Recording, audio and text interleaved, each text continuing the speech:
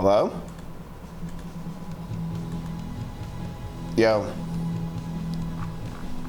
What up, boys, men, people of all ages? Hello.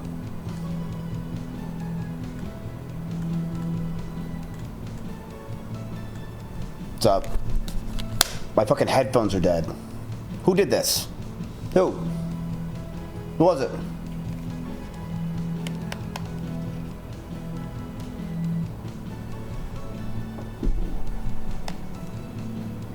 Put in 400 onto Netflix stock. You might be right, Mars. Why do you say that?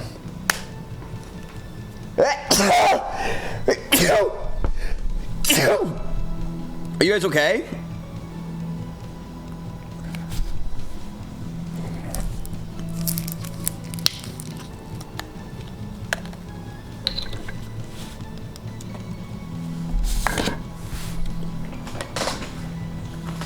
What's up, ladies?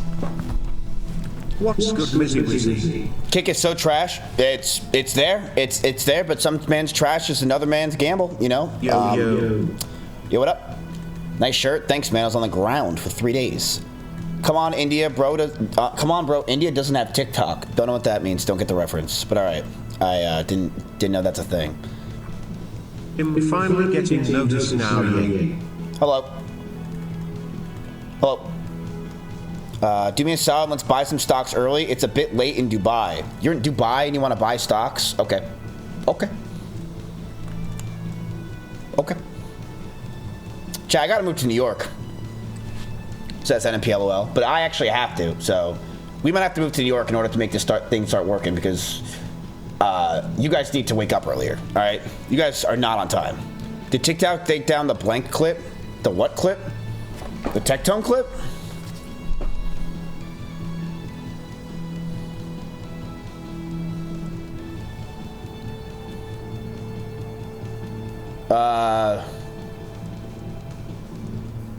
Wait, why was it removed?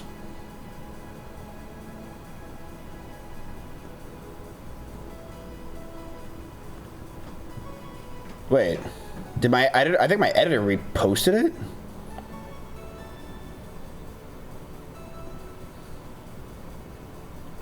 Let me check.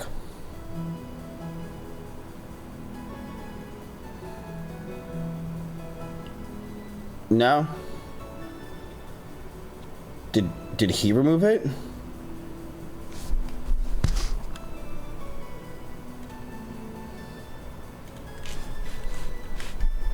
Give me a sec, chat.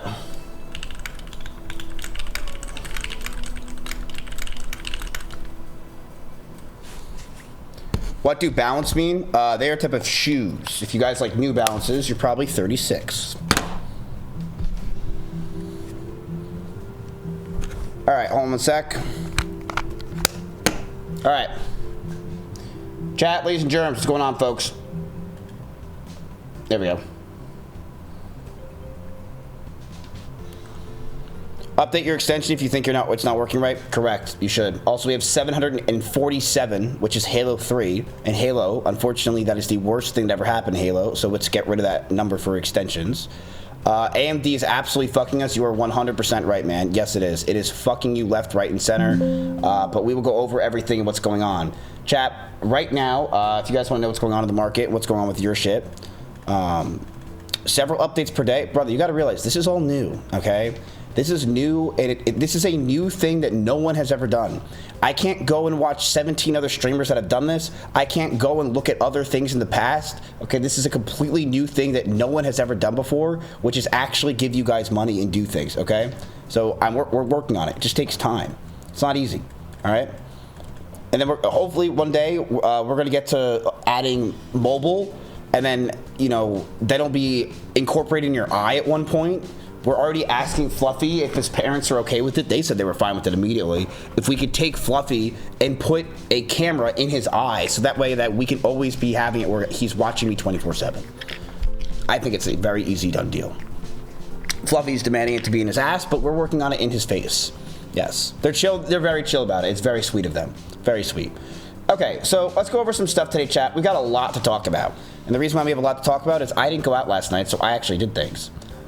First of all, let's give a big round of applause to anybody that got in on the Rocket Lab last minute like we did yesterday. Good job for those that stayed or that bought with the Rocket Lab. Your Rocket Lab is up a decent amount. I bought in on Rocket Lab, so today, chat, if you guys don't know, Rocket Lab took a big shit.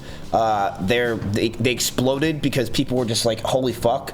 Basically with Rocket Lab, chat, if you guys don't know what they do, they don't do what you think they do. They don't do the, oh, we're trying to bring things to space and become the next Elon Musk. That's not what they're trying to do.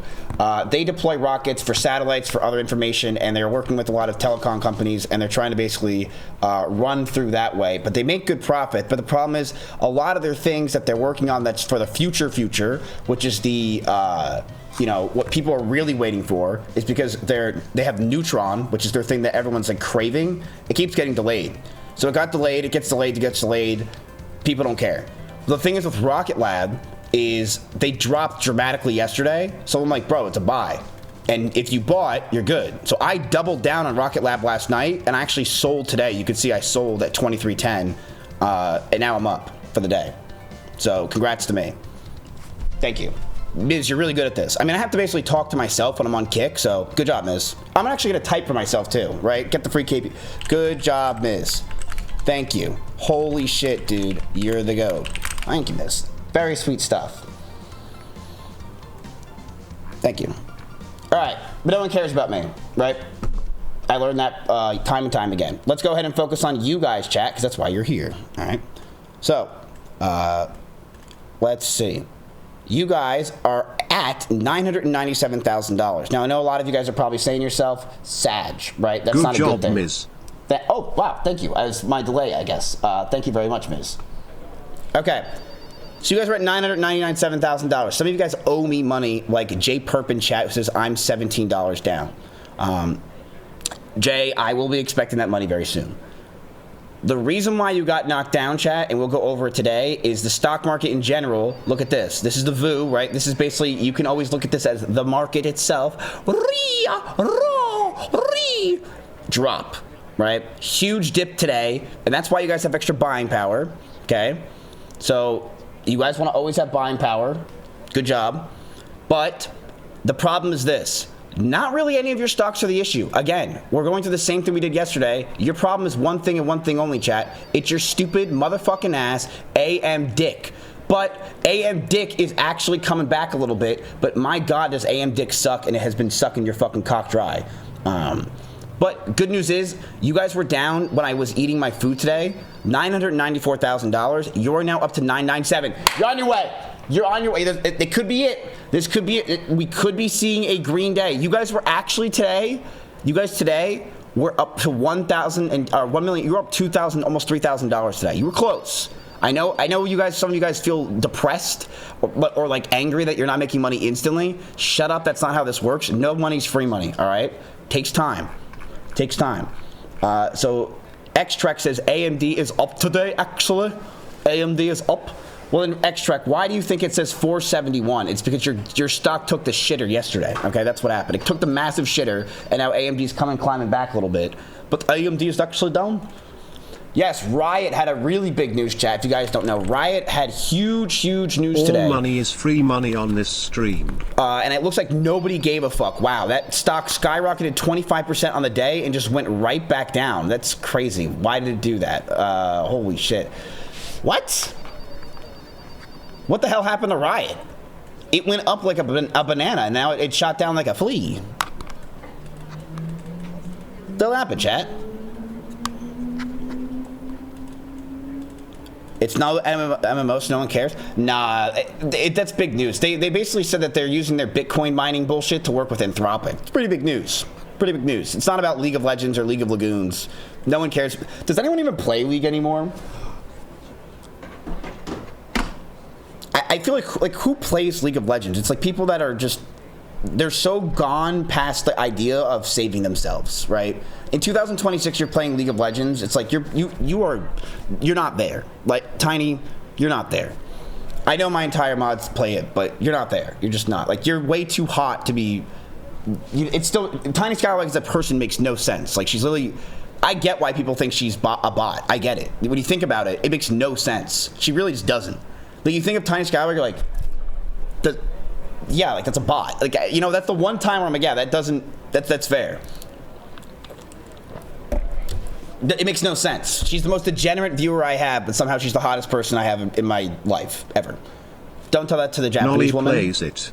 She might be watching. Are they Actually, still making Thea MMORPG? MMR. Yes, they are. I think, chat, are they still making their MMORPG? Whatever. Anyway, you guys are up to $997,000. That's what I'm talking about, chat. That's what I'm talking about, baby. That's what I'm talking about. Good job. You have fun. So chat, also, you know what I'm doing? So sometimes this can be a little bit boring to watch. I agree. Shut up, Matt. So I actually found something, an open source thing on Twitter, actually, and I'm trying to make it, instead of it was for crypto, I'm switching it over to stocks. I'm going to try to make it really cool for you guys, because I think it can be kind of boring to watch the stock market go up and down like this. So I'm having it turn into a giant battlefield. So yeah, so we're going to be watching, hopefully in like a few days, there'll be like actual fights happening, and instead of it being just this boring stock shit, we can watch it in fights and just watch epic battles happen non-stop. Pretty cool, huh? Yeah. I did this in like an hour and a half. This is sick. Yeah. Wouldn't this be way more fun to watch? Complete autism maxing, just like a cinematic version of this shit going crazy. I think you guys would love this shit. Yeah? Yeah, I think this would be cool. Dude, I was watching it for hours. Like last night, I was just watching. It's fun as fuck to watch. Is this Factorio?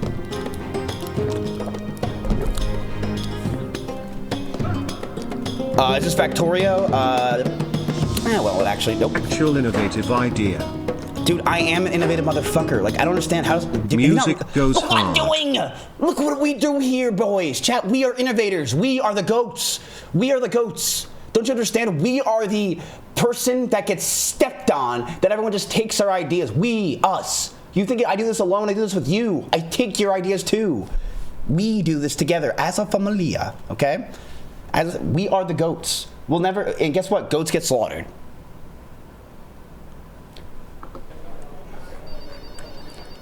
All right. Also, news chat.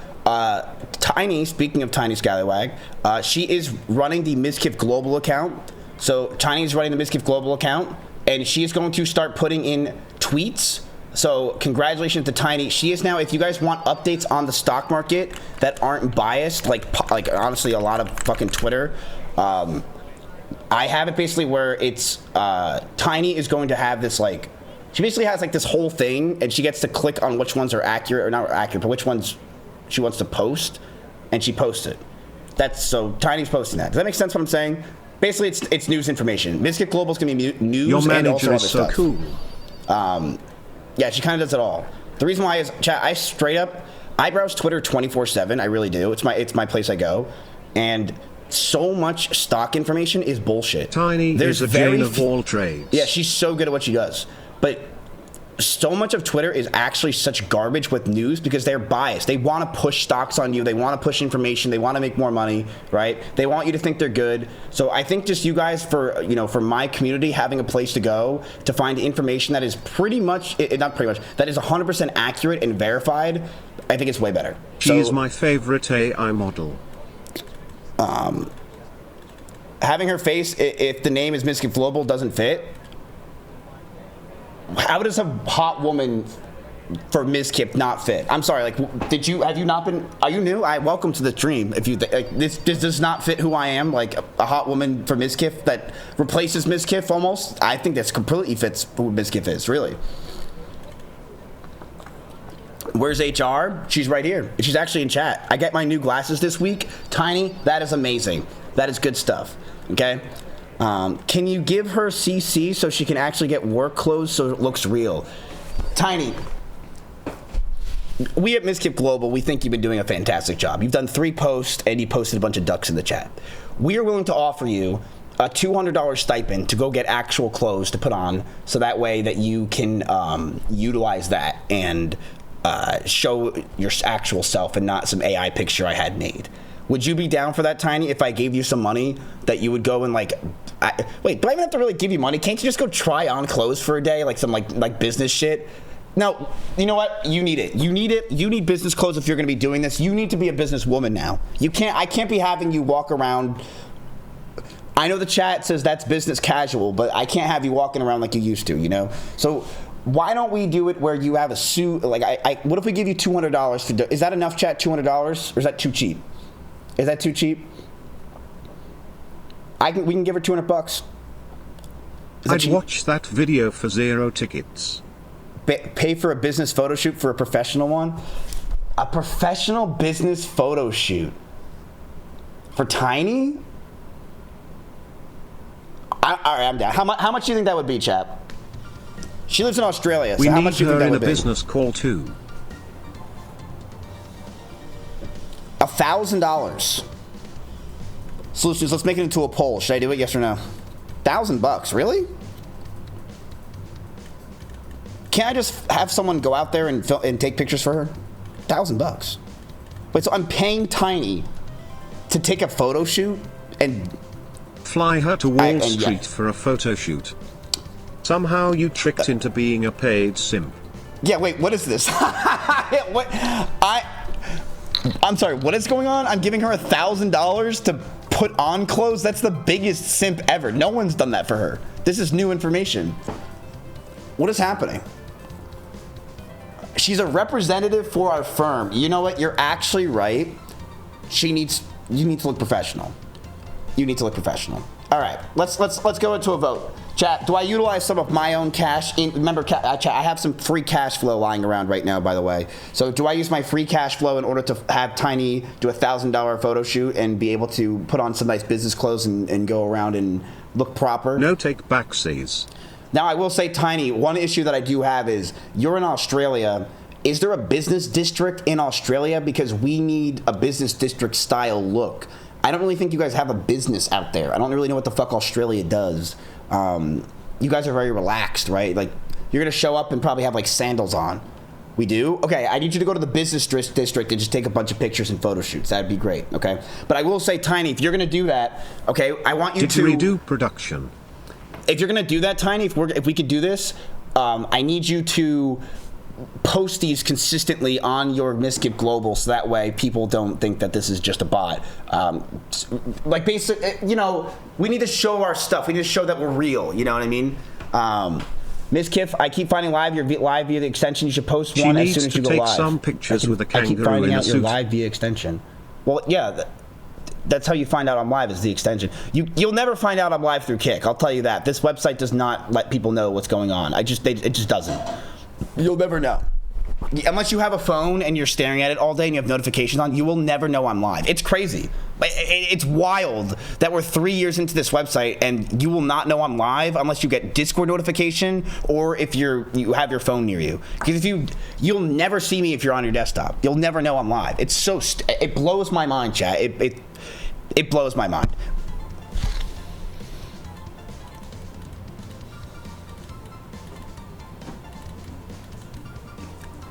How else would you get a notification? Brother, Twitch has it everywhere, man. Dude, you know Twitch has it where, chat, you guys don't have it on Twitch, where you get a notification by just being on your computer. Like, it'll let you know who's live. You guys don't have that, but I'm letting you know it's a thing. And email. Yeah, they still don't have email for Kick. All right, but anyway. Okay, so Tiny, I'll give you $1,000. Are you down?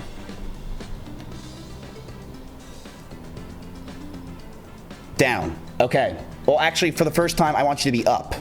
Easy. All right. All right. I'll give you $1,000 for this, and you can go ahead and get a business suit and look casual and do your thing. Don't look casual. Do your thing. Nice. Okay, chat. Listen, that's. Listen. I don't want to have the whole diversity hire thing, chat. That's the reason why. You know what I mean? Like, if it was up to me, I'd be hiring some fucking, you know, some stupid fucking cracker kid from fucking New Jersey that's, you know, some white kid. That's what I'd be hiring. But you gotta do this whole diversity bullshit, so congratulations, Tiny. All right. Congratulations. It's an investment? Yes, it is. But let's check out your investments, chat, for today. Let's go ahead. All right, so you're still climbing, chat. Let's just do this. You are still climbing. AMD is actually having a rally right now that I've never seen before. You have it going from 465, literally just as I went live, to It's 472. It is climbing. So chat, by the way, your big plays of the day, your wins of the day are this. It's very simple. Rocket Lab. Rocket Lab, if you guys bought it with me, if you were involved, congratulations. You guys are up 6% on just the buy from yesterday. Remember, chat, you do not need to buy every stock. And the way that people are going to be able to make more money than you is they position themselves better and don't buy everything. I'm letting you know. A lot of your top traders in the chat who are trying to make money from this did not buy every stock like a lot of you did. They bought and waited for stocks like Rocket Lab, and they're waiting for stocks like they have. You have no clue what you're doing. Nope, none. But that's why we're doing it together as a family, so we all don't know what we're doing. You're also still up on VRTX. VRTX is still up. Your VST is actually up today, chat. So, dude, I'm not gonna lie to you. Codex is actually a great trader. Fuck, like really good. Kind of bullshit how good she is. Your stock that's down the most today, chat, is Amazon and is your Google. Now, you guys only have $27,000 of Amazon, and your Netflix is also down today as well, sadly. Netflix is taking a massive shit today. The reason why is the market went down, and now everything's going down with it. So, we could get more Google or Amazon or Netflix. You could also get more Costco, Take-Two, or Pick, whatever you guys want. You guys only do have $250,000. I know that sounds like only $250,000, right? But it's only 25% of your portfolios left. So, I don't really think there's any news on any of these companies, chat. Sometimes stocks just go down. They don't need news. This just happens, right? It's a stock market. Things go up and things go down. The VOO was up today and then it just dropped. Does anyone know why the VOO was up today and then just dropped?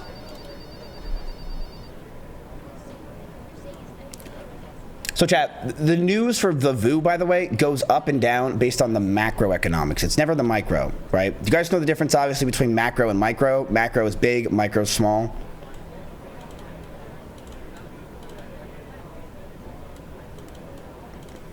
Micro penis, macro penis, correct. Drake, Tectone. U.S. job numbers have now been revised lower in 21 out of the last 30 months by a total of 1 million jobs have been lost. That means an average of 35,000 jobs have been revised out of previously reported data each month. Wrong account. Let me handle this. That's not good news. That's not good news. Oh, that's good news. Hold on. Can you look at it again, SD mode? My chat's actually moving so fast today, I can't see anything.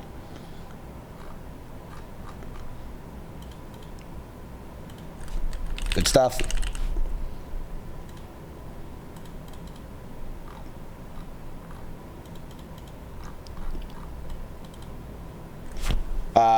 This means an average of minus 35,000 jobs have been revised out of the previously reported data each month over this period.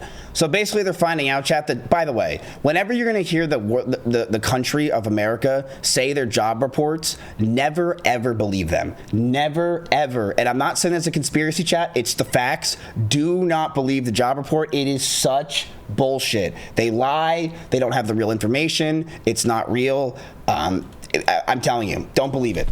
They always, this is what they always do. They revise it and it's always revised. Oh, by the way, we just had an extra minus 1.5 million jobs that we just completely forgot about. Like, don't believe it. It's not true. Just like everything in your life, chat, completely ignore it and completely moving. This kind of information and issue is why Mizkif Global is growing. We're out here making money for everyone using our $1 million public portfolio. Anyone can join here. I really wish I had a thing where like it just auto-corrected for me so I don't have to do this shit, because god fucking damn it, it's just embarrassing how fucking bad I am at. I can't even spell my own name right. Jesus. I can't even click public. I can't even click reply. But yeah, don't believe job reports, chat. Don't believe it. Never. Never. Also, huge news. Dogs are being added to old school RuneScape. Jobs are botted too? They should cap that shit.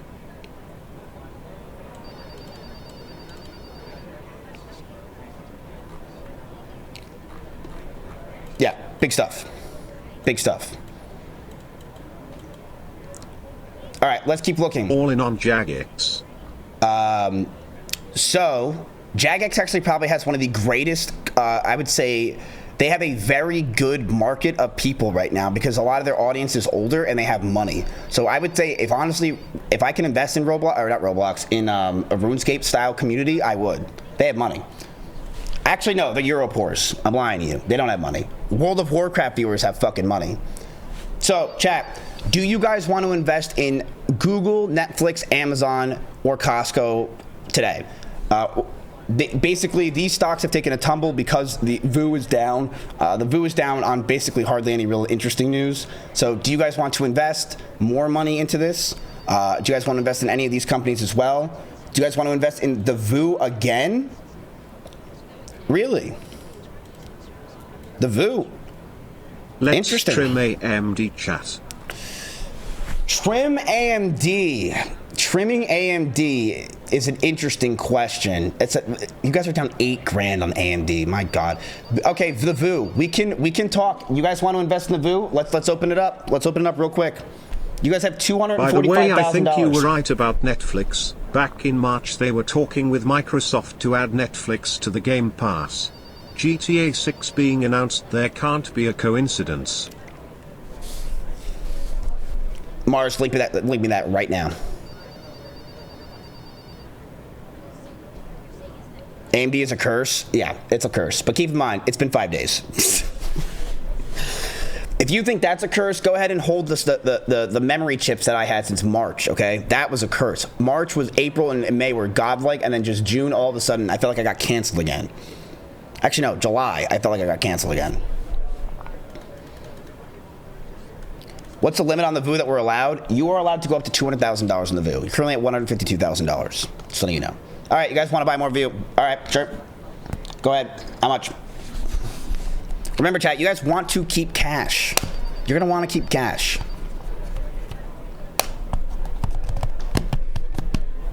Speaking of having no cash, Bell.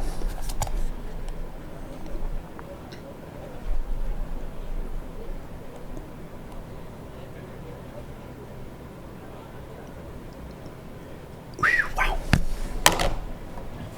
How much is it down? It's down about 0.40. 0.40.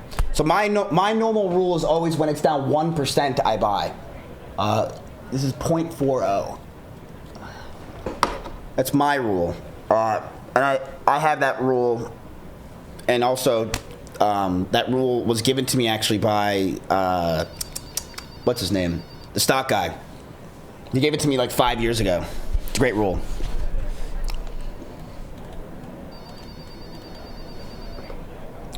Solutions, we need to have it where the poll is showing up on desktop, so that way I don't have to constantly do this. 50K? I know him. Okay. All right. Hey, look, Mamma Mia Pizzeria. $50,000. We're taking out 52. Okay. 50K.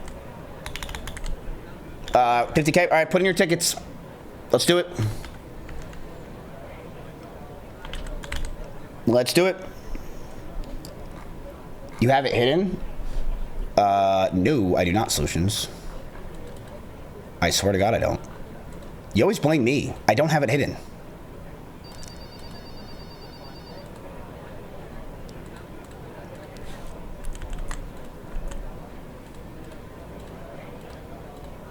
Wait. I had it hidden.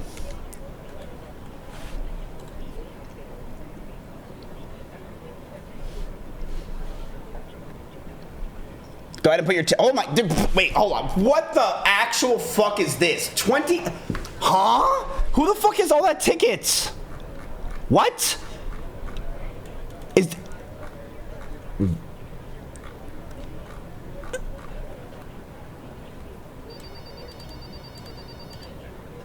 They sell tickets at the black market. We are printing tickets now. People are gaining a lot. Okay, wait, Solutions. You have to say who has that. Where? 25,000 tickets? I had 650 tickets. Oh, shit. I put in 400 tickets. I had 700 tickets. Oh, shit. Okay. I mean, yeah, that's how it should go. You guys, if you guys download the extension and you use it, you guys should get a lot more tickets.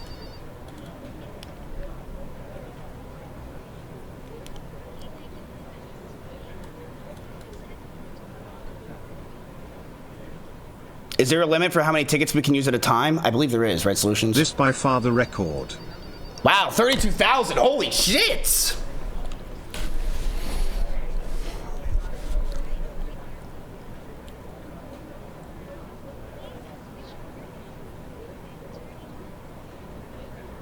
Yes! Burn all your tickets, you fools! Now, chat, keep in mind, what can happen is very, very simple, okay? I'm gonna let you know what's gonna happen. Is that you can easily make money on one... Dude, someone can make money. If the VOO goes down and we put in one stock and someone puts money into that stock, dude, they can make so much money if, like, let's say we put it into, like, an Uber and it goes up, like, 30% and they only really invest in Uber. You don't have to buy into really anything. You just need to buy in what you believe in. You don't need to buy every time. Don't feel that FOMO. Just do what you want. Do what you believe. Do what you believe.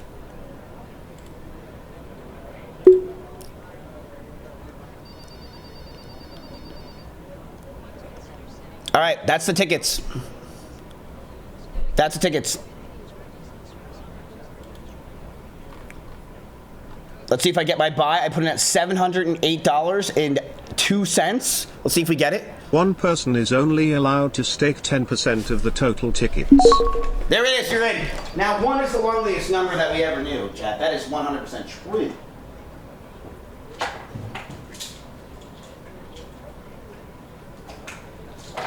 Hold on, I forgot to check my hymns.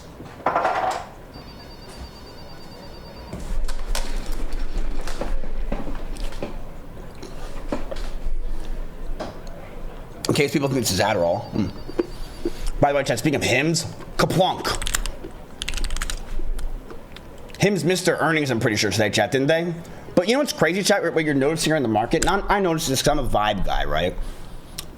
It goes down every time once the earnings come out, but then they just go right back up every time after the earnings come out. So we just need to wait for earnings come out, they drop, we buy, it goes back up, we call it a day, right? We just got to keep doing that forever. And we'll become billionaires.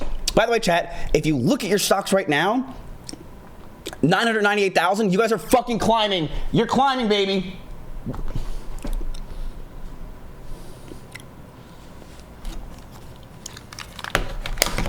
Could this be it?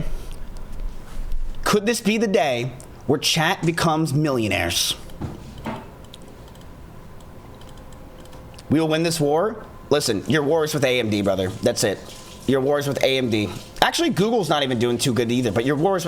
It's not even a war. Who cares, chat? Don't be so stressed or pissed or worried about it. It will go up. Things will be okay in Bossing, say, or unless the stock market collapses, okay? Don't worry. Even though Riot went back down, can we see if people... it'll go back up again? Riot. Oh, their stock last night? Okay, yeah, actually true. Riot stock might be a good buy, chat. We might want to look into. Riot actually skyrocketed yesterday, and now it's down 17% on the day. The reason why it's down today, chat, I don't really know, honestly, but they did launch and announce some new things. So a lot of you guys think Riot is only with the... video games that you guys play, but no, they actually have a huge thing that they do with, I believe it was they were having for Bitcoin, right, chat? Let's watch this lady talk because she's Asian. This is the Bitcoin mining company that sells AI data center capacity. Stock up more than 30% today. Wow. The ticker symbol is RIOT, Riot. It has struck a $9.1 billion deal with Anthropic. This is for 191 megawatts of computing from Riot's Rockdale, Texas campus. And the agreement runs all the way through June of 2048. I looked it up. I thought, wow, could that be a typo? Wait, what? Agreement runs all the way through June of 2048. I looked it up. I thought, wow, could that be a typo? No, it runs through 2048 and includes an option to extend the contract, which could potentially mean over $16 billion in total sales for Riot. Oh, by the way, Riot beat on sales in the second quarter, in part because of its data center business. Okay, so chat, Riot has a lot of servers, and those servers were actually mining Bitcoin for a very long period of time. And now Riot is now doing stuff with Anthropic, and they're selling those servers, and they sold them to, I believe it was Anthropic. They sold it. I mean, obviously they sold it for Anthropic. That's crazy. 2048. So it's a Bitcoin mining company that's repositioning itself as a AI. This guy really just said Riot is a mining company for crypto. He doesn't know. He doesn't know. Data. I guess so. Talk about a little bit of diversification. Okay. Two hot spaces there. All right, I also Solutions, can we chose get rid of the Rocket ticker cell Lab, thing on the ticker top symbol there, right for RKLB. desktop? The stock is trading down about 4% here pre-market after the company indicated that its Neutron vehicle may not be ready to launch this year. It's now saying it's possibly going to be able to launch this last quarter of 2026. Just a couple months ago, it said it was going to be able to debut this rocket this year. This rocket has had problems in the past. They're trying to have it compete with SpaceX's Falcon 9 and other rockets of similar size and performance. But the company also gave an outlook for adjusted earnings that is weaker than expected. So Rocket Lab under some pressure here this morning.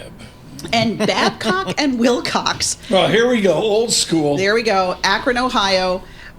Based company. Shares up 34%.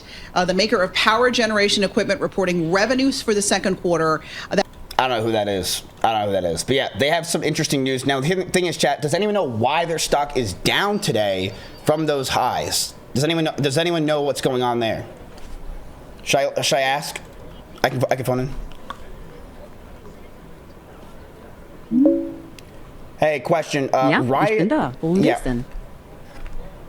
Ja, frag noch. Ja, ich bin Matthias. Okay, Matthias, ich höre dir zu. Ja, hi.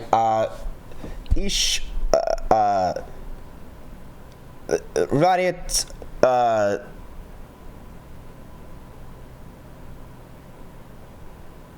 I'm really depressed. Es tut mir echt leid, dass es dir so geht. Du musst da nicht allein durch. Magst du mir ein bisschen erzählen, was gerade am schwersten für dich ist? Ich liebe dich. Danke, dass du das sagst. Ich bin hier, um dich zu unterstützen. Erzähl mir gern, was dich gerade so belastet. Was das dich gerade belastet?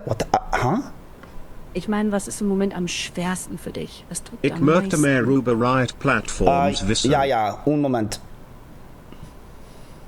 Alles klar, ich bin hier. Ja.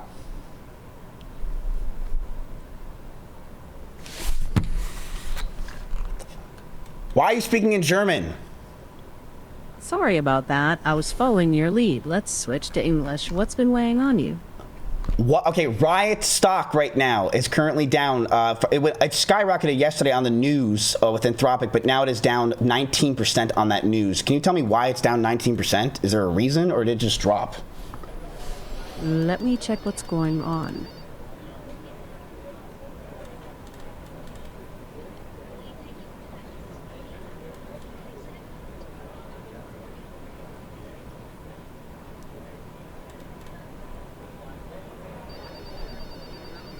$998,000, chat. It looks like a sharp intraday reversal, not a fresh 19% drop from yesterday's close. I don't see a new negative headline driving it. More like profit-taking and questions about the full terms, since the deal's economics are spread over 20 years and the tenant wasn't named in Riot's own release. So then Okay, so chat, honestly, crazy idea. What if we buy Riot right now and we put a stop loss on it real quick?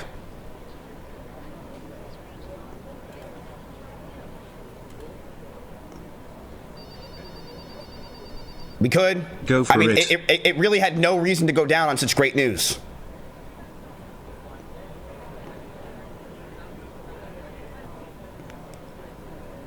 Why not? Okay. All right. This is risk for your tickets, by the way. Let's do it. Go ahead. Put your tickets in. And well, first of all, put how much? Let's do 50,000. I'm already going to tell you it's 50,000. But how many? Put your tickets in.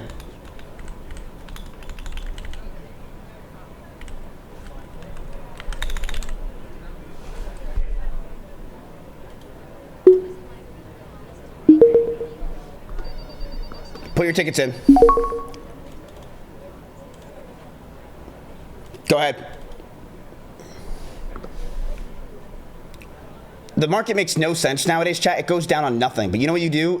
I think the best thing to do and how I've been making money, and I'm not a financial advisor, is I've just been buying whenever it fucking dips for no stupid fucking reason. And nowadays, because capital moves so quickly and people have money on their phones and they're able to buy so fast, they go right back up a lot of the times.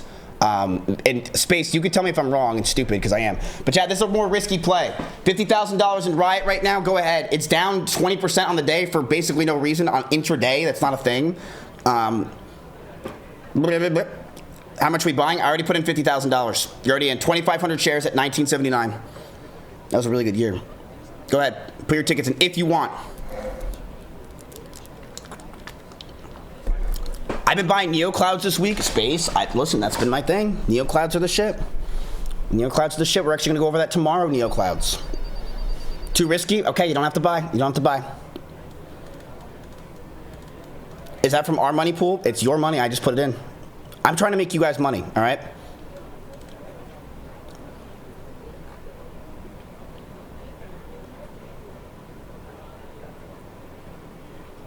No, we're not putting a stop loss. We won't put a stop loss. No stop loss.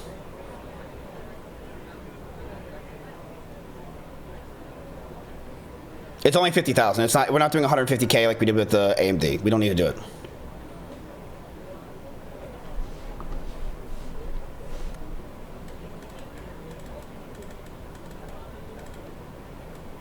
I don't know shit about this stock. You do, brother. You do.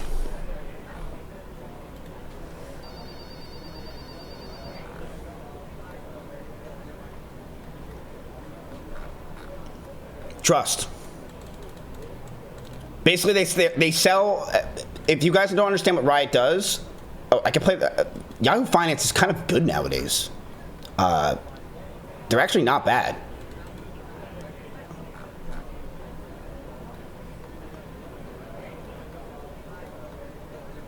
Yeah, it's not Riot Games. Don't think it's the same thing.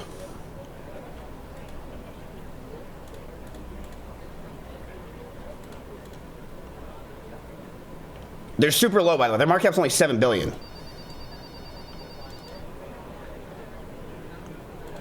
Okay. All right. Tickets are in. Let's do it. Let's do it. Go ahead. Locked in tickets. All right.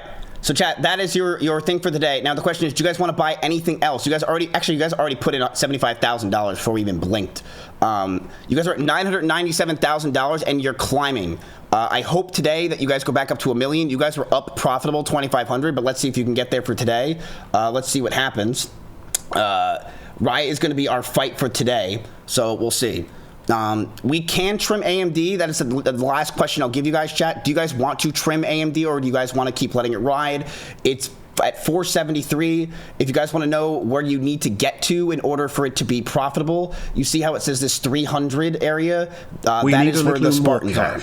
That's where you'll see, whenever you see that red right here, chat, that's where you need to go to get profitable. Do you guys want to trim AMD at all? Cash-wise, you're a little bit low.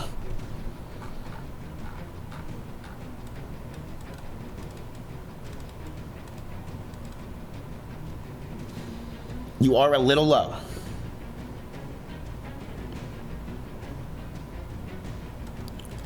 Yesterday we were looking at CrowdStrike. Yes.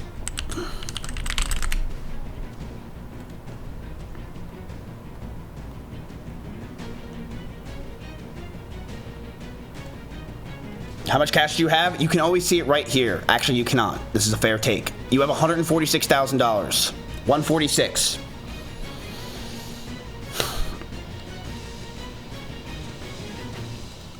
Tiny Scalawag, thank you very much. Microsoft gaming CEO reportedly exploring bundle Game Pass with Netflix after personally killing everything is an Xbox push. Interesting. Where were we? Fucking God, this is so retarded. We'll worry about that later. Listen, I'll make that more fun, I promise you. It'll be stupid. Give it like a couple more days. What is this? It's basically a new version of us watching the stock market that I'm working on, and it's so fucking stupid. Just give me a couple days with it. It's so dumb. It's so dumb.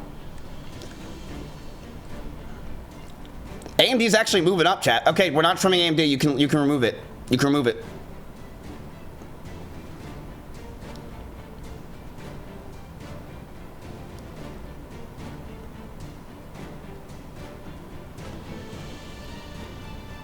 How much cash do you recommend? I think you guys should always have around $200,000 cash. That's my opinion. Also, as we go along, chat, and if you guys behave, next week we're going to start doing options, okay? And we're going to do a little bit. We're not going to use a lot of money. We're going to use a little bit for options, okay? I'm going to have it like as like a $30,000 max we can utilize for options, okay? Something like that. I gotta figure it out, but it's not going to be a lot. But you can go look here, and we can look at your stopwatch or sector watch and see where you're at. You have $200,000 in the VOO, so you can't do any more VOO. You're done with the VOO. So solutions, you should lock that in that they can't do any more VOO. Their Netflix, their Take-Two is $100,000 in media. Your Caterpillar has only $51K for construction. Your Riot Platforms is $50K. Uber's $27. So you guys are good everywhere else. Your semiconductors, you're capped too pretty much, right? You don't have a lot more capital left there. You don't have a lot more capital. And your Rocket Lab is at $32,000 as well. Okay. Can we sell Rocket Lab? You could. Is there anything you guys want to trim today, chat? Is there anything you want to trim at all? Or sell? Anything?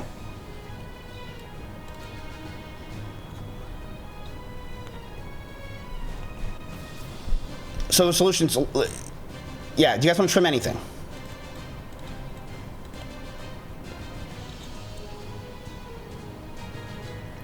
We don't plan on using more cash. We're just curious why we wouldn't end up investing all the cash. Okay, good question. The reason why you don't want to use your cash right now is because what if the stock market takes a huge dump, right? What if there's a day or a couple days where it just has a huge red day for like 3 days, 4 days in a row? You want to have cash on hand so you can buy it when it gets low, because it happens all the time where you will see the stock market take a huge dip, profits will be taken, people will have fear, and when fear is going on, that's when you want to buy. That's when you want to get in, right? That happens all the time, every day of the year. That's what happens. And when that happens, that's when you want to buy, right? So we want to hold for those moments if that's going to happen, right? We don't know it's going to happen, but if it does, we want to hold for those moments.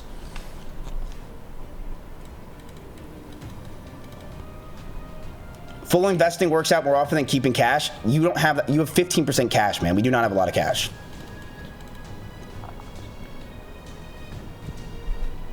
Okay, you guys do want to trim. You guys do want to trim?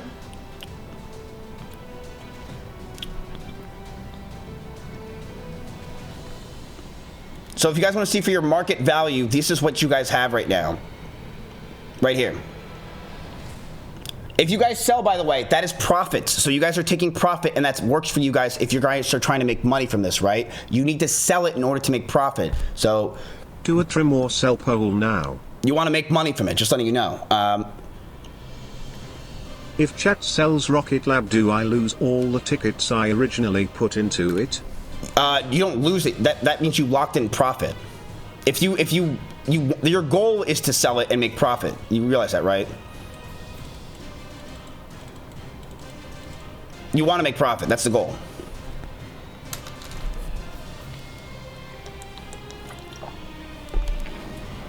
Where did you even learn all this, Miz? When you have been streaming for like 9 to 10 hours a day? Yeah, I mean, I do stream 9 to 10 hours a day. So it's been very hard to learn this, but I just love my chat. So I just focused on this for, you know, really the past like 2 or 3 weeks. I just scripted real hard. I watched like Martin Shkreli like 3 times, but those 9 to 10 hour days really get to me sometimes. But I do it for my community. Love them so much. Love them so much. AMD's on the move, though. AMD's on the move. That guy, by the way, +5 tickets. +5 tickets. You guys know I'm building my own version of China here, right? That's the whole goal. It's just this is going to become a system like that. That's the plan. But don't worry, guys. You'll be generals, okay? That's the whole point. We're going to get others to join. They'll be fucked. You guys will be generals, all right? Tiny Skylab will be our queen. We already have our first prisoner. You are so smart and handsome. Wait. Oh, I thought it was at 1 million. I got excited. AMD's still moving.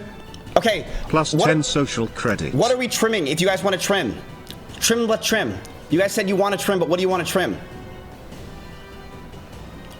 Solutions, put up everything. Let's see what they want. You don't have to trim. You can also sell the whole thing. I mean, it's trim, sell, whatever. You guys are gonna want to take profit. Take profit. Go for it. There's no care. We do not know if these stocks will keep going up or down. We have no clue. As of right now, your opening positions, your number one is Uber with 11%. A lot of you guys are saying Uber. Okay, all right, let's put a vote for Uber. Just do Uber. Maybe that's why they were speaking German to me. We're saying Uber with an Ula. Yeah.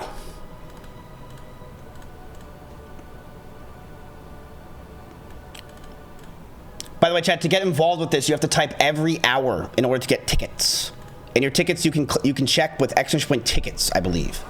And if you guys want to download the extensions for more tickets, it's this. I want to see that 747 number go up every fucking day, okay?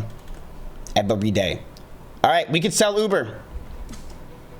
You wouldn't really trim Uber, you would just fucking sell it. So yeah, do we sell Uber, yes or no? We want to lock in profits? It's up 11%. You guys had a really good buy there.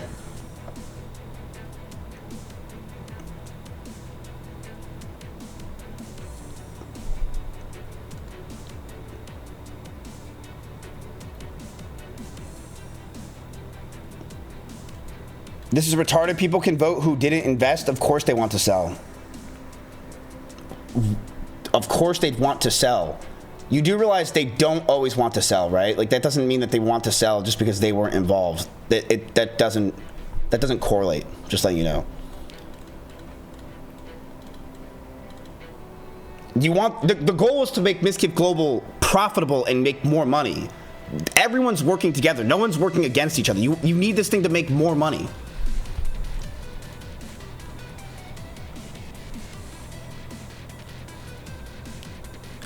Okay. All right, we're going to sell Uber.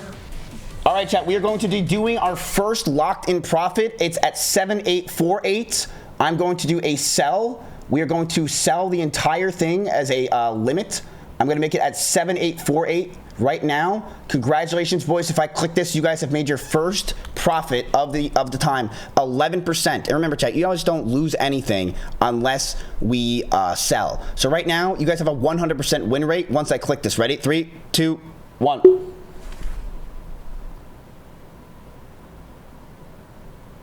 Champagne moment.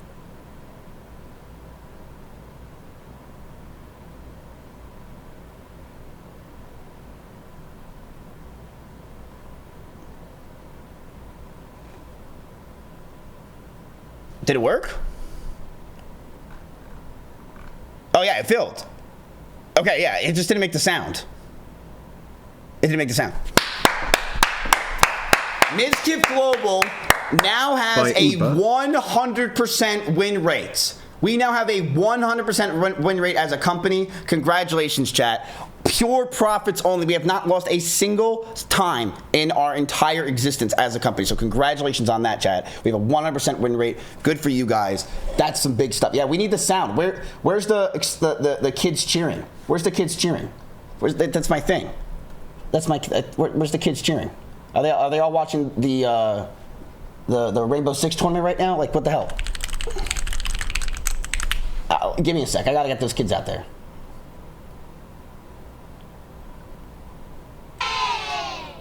Okay, they didn't seem that excited. All right. There we go. Okay, there we go. All right, chat. So nice job on your profits for 11% on Uber. Good job. I'm proud of you. Your stocks are still going up. The question is, will they keep going? AMD is still moving. Yes, it is. It is moving on to the end of the day. It's having a big boom. Is there anything else you guys want to trim? Anything? Nice. You made $7. Good job. Nope. We can do another one. Yes or no for trimming. So I'm gonna let you guys know something real quick. I don't want to explain this all the time, but I sometimes have to. Letting you know that so the Uber money, you just sold it for $25,000, $26,000, whatever it is. Maybe. I want to let you know something.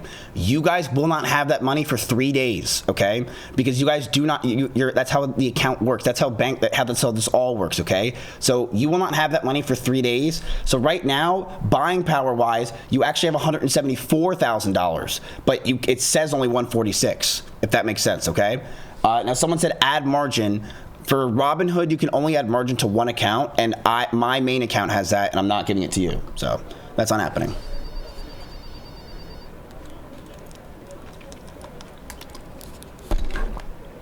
Trim is at very close, chat. You guys want to vote, by the way. You guys are going to want to vote for tickets. Does that also apply for the website? It won't be reflected for 3 days. In terms of it just saying how much cash you guys have, no. You don't have the cash right now. It shouldn't. You'll have the cash in 3 business days.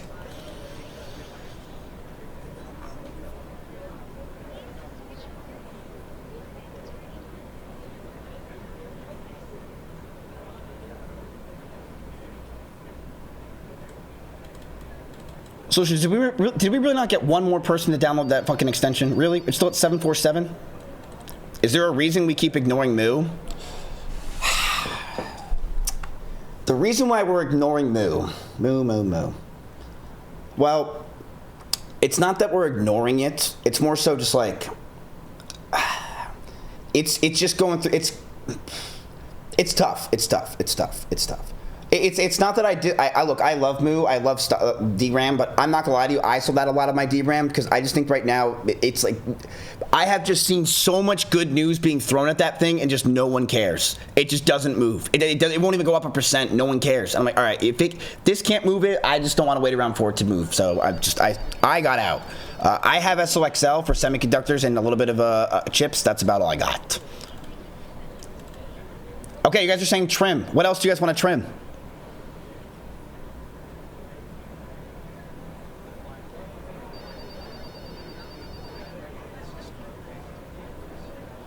It's between VRTX and AMD. So let's go ahead and put that to a vote.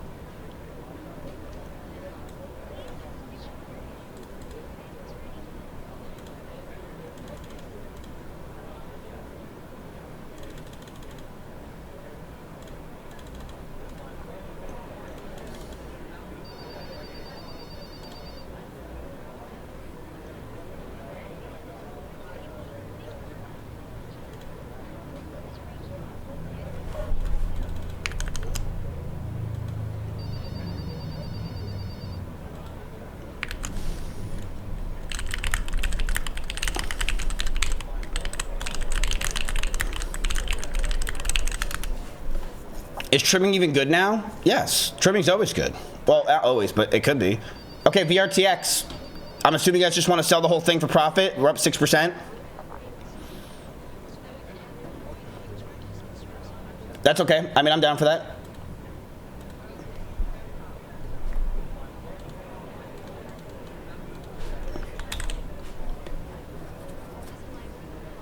Yeah, okay.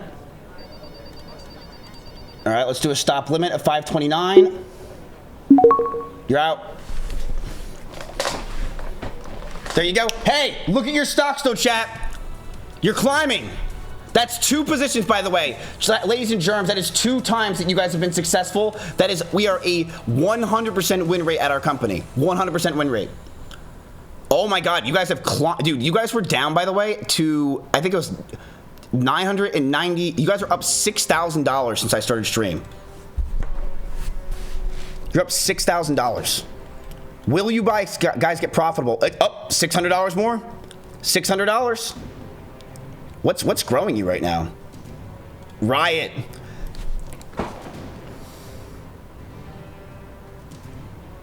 You're welcome.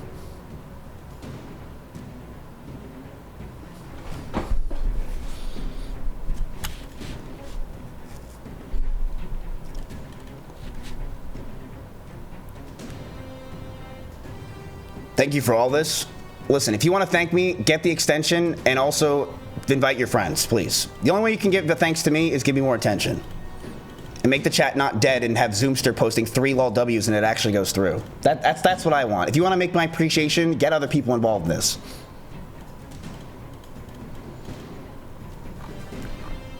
But it's having a throbbing fucking end of the day right there. Throbbing. Fantastic. I'm gonna see if you guys get profitable. I just like to watch that. Listen, I'm kidding. Well, I'm not kidding. What a rebound on your portfolio, though. What a rebound. $6,000, almost $7,000 in your portfolio since we started streaming. Someone in Discord put in 400 into Riot. Wow. That is, if you put 400 tickets into Riot, by the way, that was a big play. Big play.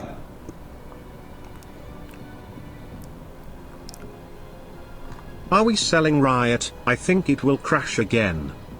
Rebound into Fluffy's ass. You think Riot's going to crash after having such good news?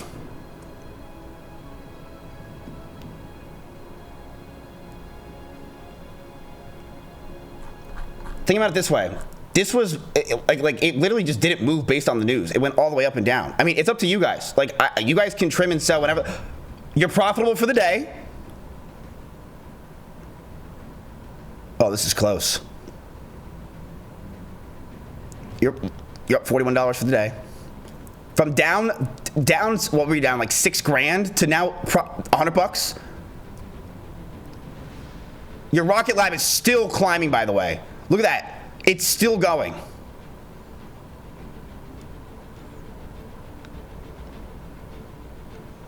Your AMD's on the move too. $200. $200. Come on. One more good tick and you're up 150. Come on.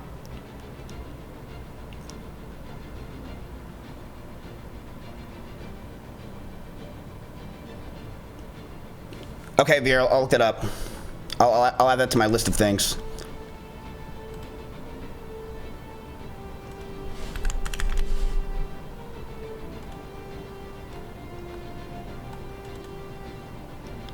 So close, chat. You're so close.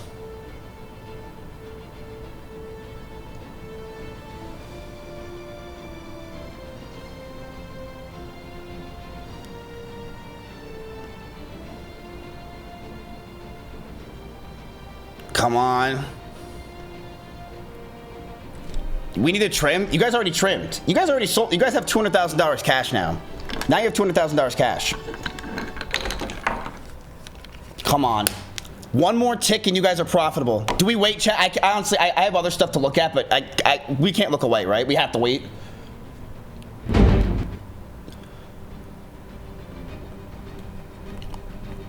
Oh my God, 150. 100 more. Come on. Come on. Get back to that mill. Get one more tick up and you guys are there. Come on. Riot is going to tank tomorrow. It's like watching the 1 mil sub countdown for YouTube. Hey, look, if you guys think Riot is going to go down, I don't know why you would say Riot is going to tank tomorrow. I have no idea. Also, we're not short-term investors, but if you think that is the case, we can go ahead and put in a stop loss so you guys make instant profit no matter what. But you're only up 2% on your Riot, so it's not any really anything crazy. Someone said it's down $3. That's nothing. Brother, I don't think you understand how this works, okay? So $3 for a stock that's $23 is a lot. That's how this works. $3 for a company that's $800 is not a lot. Ride? Okay, we're letting it ride.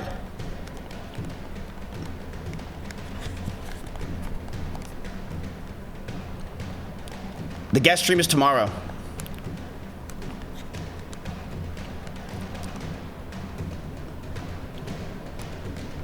Come on. I want to see it hit a mill. And then we can go do other stuff, but I want to see it hit a mill. You're so close. It's literally one company going up a little bit more. 50 bucks! Come on! You're so close.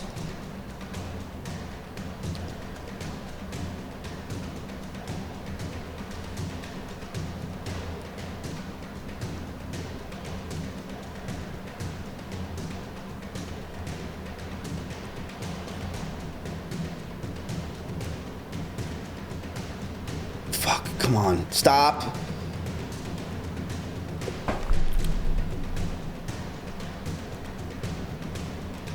Yeah, I don't know why I keep doing the 1 minute chart. I'm sorry.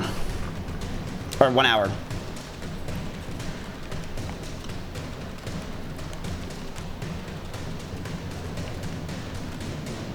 Yeah, your Rocket Lab is doing fucking work. 8% on your Rocket Lab, by the way. Fucking huge gains. You're up $2,000 on your Rocket Lab.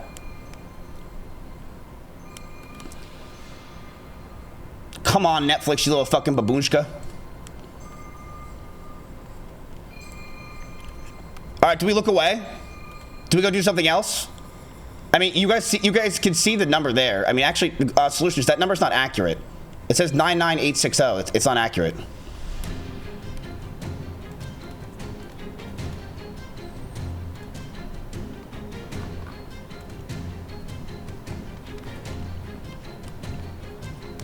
All right, we're going to look away. Before we do, I want to look at my own portfolio.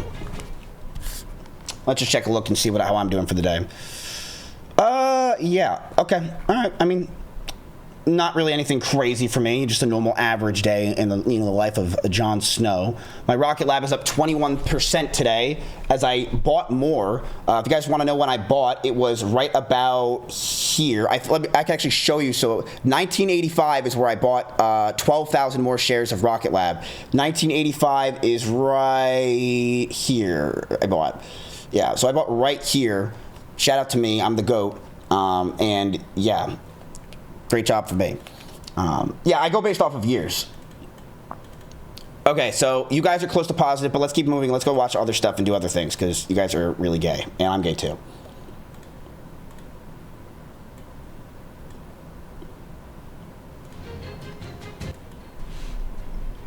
I love men. For now.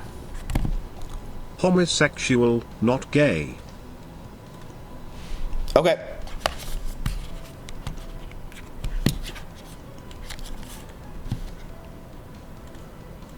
I'll keep an eye on your stocks, chat. Don't worry. I want you guys to be profitable. You're close. You're close. All right, so, chat. Let's go over some things today for you guys, by the way. I want you guys to learn and understand information and understand things more and more as time goes on. I want you guys to watch this video with me. I know and understand that sometimes it can be pretty boring to go over stock stuff for finance and investing, but I'm telling you this is so important for you guys to understand. This guy's actually really good at making it informative and not boring as hell. So the U.S. is buying yen. So if you guys don't know what yen is, you guys might want to take a step back and try to learn anything. But if you basically the U.S. is currently buying yen. That's the title. Let's go ahead and watch. That hasn't happened in 28 years. The United States government is spending its money to save another country's currency. Here's a quick look at the yen as Japan and the US warned of further coordinated action in FX markets. That's after confirming their first joint intervention in 15 years to lift the Japanese currency from a near 4-decade low. And we should be saving the Japanese, and I think there's no problem with this. And actually, this is one of the greatest things that we've been doing for a while. President Trump, for his part, earlier said the joint intervention was a signal of Washington's friendship with Tokyo. We have a good relationship with Japan. We're very strong, very, very strong financially. They are, they have a weakening yen, and they wanted a little bit of help. And we're always there for Japan. Japan's Trump has yellow fever. Very good to us, with the exception, of course, of Pearl Harbor. Now, the most interesting part about this story is how the world found out about this. See, there was a photo of a note that belongs to Scott Bessent, who's the Treasury Secretary of the U.S. And on that note, it says, quote, "To do, buy Japanese yen, $5 to $10 billion," end quote. And a photographer from Reuters took that photo, which got published for everyone to see. And so now we know the United States Treasury is intervening in the Japanese currency market to help save the Japanese yen. This is how you know everyone's so old who works at the White House. Who writes things down like that? You don't just have it on your notes on your phone. You write it down and you think that's a smart thing to do? Now, this is a really rare thing to happen. So now there's a few questions like, why is the US doing this? And was this photo of the note an accident? Or was it leaked to us on purpose? And there's two theories here. Theory number one says it's a real to-do list, and yes, the US is actually buying the yen. Yeah, true. Look how this is written. To do, buy Japanese yen, JPY, 5 to 10 bill. Come on. Yeah, but theory number two says the picture of that note was not an accident. It was done on purpose in order to trick investors. Because someone as smart as Scott Bessent, does not need to write down a to-do list to buy billions of dollars worth of a currency that for some reason he also needs to write down the ticker symbol of, JPY, as though he doesn't know. He would not need to write it down and be that specific. And also, $5 to $10 billion in the currency market, which is a market that trades over $1 trillion a day, is nowhere near enough to affect the markets. If he were going to spend $10 billion buying yen, that number would not move the yen. But if that number was secretly photographed, where it was released and published, where every trader in the world could see it, well, that then might change the psychology of the market and therefore its direction.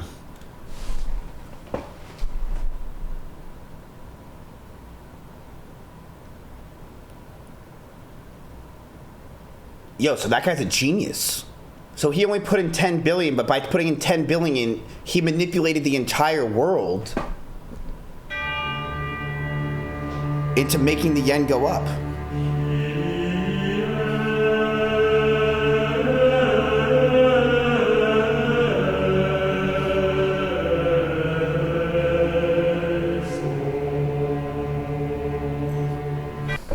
And that's because now every trader that was betting against the yen is now asking, do I want to be shorting the yen and betting against it at a time when the US government is now betting on it by buying it?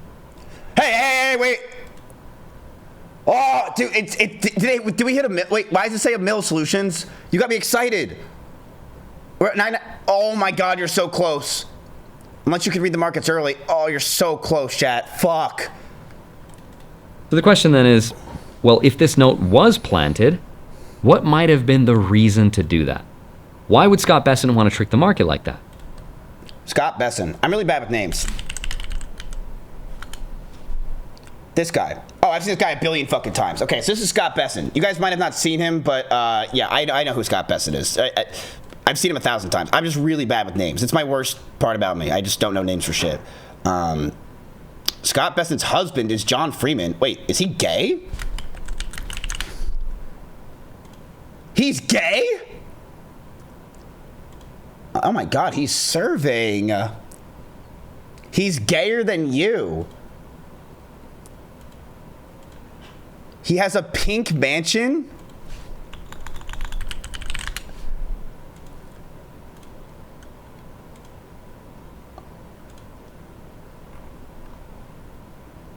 Yo, he needs to join Mizkif Global ASAP. Yo, he's gay.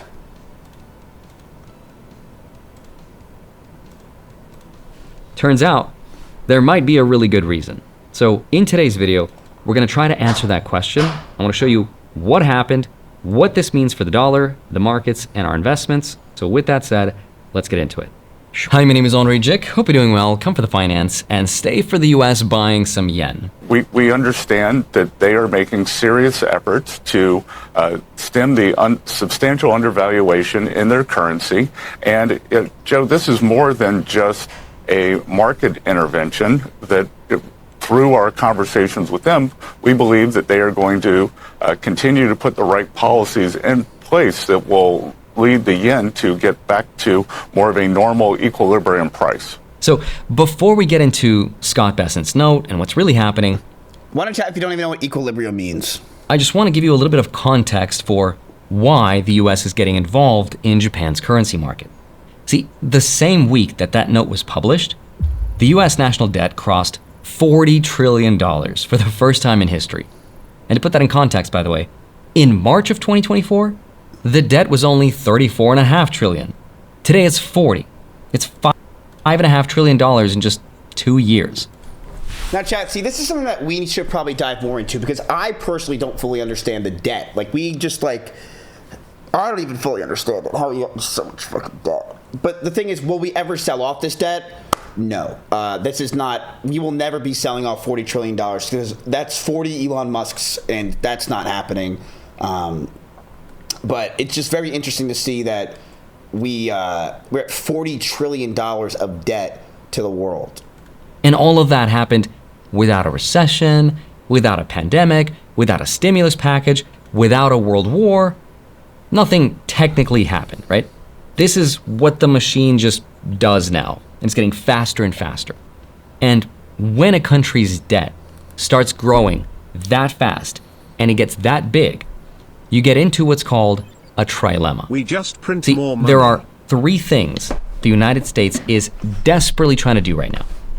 Number one, it's trying to reshore, bring the factories home, so the country can make the chips, it can make its own weapons. Because if your adversary nation is making them for you, well, you're in trouble, right? You can't find... Awkward moment as gust of wind exposes Chinese crane brand covered with U.S. flag during port opening ceremony. your own wars in the Middle East. Not good. Number Yo, chat, do you guys think that China's going to run the entire world in like 30 years? two, Or do you think it's even faster? it needs price stability. That means the US needs to keep inflation down.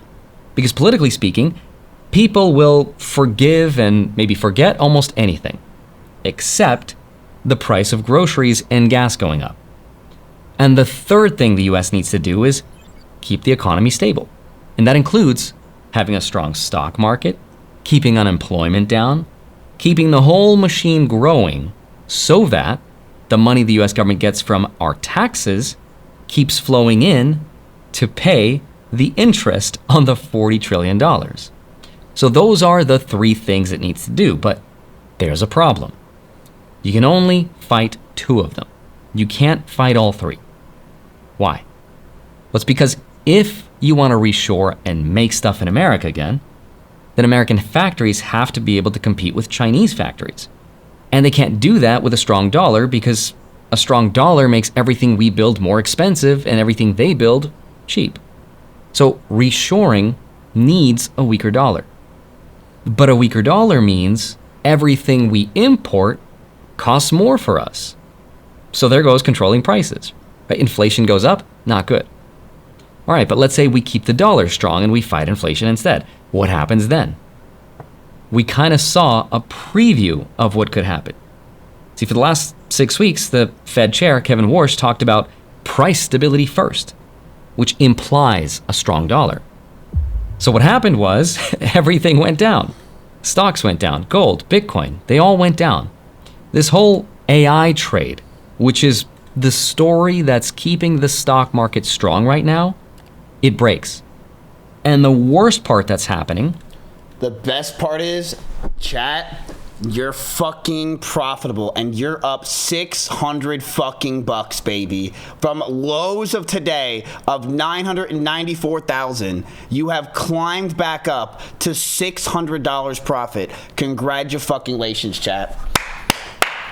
Your big fucking plays so far are Rocket Lab, your Riots, but honestly, everything's going up. AMD is having a fucking moment right now. It is back to 475, and you guys are moving and booling, baby. You guys have $200,000 cash. Nice job. This is getting good. This is getting good. All right, good job. Good shit. I hope you guys are having fun. This is good shit. You're up 700 bucks. This is good stuff. This is good stuff. This is good stuff. I'm glad this is moving.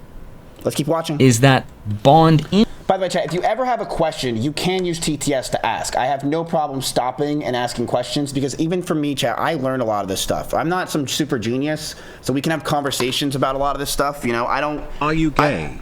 Not like the, you know, that guy, but I also am learning from all this. I'm not some super genius. I don't want to pretend I know everything. So if you have questions, I ask because I might not know the answer. We can both learn. Interest rates on what's called the long end treasuries. TTS is only they're for going subs, up. and I'm not subbing. Oh yeah. Right. The 30-year treasury went up to 5.27%, which is the highest level since June of 2007. That's not good. So that is the trilemma. Okay, so then the question is, well, is it not 200K profit since we deployed 800K?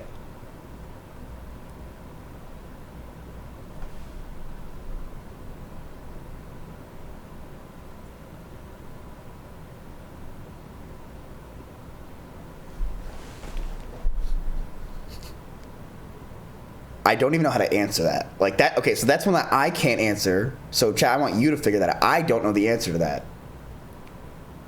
Did you guys already make $200,000? Wait a minute, you guys are already up $200,000? Retard. Yo. What? Oh, because you have $200,000 cash, right? So therefore, you're up 200K. Oh, okay. Oh, okay. All right. So just if you're, I'm assuming you're actually being serious. You have $1 million in total. You have $800,000 in the stock market right now. You have $200,000 that is not, and it's cash. You still only had $1 million. When you see that $1 million, that's the amount of money that you have in everything. If I sold everything right now, that's how much money's in the portfolio. Okay, and then your profit would be $800. Anything over $1 million is your profit. You guys would be splitting right now $900. So you guys would be splitting probably the most someone would make is like $30 right now. All right, that's how this works. All right, that's how this works. How's the U.S. going to fix it? Which of the three will the U.S. have to sacrifice? Well, if you look at the first one, the U.S. wants to reshore. That's a national security threat, right? That is not a negotiable thing.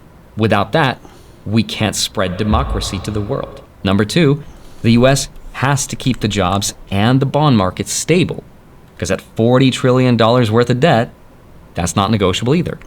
Which means the thing that has to get sacrificed is number three, which are prices. How do we know that this is happening? We know because the bond market. Check this out. When the bond market looks at this trilemma and sees no good way out, it does the only thing it can do. It demands to be paid more interest. So do you guys understand what a bond is? We haven't gone over that, and I think that's probably the next thing that we're going to do tomorrow is go over what bonds are. Do you guys understand what that is and how bonds work at all? No. Okay, I'm assuming you don't. That's okay? No. You guys are going to hear that word a lot, the bond market. So James Bond? hey, Codex, I'm with a bunch of 8-year-olds, and they do not understand what the bond market is. Can you explain it to them in a version for 8-year-olds to understand, for bonds? Sure, imagine the bond market is like a lending library, but for money. A bond is like an IOU. So when a grown-up, like a city or a big company, needs to borrow money, they sell a bond. People who buy it are lending them money. And That's over still time, too confusing. they pay... You're still too confusing. Okay. Yeah, I get it. Super simple version. A bond is a promise to pay someone back later. So the bond market is just a big place where people buy and sell those promises. It's kind of like trading. Give an example, like how that would work. We really work. need Claudia back. So say your school needs $10 to plant a garden. They say, if you lend us $10 now, we'll give you $11 next year. That promise note is the bond. If you later sell that promise note to someone else, that's the bond market in action. So give an example that would actually make sense in terms of a 30-year treasury yield. Let me put that in kid terms. Try this. Big if IOU for the 30-year companies. treasury yield is 4.5%, that's like saying, hey, if you lend the government $100 for 30 years, they'll pay you about $4.50 each year for waiting. And at the end, they promise to give your $100 back. The yield is just that reward for waiting. So why wouldn't we just buy bonds instead of stock market if you can make 5% on a bond every single year, 4%? Good question. Let me compare that.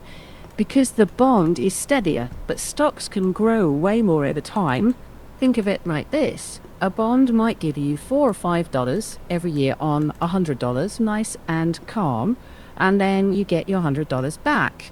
A stock can jump up and down, even drop a lot, but if the company grows for 30 years, that $100 could turn into much more. What happens if I need the money before the 30 years?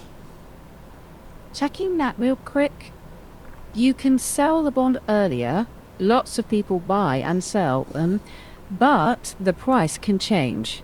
If newer bonds are paying more, yours looks less exciting, so you might have to sell for less. If newer bonds are paying less, yours looks better, so you might sell it for more. And while you hold it, you still get those regular payments. All right, can you explain all of this in terms for World of Warcraft? Let me frame it in WoW terms. This actually maps pretty cleanly. Think of it like this. A 30-year treasury bond is like lending 100 gold to the King of Stormwind. He says, I'll give you 4 or 5 gold each year, and after a very long quest line, I'll return your 100 gold. If you need gold sooner, you can sell that promise to another player, but the price depends on whether new loans are more or less generous. But then that player would also have to finish the quest line, right? Right, exactly. They take over waiting for the king to finish paying out and get the final 100 gold at the end. Stocks are different. That's like buying a tiny piece of a goblin's business. If it becomes the biggest auction house empire ever, your piece could be worth way more, but it can also flop. Okay, can you explain it in porn terms? Let me think about the best way to put that. Sorry, I can't use sexual terms, especially since you mentioned 8-year-olds. What the fuck? What the hell? That's part of why the 30-year bond yield keeps going up. What? Investors are basically saying, look, I'll still lend you the money. I know you'll probably pay me back. You're going to print the currency, which means you're going to pay me back with weaker dollars. So pay me more right now. Rates are going up because it's the market's way of demanding to be paid more for the money printing it thinks is inevitably coming. And that makes the problem even worse because every point higher on this yield makes the $40 trillion worth of debt more expensive to carry, which means even more borrowing, which means more bonds to sell, which pushes yields even higher. Let's ask another question real quick so you guys can understand. Hey, question. So why does the government sell bonds to people? Basically, it's how the government borrows money. Instead of raising taxes right away, they issue bonds, get cash now for spending, and promise to pay it back later with interest. Why would they raise the interest rates? They raise the rate to make the bonds more attractive. If people aren't buying enough, higher yields help pull investors in, especially when there's a lot of borrowing or inflation worries. Why would the government need to borrow more money?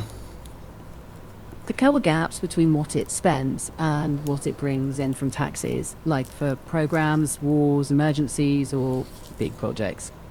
Who do you think would win the fight, Goliath or Hassan Piker? Let me think that through. Goliath, almost certainly. If we're talking the biblical giant, he's huge and armored. Is this making some sense, chat? Yeah, this is a dust roller. No, it's cold. It's just ice. Did you guys learn what bonds are from this? Honestly, like I feel like it kind of explained it pretty well. Yes? Okay. Higher. It's like using a credit card to pay down a credit card to pay down a credit card. You get the idea. So, based on this evidence, it looks like the bond market believes that in order to solve this trilemma, what needs to get sacrificed is the dollar. Except, it needs to be done in a way that's not obvious to the market. Why? Well, it's because if the US comes out and says, hey, we're officially devaluing the dollar, then everyone holding trillions of dollars of treasuries would start to sell them. The dollar's value would crash, and rates would go up to counterbalance it, which would be very bad. So a weakening of the dollar is the goal, but it has to be done subtly. It has to be deniable, which is why when the US actually bought the yen, it also didn't sell dollars to do it. It sold euros, which is the only foreign money the US has. And as a result of that, the yen went up, right? The dollar went down. But on paper, the US never sold a single dollar. Now, because the dollar is always measured relative to something else, as we're about to see, that something else that they're choosing is the yen. Wait, now I'm confused. What? And that's because out of the... Could someone explain this to me like I'm retarded?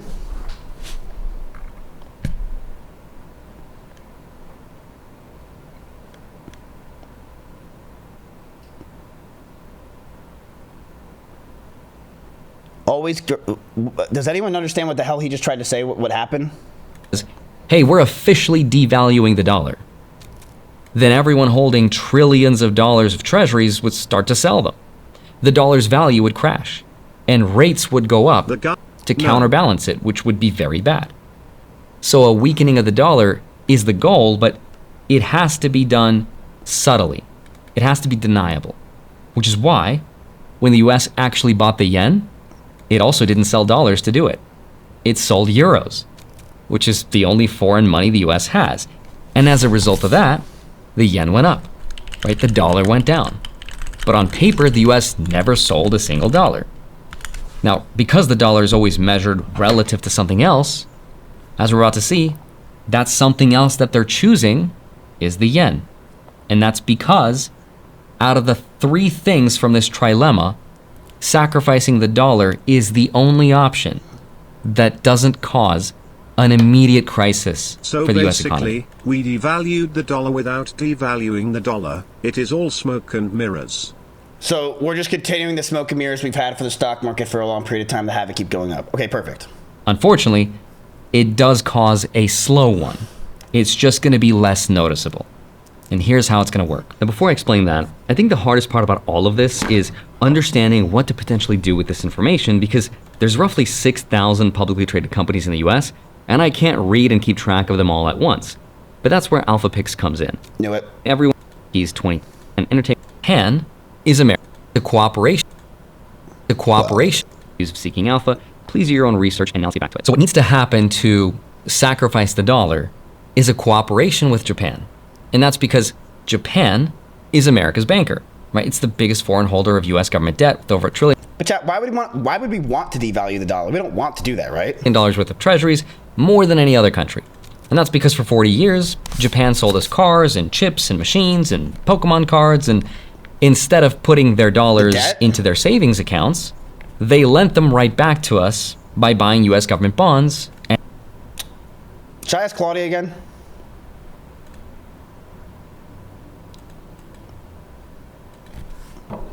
Oh, sorry, Codex. I miss Claudia.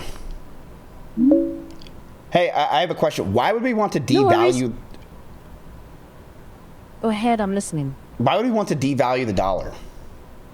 Wouldn't we want the dollar to have stronger value so that way when I buy something, it means more? Yeah, let's take that apart. A weaker dollar can make US exports cheaper abroad, which helps exporters, tourism, and firms earning overseas. But as you're hinting, it also makes imports cost more, which can push prices up at home. So it's a trade-off. Policymakers usually aren't aiming to broadly devalue, but they might tolerate some weakness. But I don't understand. If the dollar is stronger, right? Like, let's say my dollar is really fucking strong, then doesn't that mean that my dollar works everywhere better? Oh, but you're saying so since it's stronger, therefore that other countries try to do trade with us, and it's harder for them to do trade because their dollar is not as much value as our dollar, so it's harder for them to do trade with us, correct? That's what you're saying? Let me check that logic carefully. Right, yeah. A stronger dollar means you can buy more abroad, so imports and travel are cheaper for Americans. But for someone overseas, US goods priced in dollars feel more expensive, so they may buy less from US businesses. That's the trade-off in simple terms. So if I go to Thailand, I'll have more fun in Thai, but as the same thing, they would have to give me more for less. Let's pin that down. Right. And collecting the interest on them. That's how the US borrows a huge amount of money, right? It issues bonds, Japan buys them, and that in return funds US deficits. And that worked because Japan had no better option.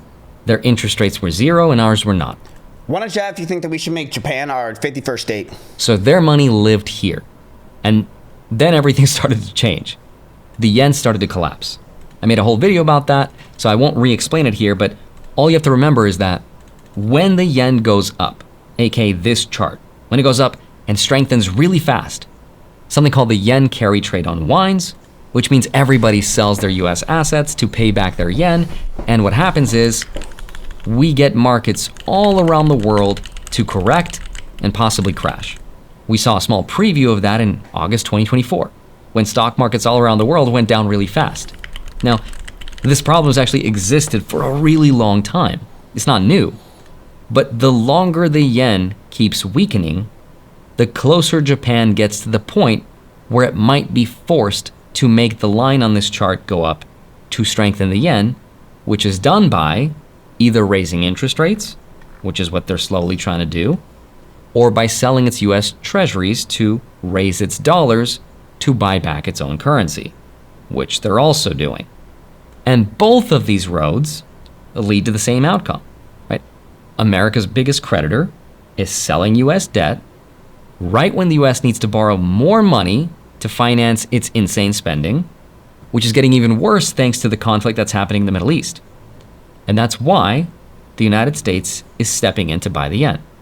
It is not rescuing Japan out of generosity. The United States is rescuing Japan because if Japan goes down, it takes the US bond market with it, along with all the other markets around the world as well. A weaker dollar, though, helps America reshore. A stronger yen keeps Japan's This guy's gay? pension money from panic selling our treasury bonds, right? So what the US needs and what Japan needs are the same things. They need the dollar to go down and they need the yen to go up. And that's why Scott Bessent is buying the yen, or at least he's showing us the illusion of that. He's not defending Japan's currency. He's defending America's ability to borrow money at reasonable interest rates. So then the question is, well, how do you weaken the strongest currency in the world without Congress and without spending money that you don't have? And here's the answer. And the answer is Scott Bessent. He's got a really interesting story that you might not know about because he's actually made billions of dollars for the funds he used to work for by legally manipulating the price of money. In fact, in 1992, when he was in London, he learned about how British homeowners borrowed money. See, in America, most people have what are called 30-year fixed mortgages, where your interest rate is locked. Even if the Federal Reserve increases interest rates tomorrow, your monthly payment wouldn't change. But in Britain, in 1992, almost everyone had what's called a floating rate mortgage, which meant their monthly payment was tied to the Bank of England's interest rate. Now, at the time, Britain also made a promise to keep the pound pegged to the German currency. Now, the only weapon a central bank has to defend the strength of its currency is by how's the economy in Britain? Is it good? Increasing its interest rates. So Scott was like, okay, hold on. If the Bank of England increased its interest rates to defend the pound, then every homeowner in Britain would go broke. But there's no way they would ever do that. Their whole economy and governments would collapse. Scott Bessent at 27 almost brought Bank of England to its knees. That's right. Wait, so he's nasty? Let's put that to the test. So in 1992, Scott Bessent, who was working for George Soros at the time, told him about this trade. George Soros then bet $10 billion against the British pound. George Soros was like, I bet England is not going to raise interest rates to save their money because their people would go broke. So Britain raised rates from 10 to 12. They announced 15%, and the market called the bluff because everyone could do the mortgage math. And by that same day, Britain surrendered. The pound crashed, and Soros made $1 billion in a day. It went down in history as the day a hedge fund beat a central bank. They called it Black Wednesday. Sometimes you could just beat the market by understanding its psychology. And that sometimes it's not the money that you spend to defend your currency, it's your credibility. It's what you say you'll do, right? Which is also why he was able to do it again with the yen. Because in 2012, Japan elected a prime minister named Shinzo Abe. And he came to power promising to print money in order to weaken the yen, in order to revive Japan's economy. So Scott Bessent was like, thanks for telling me the trade ahead of time. So he made a huge bet against the yen. He bet on it to go down. And as Japan started its money printer, just like Shinzo Abe said it would, the yen collapsed from the high 70s to over 100 per dollar. And that bet made George Soros roughly $1 billion. It was also called one of the greatest macro trades of the decade. So what we're saying then is that Scott Bessent might be one of the most successful currency traders who has ever lived. Second maybe to George Soros. He then left, started his own hedge fund with $2 billion of Soros's money, and he kept doing the same thing until Donald Trump made him the Secretary of the Treasury to the United States. So with all of this in mind, and with this context, knowing just how smart he is, do we still believe that note was just an accident? Right? Scott Bessent's in a room where he knows there's a ton of photographers with a note that's just somehow perfectly turned the right way that says, buy Japanese yen with the ticker symbol JPY, as though he doesn't know. And also a dollar number that is way too low to technically do anything.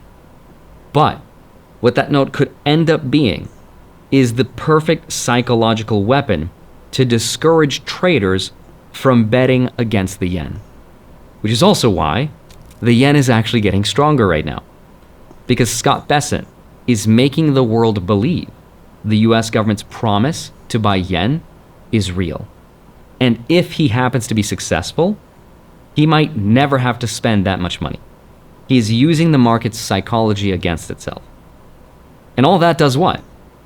Buying the yen, or the illusion of it, strengthens it, and as measured in dollars, it makes dollars go down.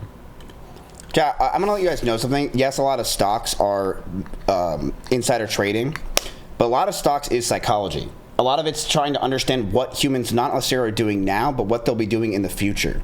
So when you're trying to trade or you're trying to understand these moments, a lot of it is psychology. Like, people don't realize or understand that a lot of resistances for like stock charts and things are really just the psychology of what it would make sense that the stock would have that resistance at or support, right? Or like an example, like the $200 number for NBIS, for a company I love, is a psychological barrier because it's not really anything. It's just the $200 number it's a barrier because it's like, oh, like, will it go up? Will it go down? It's a scary number, right? Going up to 200.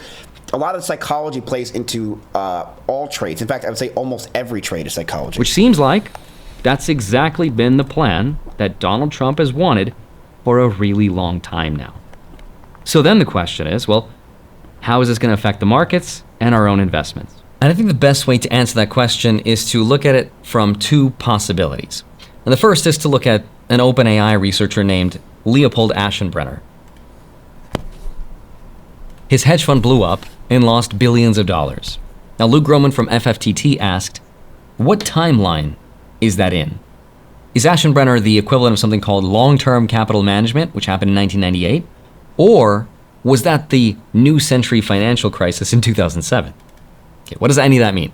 So, timeline-wise, in 1998, a giant hedge fund called LTCM collapsed. Right? And when they did, Wall Street and the Fed rushed in with a bailout. They lowered interest rates, they added liquidity, and stocks went up another 55% higher over the next 18 months. The blow-up was actually a buying opportunity. Are we in that timeline? Or are we in April 2007, when a big subprime lender called New Century went bankrupt? Everyone said the same thing. It was isolated and we should buy the dip. Right? So stocks went up a few more percent and then lost something like 50%. We don't know. Both of those times in history looked the same. Now, either way, what I think is the most interesting part is to look at what happened to gold in both of those cases. For example, after the LTCM bailout of 1998, gold basically never traded lower again. And after a New Century in 2007, gold also never traded lower again. So whether the crisis was averted or this is just the start of one, the government's response throughout history has always kind of been the same, which is to print money, and the stuff that they can't print more of begins to win in a big way. So if we were to get inside the mind of Scott Bessent and try to understand the psychology of the market, when the United States chooses to have a weaker dollar, it's almost like we're being told in advance what they're going to do. So here's how I'm personally thinking about all of this. And again, usual disclaimer, this is not financial advice. 3x leverage. But the way that I see it is, assets in this world right now are grouped into two different buckets. Things they can print more of and things they can't. Now, dollars they can print. Bonds, promises that they pay back in dollars, printable. But gold, Bitcoin, land, energy, physical assets, right? Commodities, the actual factories that they're trying to rebuild. Nobody can just print those. However, before the United States returns to the big print, the markets can continue going down. Because in order to print, there has to be an event to justify it. Now, one of the darkest versions of this theory was from Luke Gromen, and he basically said that everything that the US has been doing so far, like talking about having a strong dollar while not wanting it, but doing all these policies that sort of lead to a stronger dollar, and then restarting an inflationary war in the Middle East, that all looks like a mistake only if you assume that they're trying to avoid a crisis. But maybe the point is to trigger one. Because think about Kevin Warsh's position, right? His entire reputation is this inflation hawk, right?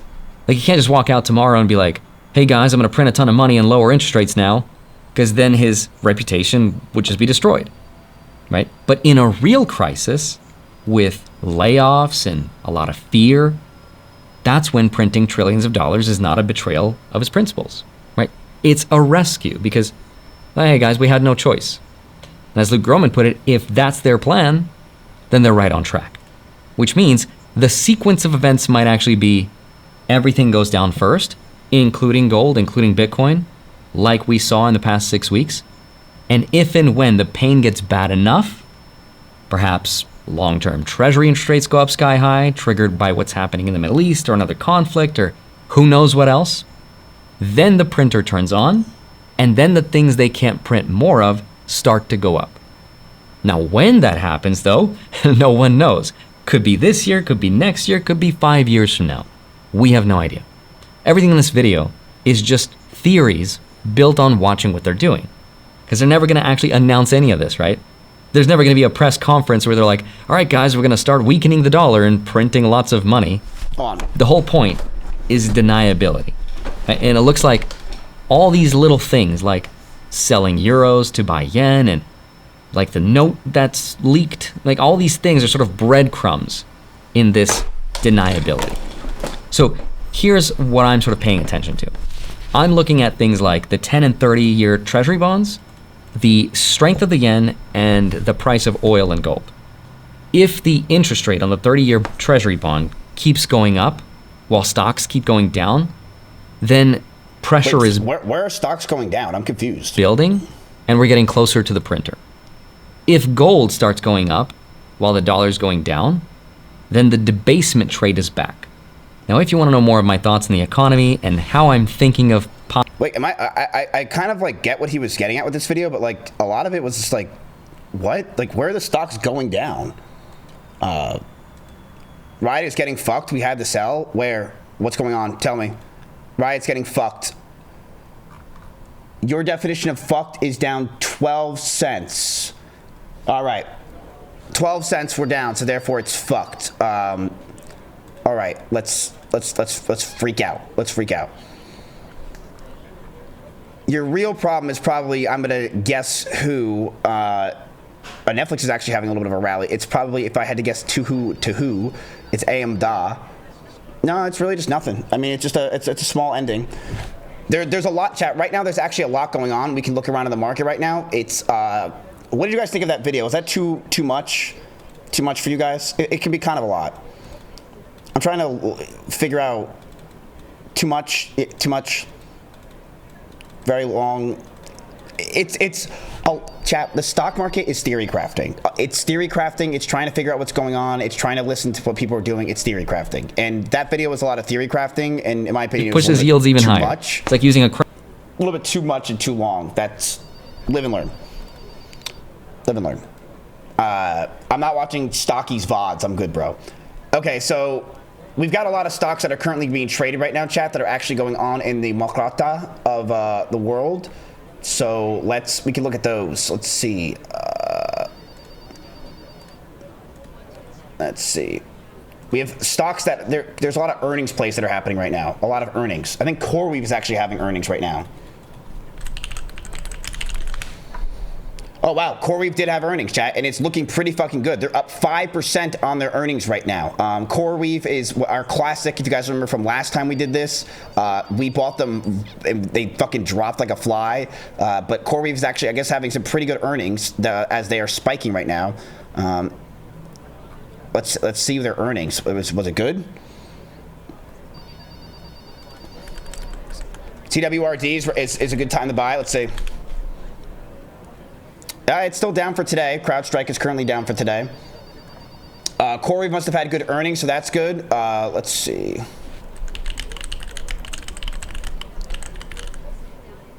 Let's see. There's some stocks. We have Kava. You guys know Kava? I haven't had Kava in a while. Up. They went up and then they went right back down. So they went up and then they went down. Kava's earnings right now. I don't know if they're good or not. But we also have H&R Block. I don't know if you guys care about SMCI is the super micro. Wow, okay, their earnings must have been good. Ooh, okay, microcomputer's good for chips. That's interesting. So the interesting thing for super micro is their chips, I guess, are doing well. They must have had good revenue and good earnings beat. That's nice. Called it? Nice, you called it. H&R Block is not dead, no. Let's see them. Wow, looks like they beat earnings too. Wow, looks like a real good earnings day for a lot of companies. Rumble.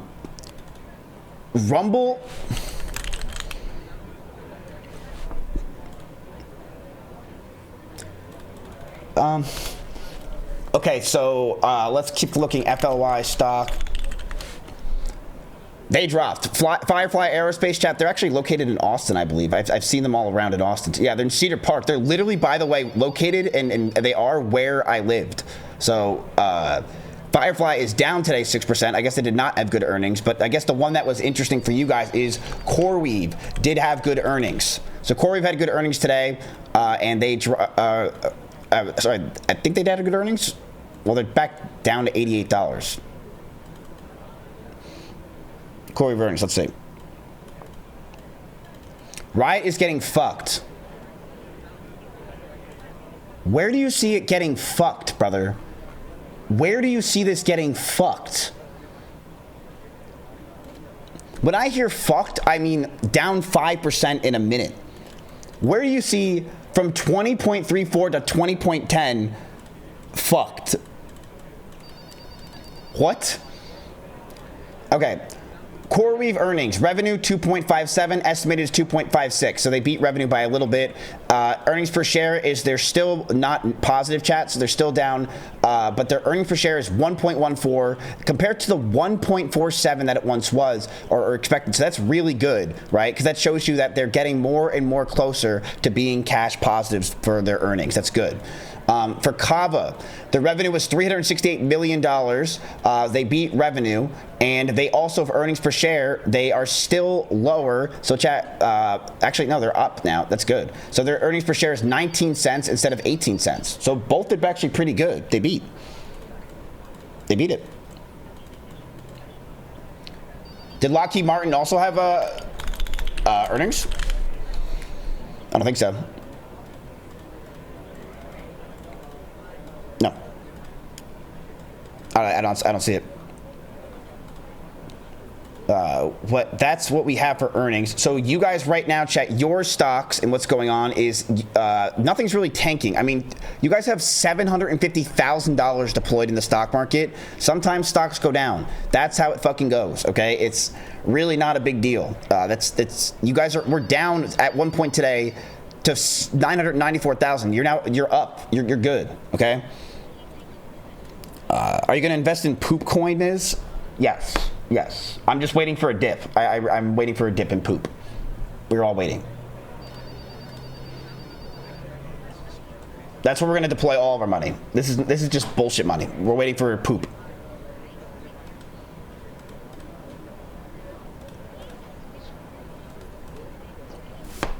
Okay.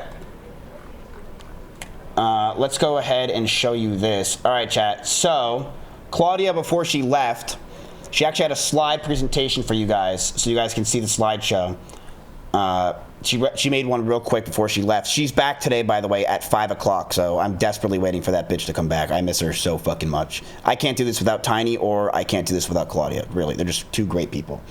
Okay, so Claudia made a presentation that we're going to go over today so you guys can understand more, because, again, this is important for you guys to learn and understand how the market works and how everything works, because when you guys learn and when you guys learn more shit, guess what? You guys as a whole will make more money. So if you guys are bitching and going to complain, say, oh, well, I know this stuff, Miz. Well, that's great, because some people don't. And if they don't, that's good for them to learn, right? So Claudia had this all ready, chat, for macroeconomics. Now, you're probably saying, what the fuck is a macroeconomic and what's a microeconomic? I don't even know what those mean. Well, you know the words, so congratulations. You're farther than most people. A micro is tectone, small PP. Macro is big dick Drake, okay? That's how you could think of it. Macro is the world, Drake is worldwide. Micro is small, tectone is a small man. And he has to rely on Asmongold's left tit in order to produce. So that's basically how you can understand macros and the micros, all right? So your goal as a company is to become a macro. You want to become a big boy like a Google, right? You do not want to stay micro. So for example, Pink Chew left Tectone, a micro, and became a macro by dating Drake. That's how this works, okay? So that's the importance of it. Microeconomics are small-time things, right? Microeconomics usually are looking at like a city. Microeconomics could be looking at things like, understanding how paper clips trade. But macro is like the world. And a lot of the stock market chat, and especially the VOO and big indexes, rely only on macros for the most part, okay? So what is macroeconomics? Macroeconomics is the study of the whole economy, not one person's budget or investments. So you look at outputs, jobs, prices, and growth. That's usually what determines the stock market. Connections, millions of choices into shared trends. And what matters is because those trends affect the paychecks, prices, and jobs of everyone else. So chat, it does the trickle down, right? These things trickle down. If the economy's doing really well, guess what? Then it trickles down to the people who work, it trickles down to more jobs, it trickles down to more growth, it trickles down to those people who have jobs, who have money, which then guess what? They spend more, which then makes the economy do even better. So it's all cycle, right? It's a cycle of life. When that's what people look at for macros, because macros are the big thing, right? It's like Cheerios. So you want to look at your macros. You zoom out in the picture and you can explore and see more. So an example of something that affected the entire world with macroeconomics is COVID. Now, if you don't know what COVID is, chat, it's when I actually had viewers, okay? And I didn't have to pay them to be here. So 2020, I had a lot of viewers, and it was Fall Guys. I would play for 30, 40, 50,000 viewers at a time. It was awesome. When that happened, that changed the world. And there was a macro that happened, right? The macroeconomics was COVID happened. What did COVID do? Shut down businesses. It shut down the world. It stopped trade. It stopped everything. It stopped all. You had jobs. 22 million jobs disappeared in March and April. The real GDP, which is your gross domestic product, fell at 31% annual rate in Q2, and prices, weak travel and energy demand pushed April prices even lower. So the macro of the COVID affected everything that happened in the world, okay? So, how rates affect your life. So chat, interest rates. You're gonna hear me say that word every day. You're gonna hear the chat say it, you're gonna hear this guy say it, that guy say it. You're gonna hear it when you go to the bank and try to get a loan. Interest rates are your life. You're gonna be hearing that word for the rest of your life if you're over the age of 22, okay? Interest rates, why did I say riot? Interest rates change both borrowing cost and the reward for saving. So, for home and car loans, payments usually rise when the market rates rise, right? So if the market rates go up, which is not usually a good thing for the stock market, when it goes up, then that means your rates are going to rise, which means you're going to have to pay more money in order to get a loan. Credit cards, variable APRs, and do you know what an APR, chat, is? Annual percentage one.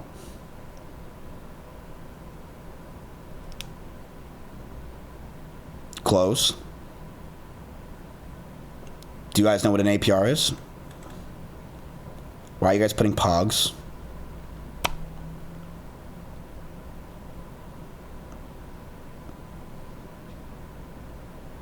Thank you, Fluffy. Annual percentage rate. Why did it take so long for you guys to put that answer for what the APR is? And why was it Fluffy? How did that just happen where you guys didn't put APR? Not one of you knows what APR is? You guys have taken loans. You don't know what an APR is? You have credit cards. Okay. So APR is your annual percentage rate, and it can adjust quickly changing interest rates. Your savings, deposits, yields made, blah, blah, blah, blah, blah. Blah, blah, blah, blah, blah, blah, blah, blah. What do you guys think? That was a pretty good slide, right? That was pretty good. So let's go into this. I don't know why it just jumped to what the fuck? Okay. Why should I care about macroeconomics? Why should I care?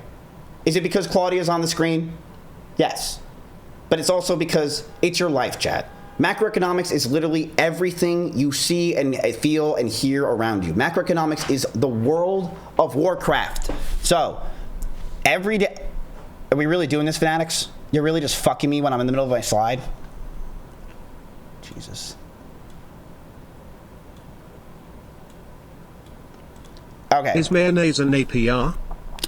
No, and mayonnaise would be microeconomics because it's involving Bikini Bottom, which there's a band. That's microeconomics. But the microeconomics of that are how much you pay the band, how much Squidward gets paid, how much does it cost to have the Bubble Bowl, things like that, right? Flag twirlers, they have insurance problems, right? Because they obviously got killed, right? How do those flag twirlers get paid?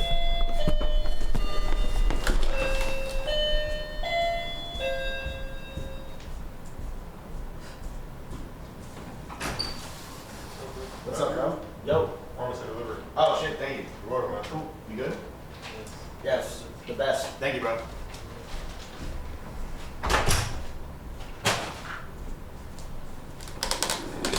Sorry, I got a pharmacy delivery. It was, someone's at the door. Yeah, it was from my pharmacy. It was from my trazodone that I get. Okay, so...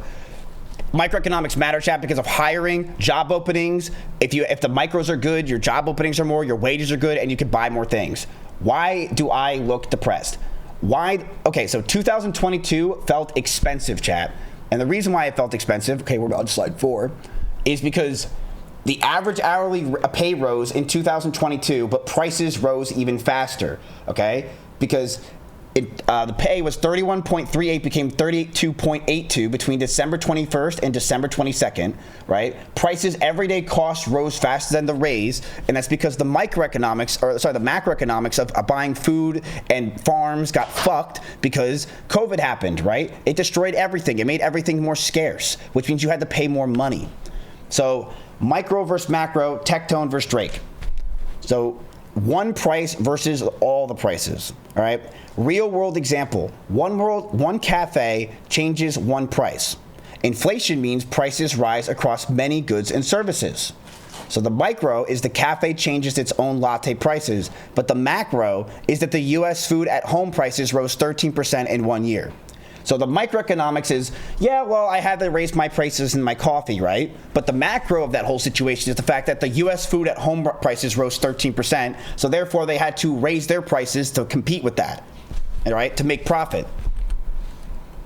So how do they affect you, chat, right? How do these rates and interest rates and micro, am I on the right slide? Why does it keep dropping me to slide 45? This shit's so stupid. Who participates in the economy? Raise your hand. I do. Me. Your parents' credit cards probably do. Yeah.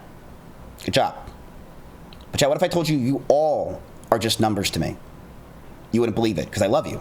But you would believe that the government thinks of you as numbers. And you participate in this economy every day, no matter what you do.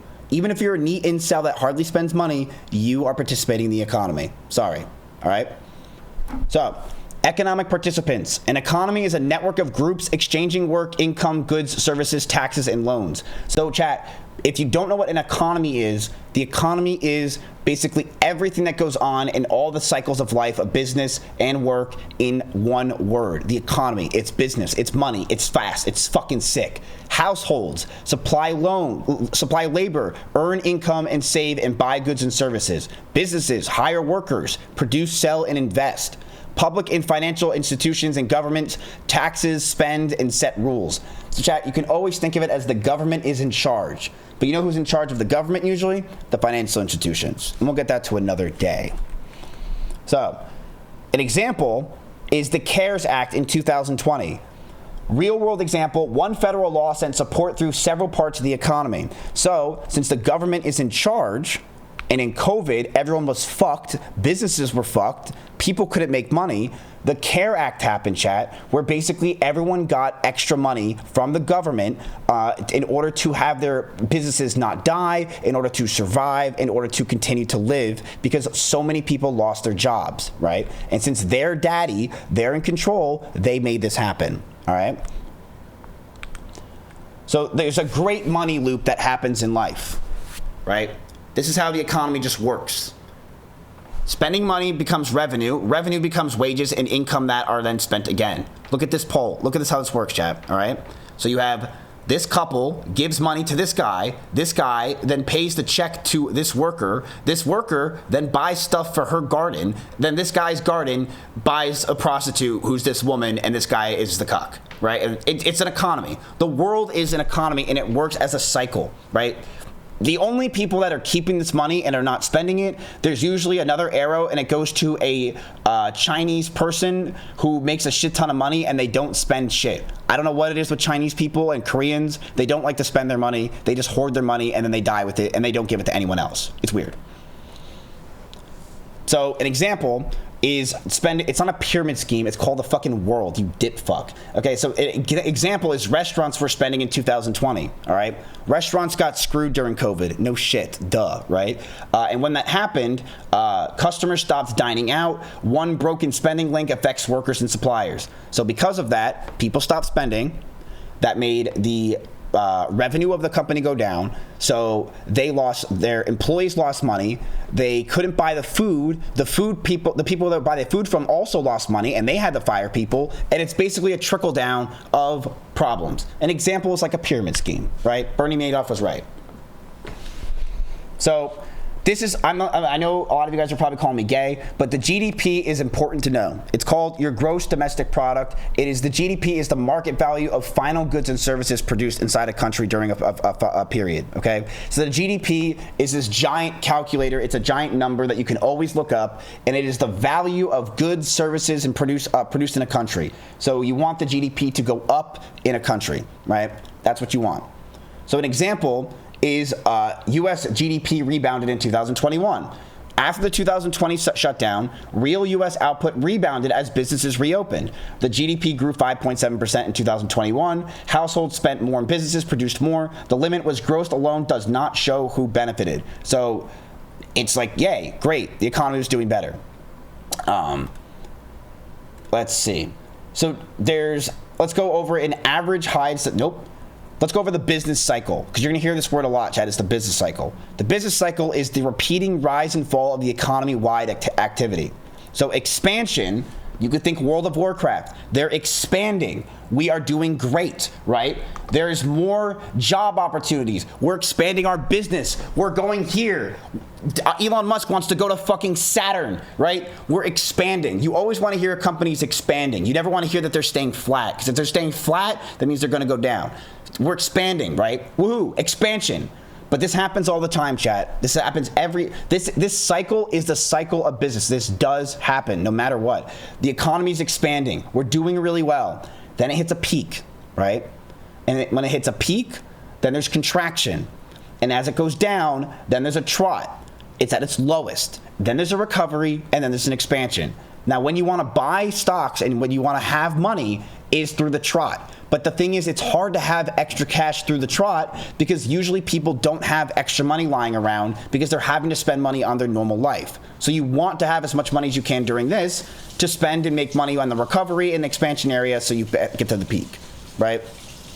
But the problem is, when is the trot? You don't know, right? How did you not say recession? What did I say?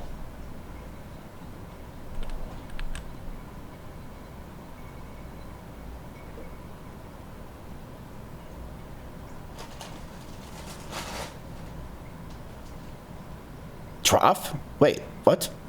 I'm so confused. I said recession. Did I not?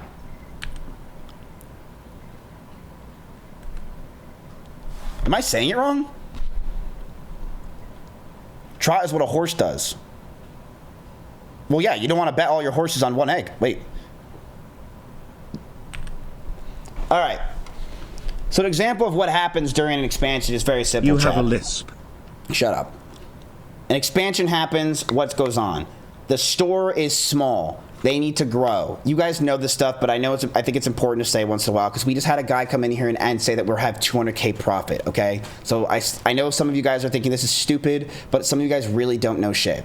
So an expansion example is that this store is small, right? Not really lots happening, but they are growing. They have a lot of business. They have a lot of people, but they want more business and more people and make more money. So they have an expansion. And now they have a second store with 3 people and they're growing and there's more people there, right? So that makes people have hiring, that makes the income and investment grow, and that makes jobs grow, and that helps grow the economy, which is the macros, right? So what is a recession, right? You're going to hear that word as well. People call it's fear. That's scary. We don't want to see a recession. I know it's not part of this slide, but I have always wondered, what does it mean when a bubble is going to burst?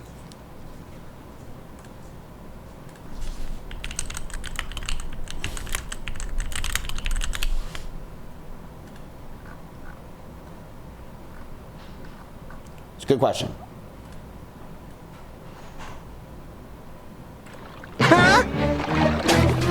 Barnacles! What could be worse than a giant paint bubble? So this is the economy, chat, right? There's a giant thing happening right now where there's a giant AI bubble is what people fear, right? So SpongeBob is having fear of an AI bubble, but it's not really that big. Be worse than a giant paint bubble! Oh, I know! 2 giant paint bubbles! Now you have it in semiconductors and in AI. SpongeBob is freaking out even more. Now it's one giant bubble. So you're saying what happens when a bubble bursts, right? Think of it like this. This is all the money that's in. These are the stocks being at their all-time highs. And what happens if they're at their all-time highs and all of a sudden the bubble bursts? Patrick! Yeah, SpongeBob? I don't think this bubble can get much bigger. Nonsense! Look, these are people pumping the stocks, trying to make the stock continue to go up, even though they shouldn't, and people are already having fear. And that's what happens. So that's the explosion. So when a bubble bursts, you can think of it as it just drops like crazy in the stock market. It goes down like 70, 80%. Does that make sense?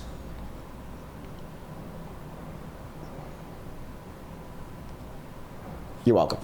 Okay, so what is a recession? A recession is a significant widespread decline of economy at wide activity. So chat, a recession occurs when obviously everything in macro is down. You saw it in 2008. You saw it during COVID. There was not really was a recession during COVID? I think a recession is indicated based if the stock market or GDP is down 8%. I think it's the number. It's a significant widespread decline in economy-wide activity. Broad weakness, jobs, income, production, and sales fall together. Identification, economists compare several measures. No single statistic decides it. An example is housing and financial losses cut spending, output, and jobs in the Great Recession, right? The 2008 financial crisis was the big one. Housing rates fall after a long boom and everyone being able to buy 6 houses at once. Everyone lost because the banks lost. And the banks lost, which to the macro, and they fucked everything else up. They caused a huge recession, which basically destroyed the economy for a few years. So how do you spot the trouble early is exactly why Michael Burry has a job. There's not really a way to understand how it comes early unless like it's very difficult or almost impossible. But there's some signs, like people say strippers know 8 months before a recession happens. So go to your local strip club and ask. But the first clue is new orders and permits can turn before total activity. So you don't have to necessarily decide or think, wow, can I understand the macroeconomics of a recession? You can also try to understand a recession. Hope everyone is investing. Still stuck at the nursing home. Bye-bye. If that's true, Axion is always ahead. So the thing is this. Recession doesn't have to necessarily mean the economy. It can also mean just like your business or your life or, your city. So you know, you could just see at your work, you could be like, oh, wow, like, we are having less orders and permits. We are seeing labor. There's just, they don't have a lot to do. And you can, before it even happens, kind of consider yourself, it might be going through a recession soon, and we might have to pull some strings. And to stop the recession and stop the bleeding, right, we might have to fire some employees or whatever, right? So what is inflation? So recession is different, obviously. Recession is when everything's going bad from macroeconomics, but what does inflation mean? Right? Inflation is a broad continuing rise in overall price and levels. I'm sure you guys know what inflation is.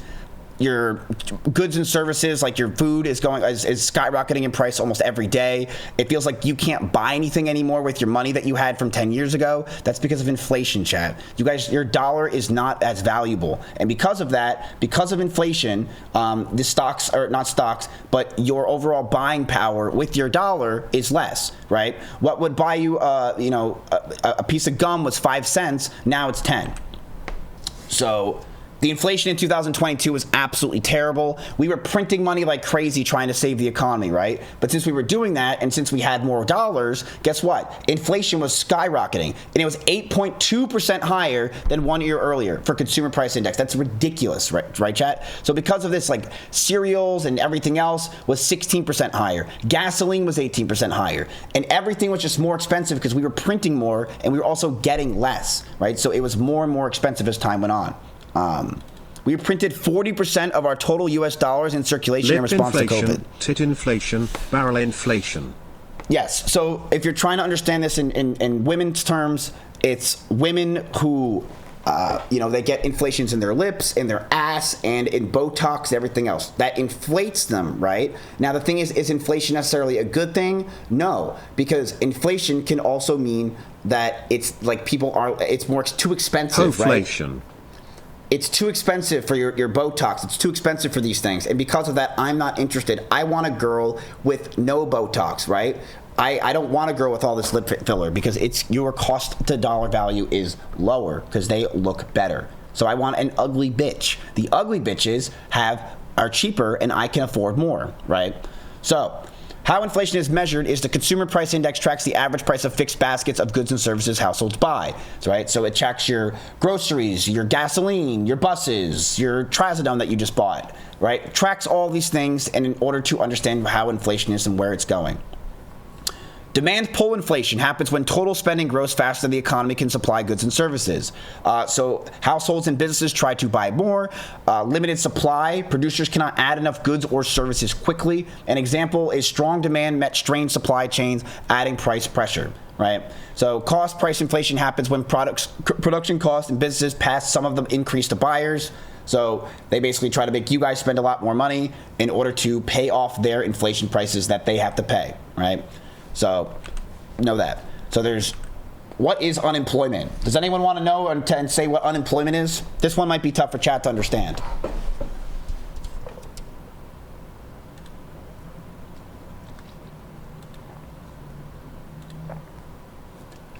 Never heard of it. That's scary. I think we could skip this slide, right? I think we could skip this one. So April 2020, when COVID shutdown spread, job losses appeared rapidly across the U.S. economy. Unemployment jumped from 4% to 14% in just 1 month, right? 10% of Americans lost their jobs in the month of COVID. Non-farm payroll employments fell by 20.5 million, right? So you had payroll employment got absolutely screwed. People lost their jobs like crazy. Fortunately, you had Facebook to buy everyone and make everyone have jobs again. And that effect was nobody cares, shut up and spend more money to, I'm assuming you're saying Asmongold. Yeah. Okay. Ha, got him. What are you, like 35 years old doing that? Like you just sitting there doing that? Are you sitting there doing that because you can't do it in his chat? Is that why? So, less pay meant households had to spend less, so demand weakened. what the employment rate misses. So unemployment doesn't tell you everything, chat. It doesn't tell you discouraged workers, which is basically everybody who ever had a job. It also doesn't tell you the job quality, right? So when you hear the word unemployment, don't think you're hearing the whole story. That's why people don't give a fuck about the job report. You're not hearing the job quality. Okay, cool. You have a job, but what does that even mean, right? What does the definition of a job mean? Wow, jobs are up. What does that mean? Oh, wow, part-time jobs? Who gives a fuck? If it's not good jobs, who cares? What about discouraged workers? What about people that think their job is going to go away? It doesn't tell you the whole story, and it doesn't feel like it gives enough, so people don't care as much, right? So an example is 2020's broader job damage. So 14.8% counted people actively looking for a job in, I think that's U3. I don't know what that is. Is that a band? So pay rose, buying power fell. So U.S. workers in 2022, pay rose like crazy, but prices rose even faster. And since they rose so fast, your dollar still didn't mean shit, right? So let's go. What does the Federal Reserve do is a great slide to understand, right? Because you guys are going to hear the word Federal Reserve. Federal means government, if you're from the UK. Federal means government, okay? So you're going to hear the word federal. That means the entire United States. So the U.S. Central Bank is the Federal Reserve. They manage the monetary policies and support the financial system, okay? So they're the ones that influence interest rates. They're the ones that influence everything. They are the puppeteers of our entire world, okay? So they're in charge of everything we do, everything. So this is what they did during COVID. They rate cut. The Fed lowered its target from 1% to 2.5% to 0% to 2.5%. So they reduced their cuts. Liquidity, emergency programs kept loans and market funding moving. So they just started giving out fucking money like crazy, and they had to do it. They had to. Now, what are interest rates? So chat, interest rates are so important to understand when it comes to the Federal Reserve and the entire economy. The borrower repays the original amount plus interest, right? You have $1,000, 5% interest rate, you're paying out $1,050. It's really just that simple. It's that easy to understand what an interest rate is. And what the federal government does is they set those interest rates. So you can't go any you can't go any higher than this interest rate, right? So it's like, hey, look, we're going to set the interest rates. And the reason why they do this, or why they set the interest rates at all, is because it's basically a mandate to the entire economy that, hey, look, this is what we're going to set it to, and if you have to abide by these laws, and if you don't, then you have to abide by these laws. It's basically they set the blueprint for all companies and for all interest rates and for all loans to exist, right? Let's see what happens when rates rise. So when rates rise, when the government says, hey, look, we're going to increase the rates, that usually pisses people off because buying a house is harder. It makes it so that, hey, I wanted that house. Well, now you have to pay another 2% on that house every year. So you can't afford it. You might not be able to buy the house. You might not be able to get the loan for the car. You might, for businesses who want to get loans and to grow, it's harder to grow when your interest rates are more, right? So it's not a good thing for the economy, but they need to do it in order to make money themselves, because the Federal Reserve needs to make money, right, chat? They need to grow themselves. They need to make interest rates and continue. So higher rates cooled housing sales. So the U.S. homes in 2022, mortgage rates rose rapidly, making monthly payments harder to afford. 2021 sales, 771,000 new single-family homes. 2022 sales fell to 6,444,000. So the change is a 16.4% decrease, which sucks, right? And when rates fall, people want to buy more houses, people want to grow, people want to do more. It's good. But the thing is it always a good thing? No, right? It's not always a good thing.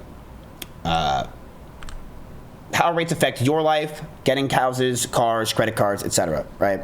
It's not a good thing for in the interim, raising rates it's not always a good thing, and it's not like they do it to fuck with us, right? They do it because they think it's what's best for the country, what's best for the current time period of the country. But they just know that when that happens, if they raise interest rates, everyone's gonna be mad, right? It's not like anyone's gonna be like, yay. They're gonna be pissed because now they can't get the car, can't get the credit card, can't get the loan, they can't buy the stocks. Stocks drop like crazy, so it's not a good thing, right? That they have to do it. And the thing is, there's one guy in charge of that, and he actually quit. And now there's a new guy in charge of it who is the one that tells the world that if we're getting our interest rates raised.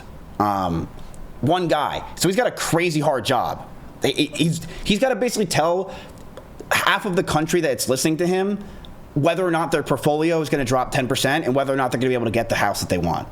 Right? It's crazy, this guy's job. But he does it because he's in charge of the Federal Reserve for this one specific spot. Kevin Warsh is now in charge. It's this man. It's this man. He's the one that's now in charge. You will see his hair turn more and more gray every single day, chat. He looks like a 35-year-old version of Crazy Slick, but yes, this is the guy that's now in charge. And it's not like it's he's the one that makes the decision at the end of the day, but, you know, it's a very tough job because he's basically telling everybody, look, dude, you're not going to be able to buy that house because we're raising the rates. And when they raise the rates, yeah, people are going to be pissed. People are going to be pissed, and he's the one that gets to say it. It's not fun. The guy that was in charge before him, I forgot his name, but everyone calls him the GOAT because he didn't give a fuck. He would just go out there, say it, and go back to bed. Yeah, it was Powell. That was it. Jerome Powell. People liked him a lot. People liked him a lot. But he also had, I think, a little bit easier of time for a while, but people liked him a lot. Jerome Powell was the one that was doing it for years. He's old now, but he quit. But people think Trump fired him. Yeah, this guy was kind of a baller. He didn't give a fuck. So that's our lessons for today of macroeconomics and also understanding stuff. Again, I know sometimes it's kind of annoying because you're like, chat, I already know all this stuff. Shut the fuck up. But a lot of you guys might not, so it's important for you guys to learn. It is. You have to learn. All these slides are available if you guys need to learn it. You have to understand this stuff. And I think we could talk about next, like Could we have Claudia's lessons once a week instead of once a day? It's a lot to digest every day. No, because if we do it once per week, guess what? I don't know how that would even work. If we do that once a week, it's not. Dude, you're not learning enough. Like once a week. Do you have school only once a week? What?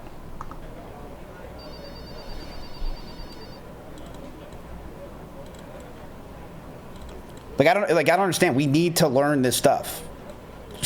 Dude, investing and learning things, it takes time. You have to put effort in, right? And if we just learn something once a week, you're not gonna learn shit. And it's not like we're literally learning that much. It's macroeconomics. I mean, I'm not like telling you to divide the tool of this, but it's like, dude, it's macroeconomics. Like, I hope you guys, I really hope most of you knew most of that. I didn't have to teach you. Interest rates, maybe you didn't know, or like you don't understand how the Federal Reserve worked, but like, I shouldn't have to teach you a lot of that. That's stuff that like I hope you just know as being a 20 to 30-year-old human, or 40. You know? Or it's a refresher, right? I mean, it's also a refresher as well. I will admit I knew nothing. That's fine. That's totally fine. It's tomorrow we're gonna go over again. What do you guys want to go over? I like to teach you what you need to learn or what you guys think you don't know. Maybe we can go over tomorrow like portfolios in general and how to open a portfolio or what that means.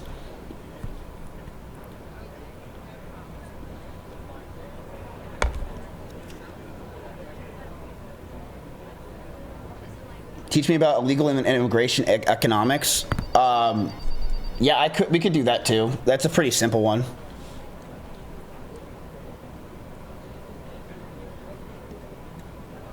You should critique portfolios in the paper trading channel. Brother, I'm not that smart. I'm not going to pretend and sit here. I can go like, yeah, dude, this stock's good. This is... Bro, come on.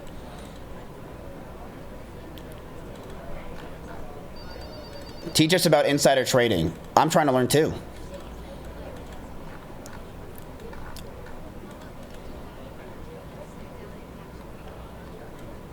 Yeah, we can go over Roth IRAs and shit. Okay, we can go over that kind of stuff. I got you. I got you. When are you planning to do the Earl idea?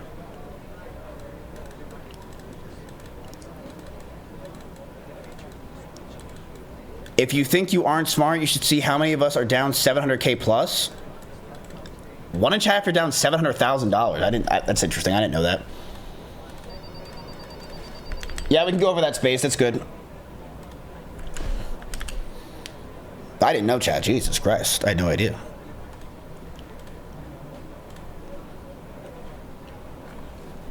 I didn't know. Oh, by the way, it looks like Riot is now parabolic, as we're seeing right now. It's parabolic. That guy who was saying it's crashing, it's now parabolic. It's up 12 cents. You should put these presentations in the classroom, Dab. Yeah, I'm going to. So chat, you guys do have $200,000 cash. Is there anything you guys want to buy into at all for your stocks that we currently have? No, Humphrey's on Friday.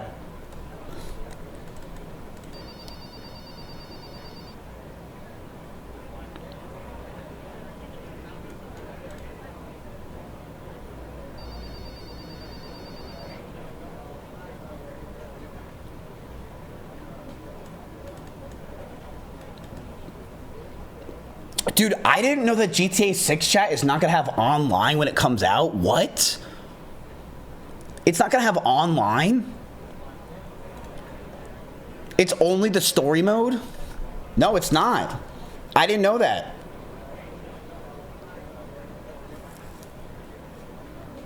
Five didn't? Yeah, but like I thought that like they would do it. Yeah, it's only going to be the story mode, and they said they're not releasing when it's coming out for online. It's got to be a business reason, chat. That's why. It's got to be some money shit. It's for money. You got to realize for GTA 6 launch, they have like $500 million people by the balls. They're gonna milk every single fucking little piece that they can get out of you guys for the next year. They just have everyone by the balls.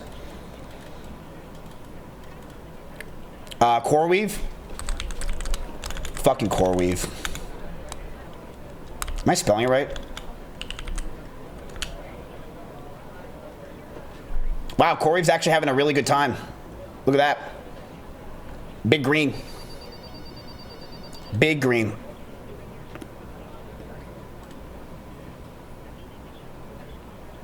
Your Rocket Lab took a little bit of a hit, but not really anything crazy. Check MBIS. Okay, so MBIS is also having earnings this week, chat. Whoa, it's at 203, baby. That's what I'm fucking talking about. Okay.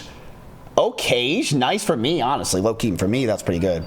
I'm a big MBIS guy. I love MBIS. I think MBIS is gonna be a $1,000 stock one day. Oh wow, that's real good for me. I think it's gonna be a $1,000 stock one day. I love this company. They are having earnings. Now, again, they have a huge psychological area around the 200 mark. They do. This is a big psychological area, but I believe in this company. I really do. We should buy in.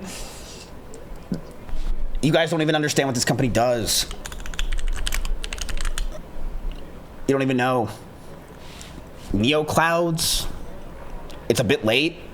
I just said it can go to. I mean, it's wherever you think late is. This stock just a month or 2 months ago was at like what, $312 was their peak. I don't necessarily think it's like that. So.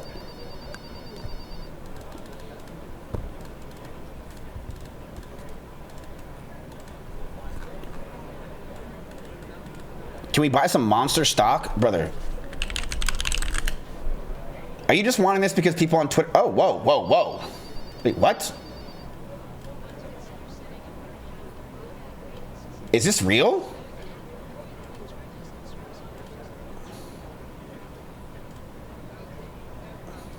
Oh, they did a split. Okay, I was about to say that's not real.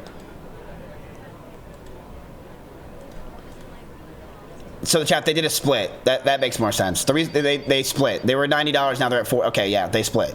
I was about to say, what the fuck? Interesting. I mean, you guys did a lot of plays today. Do you guys want to do any more right now? Or do we wait? Do you make money every day? No way. Brother, no. No.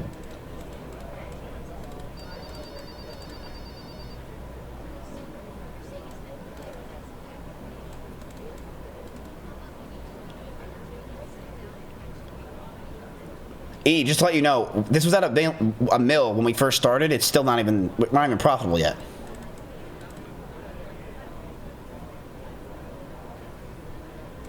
How does that work? You get twice as many shares when they do a split if you already bought? Great question. Great question on understanding or wondering how that works in terms of a split when it comes to, or anything when you see a stock split. And a way to describe how a stock split is very simple. So a stock split works where there is, let's say, 1,000 shares in the market, and the stock is at $100. Okay? So there's 1,000 shares and it's at $100. Well, now they want that stock to be $50 because that price looks way more interesting to the average person than $100, right? It's easier to look at, it's easier to buy, it's not as like crazy of a number. People do stock splits all the time. So they go like, oh, look at this. I know what I'm going to do. I'm going to make this, instead of 1,000 shares, now there's 2,000 shares in the market, right? And then that's basically how that works. And yes, you do get those shares and everything goes back to normal and you're okay. Very easy stuff. Your one stock becomes two. Yep, that's literally it.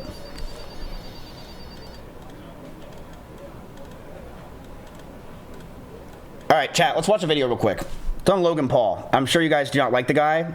And now I talked about this. Speaking of Monster energy drinks, I have not seen Prime in a while. And I remember that KSI and them were doing crazy things for Prime. Like, you saw it all the time, Prime getting pushed everywhere. Everyone was always talking about it. They were going to meetings, events, they were doing things with each other. But now it kind of just like stopped. I don't see it anywhere anymore. And that's because energy drinks are so hard to keep. Because the truth is, energy drinks are fads. And you've seen it from your whole life. Do you know how many energy drink companies, chat, that you have seen that you probably don't even realize you've stopped? G Fuels, like those kind of things. Like it's constantly shifting because of the popularity of these things. And Logan Paul and KSI have been trying to grow Prime for a very long period of time, since 2023. And let's watch this video on this because I think this is very interesting on what happened. Because what's interesting too is these are two giants, right? Logan Paul and KSI are behemoths in the world of popularity and content. And were they able to not keep up and make something actually work long term unless they just constantly push themselves onto it? Was over 90%, brother. Over 90%. This shit's not going.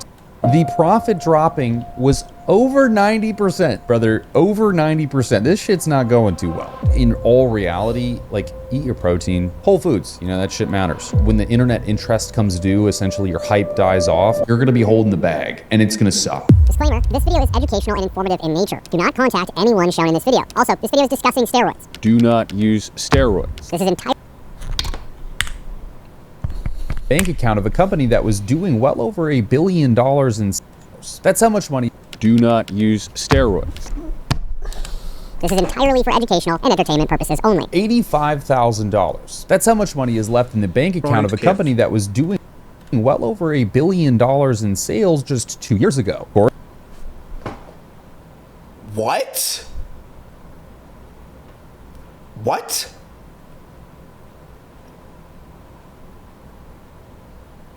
No way.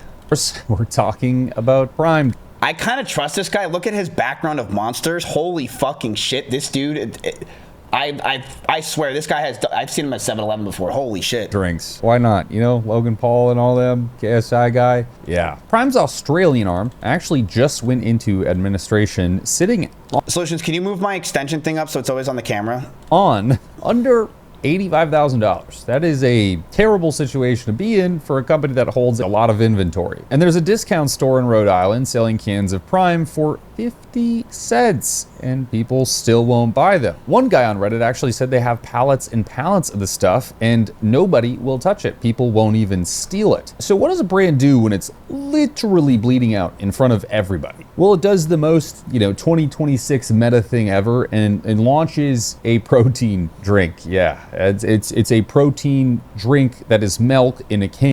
I thought this was a joke. I didn't know they actually made Prime into a protein drink. They really did that? I thought that was a joke. Yeah. What a beautiful day. Drink Prime, drink Prime, drink Prime, drink Prime, drink Prime, drink Prime, drink Prime, drink Prime, drink Prime, drink Prime, drink Prime, drink Prime, drink Prime, drink Prime, drink Prime, drink Prime, drink Prime, drink Prime, drink Prime, drink. Pretend this is milk. The ping pong balls represent protein and the red beads represent sugars. As you can see, most of the sugars are passing through the filter while the protein is locked on top. This leaves the Prime shake with 32 grams of protein, 2 grams of sugar, and 150 calories. And it's lactose-free. Drink Prime. It's no surprise to anyone.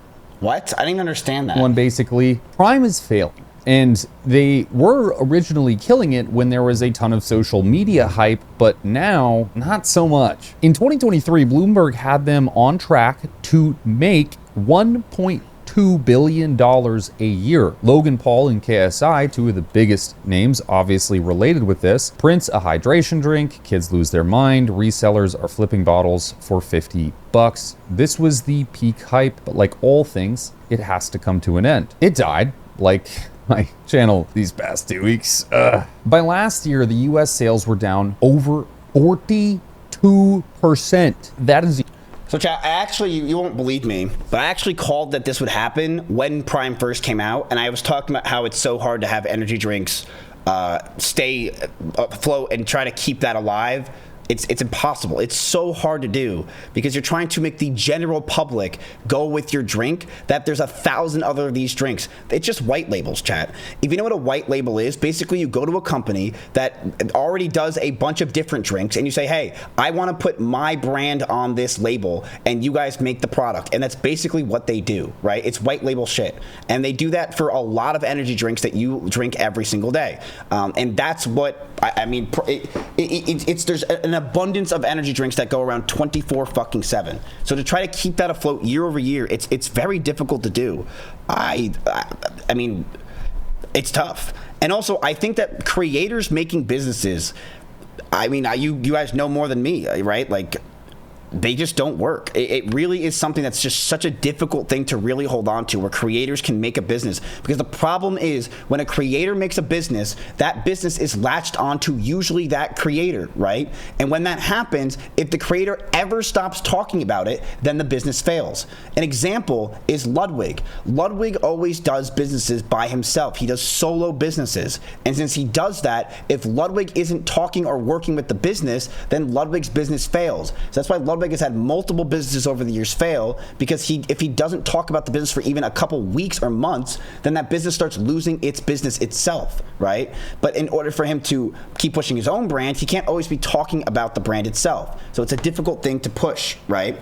And that's why OTK was actually successful, is we kind of put that burden on everyone together, so it kind of made it work. But the problem is, with OTK, when we stopped talking about brands ourselves and we stopped having our brands, that also hurt OTK and we also diminished, right? So it's difficult. If you don't have a constant flow of people coming in with the brand, then it's almost impossible to keep up, and it doesn't work. A huge number, but it gets way worse. Over in the UK, their filed accounts showed revenue falling off of a cliff, and I shit you not, the profit dropping. Also, shelf space is very competitive, and bigger companies bully smaller companies by buying shelf space. Yes. I remember one time, chat, there was a time where OTK, we were going to make a beef jerky. I swear to God, this was not my idea, but they were going to make a beef jerky. You could probably guess for who it was. They wanted to make a white label beef jerky. Schlatt actually wanted to do it as well, where it was going to be two of our owners were going to make our push, and they wanted beef jerky. And it was a white label. So what you do is we were going to go to a company, we were going to name it something with beef jerky, and we were going to have it on shelves and push our community to do it. But we decided not to do it because I was very against it, and so was a lot of other people, because what does that do? Okay, we push it to you guys, but like, how do we get the actual consumer who is going to a store to buy it? It's impossible, right? Because anyone else can do this as well. And because of that, it doesn't make sense. And this kind of shit is what people and creators always think, and that's why most creators' businesses fail. I'd actually be very surprised to see if any creators' businesses that we know specifically ever succeeded. Was over 90%, brother, over 90%. This shit's not going too well. They started laying people off. The UK team of Prime basically were told they were redundant and were killed, just executed, got off the team right there and then. And the US headquarters in Louisville filed to cut 28 people. So this company is trying to shed weight as quick as possible. Arsenal, the football club, they dropped Prime as well as Oh my God, I forgot that they were with Arsenal too. Holy shit. One of the main sponsors to go back to Coca-Cola. And worse even still, Congo Brands, which is their parent company, well, they had another brand, Alani Nu, that was actually doing great. Alani. Doesn't that shit, chat, that shit's really popular, right? That company we've talked about I think girls drink this shit a lot before, but it makes sales, it prints money. So what happened is Celsius bought Alani off of the Congo brand for $1.8 billion. An insane acquisition, so expensive. And essentially what they did. Damn Celsius. Hey, wait, Celsius might not be Celsius stock. So they bought them. Damn, dude, we should have bought Celsius when fucking we were told. Ah, fuck, dude. Celsius was a good buy. Damn it. Damn it. Here is they sold the healthy company to pay for their bills. And I don't know about you, but that doesn't sound great when you're selling your best selling brand to make money to compensate for the money lacked with another company. Like, why not just get rid of the other company? Yeah, just I don't know. You don't do that when you're confident. Essentially, you know, you do that when you need money. That's like, it's so diabolical that it's like selling your gym clothes from like Gymshark and shit on Facebook Marketplace. Like, that's how bad it is. And meanwhile, their products have been showing up where basically things go to die. The clearance shelf everywhere. Whole beverage aisles in Dollar Tree are just stacked with Prime.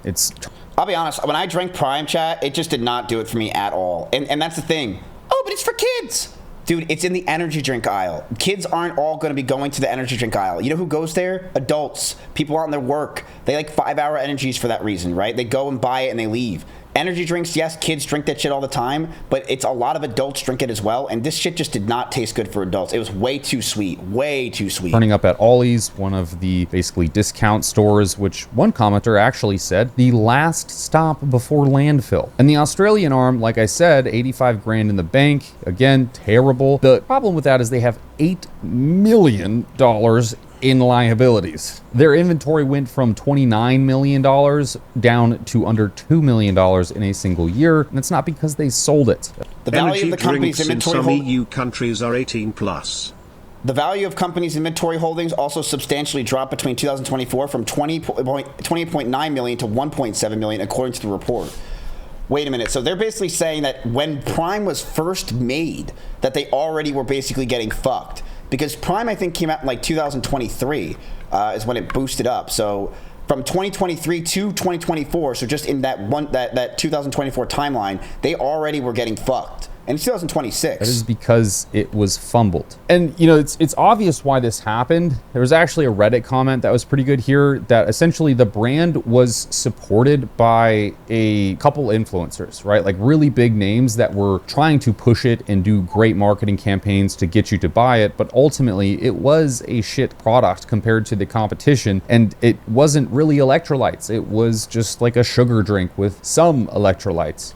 Here's the thing, even if it was a good product, it doesn't matter because the thing is, it'd have to be the best product. The problem is, you can't just leave it on a shelf when there's 10,000 other competitors. Like, you need one of the top products. You need to be somehow beating out the competition of 10,000 other white labels that can push a product like that. And the thing is, it just can't do that. You're not going to beat Monster. You're not going to beat the Celsiuses of the world. You can't do it. And in order for JJ and Logan Paul to really have pushed this brand, they would have had to literally sacrifice their careers to do so. They would have had to understand how this shit works when it comes to drinks, how the electrolytes work, all this stuff to make it as good as possible, and they just couldn't do it. It's just not enough. You're gonna die off, right? Like when you attach your name to something, like especially as a guy who owns companies, the more you attach yourself to that company, the more that company becomes at risk as you do things as an individual, or your presence boosts or drops in the algorithm, however it kind of works. You make a brand, and that brand should stand on its own 2 feet. It should be able to propel itself. It shouldn't need constant call outs and whatever else. Because if you just let it be you,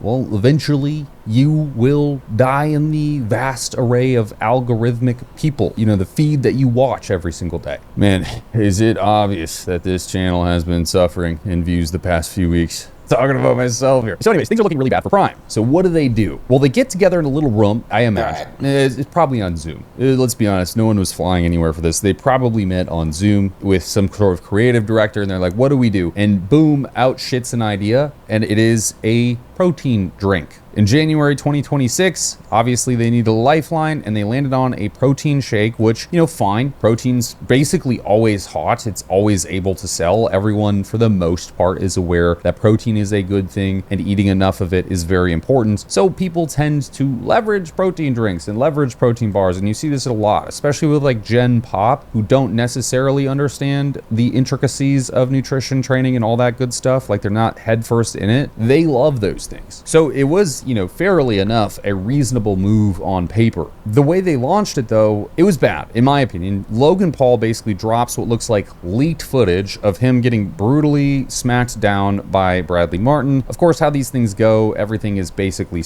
That was for Prime. Bro, why did I not think that was for Prime? Of course it was. I forgot about this.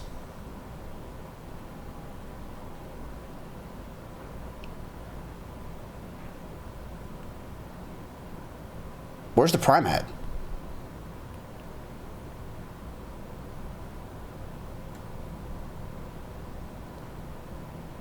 It was obvious that it was, and it garnered millions of views, controversy, everyone made videos online, of course, because everyone eats the rage bait. And you know what? Turns out, yeah, it was faked. It was essentially an ad for the protein shake that played out over time because... Oh, god damn it, dude. I honestly didn't even watch it to this point. I just saw it and didn't click. Jesus Christ. That whole shenanigans, I don't know, whatever you want to call it, the weird reality that is influencers trying to do things. Well, they launched the protein milk with Bradley Martin. Interestingly, though, KSI has been nowhere since the launch of this. He has started posting more content about it, but at the beginning it just seemed like Bradley Martin was playing a really big role, and Logan Paul and KSI was just sort of somewhere in the back rooms, like doing nothing. That's because Logan Paul cares so much more about pushing brands because he likes money so much more, when KSI I don't think cares for the money of it and probably knows it's a failing business. The hard part too of doing business with creators is creators fucking suck, and creators don't care to make money, and they also make so much money they don't care, right? So it's hard to really care. Like, if you're KSI, like, what do you care about money for at the end of the day, right? You're so fucking rich, you're beyond rich, that yeah, you trying to push a product, and if it hurts your brand a little bit, it's not worth to do, right? It's the pros and cons. When for Logan Paul, he wants to be a billionaire. This guy obviously loves money. He fucking does scammy, scummy shit all the time, and because of that, he's willing to push the product as far as possible. And honestly, he's a great business if you're gonna go into business with someone, go into business with Logan Paul. He's great, right? He'll push it till he dies. But for someone like KSI, I just don't think he likes it. And the thing that also sucks, or not sucks, but a lot of times with content creators is they're not good businessmen. Just because you're a millionaire does not mean you're smart with money. Just because you're a millionaire doesn't mean you can make good business decisions. And just because you're a millionaire doesn't mean that you're going to be pushing a product and want to for a long period of time. I don't know. Like, I get it because he's not the most fit guy in the world compared to Logan Paul or Bradley Martin. Like, they're probably sauced up. Yeah, boy. But KSI is definitely not. I mean, why would you? You push that hairline back even further. You develop from a 5 head to a 6 head, and that is dangerous territory. And KSI's fan base actually called this out, saying good one. Initially, like, where is this dude? They're developing new products, and KSI is supposed to be a huge part of the brand. I don't really care about any of these people, to be honest, but it was interesting. He did make comments on product releases, saying things like, good to have Bradley as a partner. This protein shake is hands down one of the best. Wow. Which reads like a really jealous comment, you know, like sort of this weird, like, I had to post it because the brand ambassadors told me to sort of thing. But it's clear the play, like, they're trying to pair up with gym influencers to create more credibility because they likely lack it at Yeah, but dude, people who go to the gym are never going to be buying Prime. They're just not going to be doing it. They have their fucking protein that they've had since high school that they're going to be downing for the rest of their life, and it'll be their last thing they do. They're not going to be using this shit. Bodybuilders will never use Prime. It's just not going to happen. At this point, obviously. Never. But what I wanted to do with this whole video was get into the actual product and see whether they've... Have any of you guys tried this product? Is it good? Actually invented something, which they do claim to have invented new technology to do this, or if it's just a spiel. You know, it's just a marketing gambit trying to get you to buy things. So they've trademarked their process. They call it protein lock, all capital letters, the trademark symbol, all of it. And in their words, protein lock is the process of using advanced filtration to concentrate milk's natural protein and reduce sugar content. That's quote by quote what they said. No grit, clumps, smooth, blah, blah, blah. So is it really revolutionary technology? Like, is it completely new? Is it something that's never been discovered before? Well, no, I mean, it's ultra filtered milk. This is everywhere. You have brands doing this already. You've had them doing it for up to a decade now. So it's not new. I think what it is they've trademarked a specific process that they likely changed by a fraction of a degree to make it more marketable. And essentially, just to break this down, what this is you run milk through a filter system, and protein and sugar molecules are different sizes and different molecular weights. So you have this filter system that catches the protein, but lets the... How many monsters do you think this guy has to drink a day to, like, wake up? Like, what do you think he's at this point, Chad? If he has a wall of monsters behind him, how many white monsters is this guy having just to get up from bed? Sugar go through, you drain the sugar contents has, like, out 5 of a day, the milk 6. as well as fat contents, but you maintain the robust protein molecule. So you highly concentrate that protein content, therefore making the fluid volume requirements for protein intake much smaller than if you were to drink, let's say, non-processed milk. But again, Fairlife has been doing this since about 2014. Core Power has been doing this since around that same time. I mean, this thing has been done for quite some time now. Even one of the review blogs that talked about this, that the brand is basically just a real-world application of ultrafiltration. They said it's not new, and they just put a whole trademark on this thing to, again, essentially market it. If I were Prime, you know what I would do? I would just go the route of